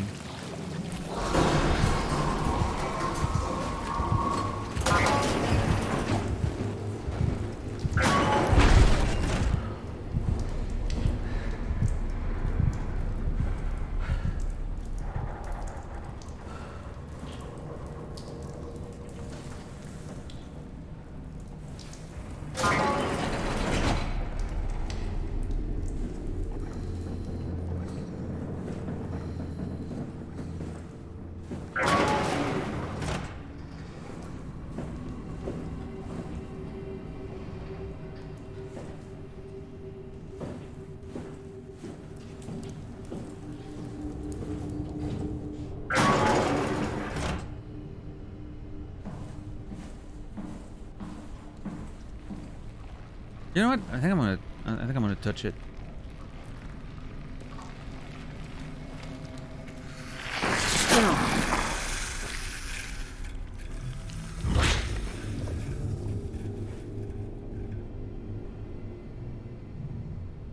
Oh. My vision is clear.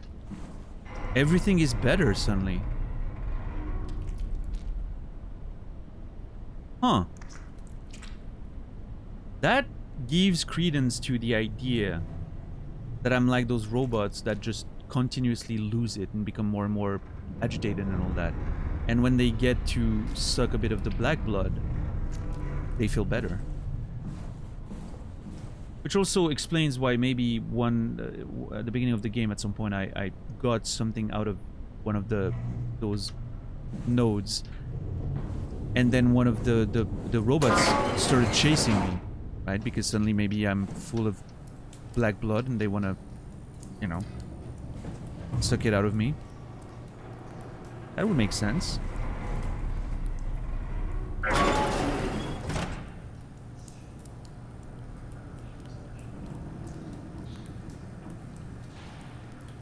How are you doing, Ren, today? Good to see you.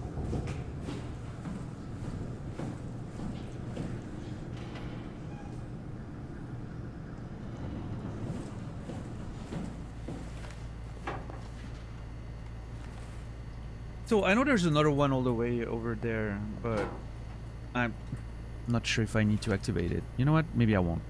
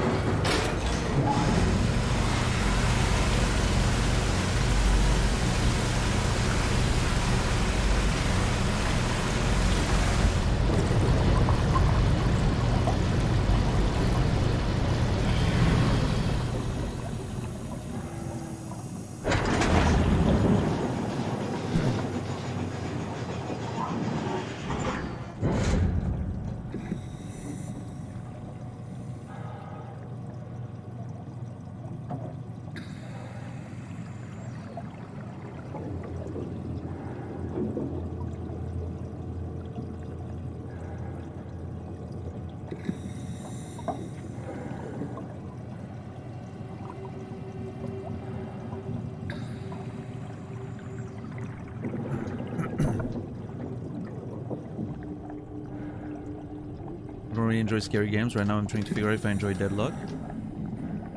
Yeah, I've heard a bit about Deadlock. It seems pretty good.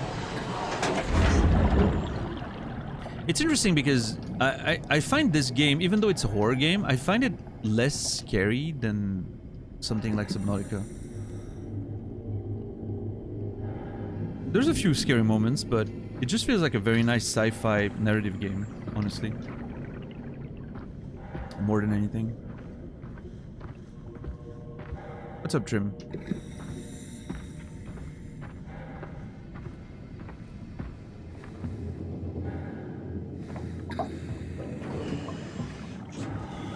No, close it, sir.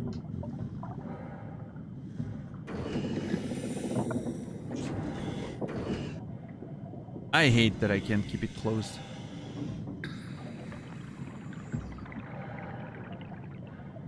Alright, tell me why I can't use this thing. What? What is this? Curie Emergency Vessel 4. Hey, Simon, can you hear me? I hear you. Can you get this thing running? Hang on, I'll give it a try.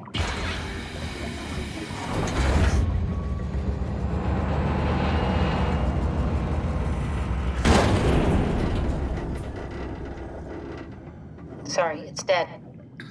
Worth a shot? The CV came from Curie. It was a ship that used to make runs between Lambda and Lisbon. Looks like their wreck is close. Maybe you can find a vessel like this one inside. Sounds like a plan. I'll just save the security information and update the Omni tool. There. Should help you get around. Great.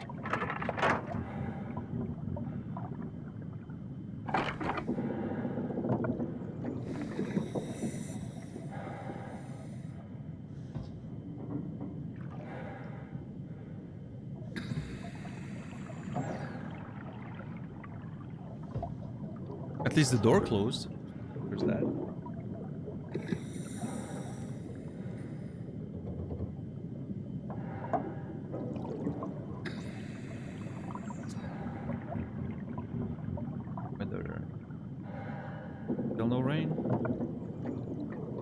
fantastic.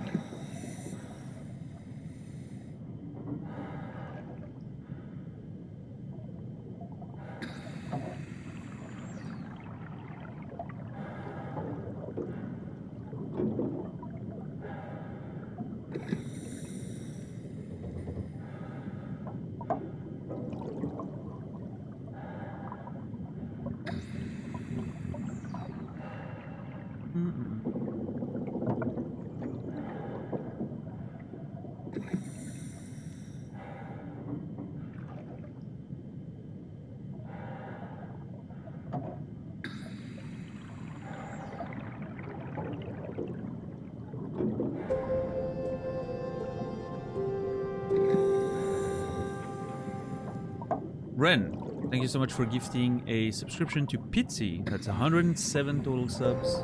Never mind. No, Renekton, thank you for gifting another subscription to Noger. That's 108 total gifted subs. Thank you so much.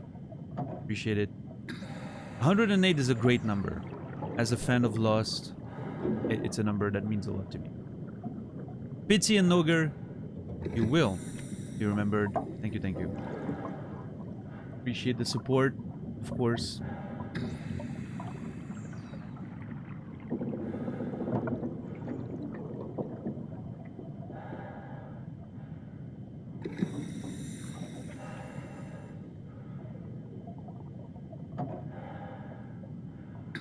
Okay, so I need to reach the other station. I really like the minimalistic UI in this game. I want to see, is there something I'm missing? Oh, that's it. Flashlight, inventory, and throw, yeah. Very minimalistic UI. It's really, really cool. Even the inventory is just like literally a little icon. That's it. Yeah, so I need to reach the other jewelry stuff. Trying to find more of those things. But that, ladies and gentlemen, I think is going to be a story for tomorrow. I'm pretty exhausted. I'm gonna call it a few minutes earlier because I don't want to go into another whole you know, I don't want to go into another whole trip walking to another location and everything. I think I'll just call it here and call it good. Yeah, thank you everyone. Appreciate you guys being here. Bit of a weird stream for me, I don't know.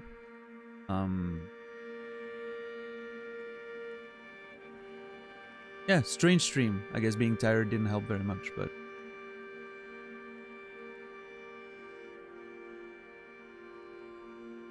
I don't know. I still had a good time. Good conversations, good video games. Loved it. Let's see. Trying to see if there's a raid we can go for.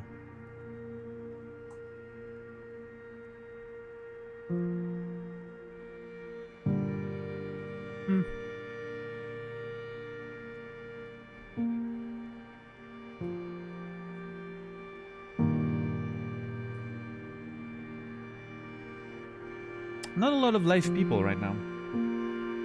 Ah, mosquito. Fucking hell. All right, Elisa. I'm looking forward to watching Wukong. I'm gonna take a nap probably, and I'll jump in at some point. But I need a short nap.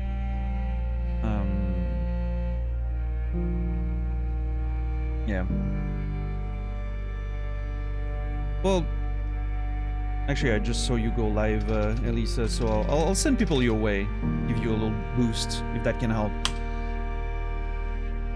And hopefully it allows you to get a little bit of a better position in that category, which is probably very saturated today, but who knows.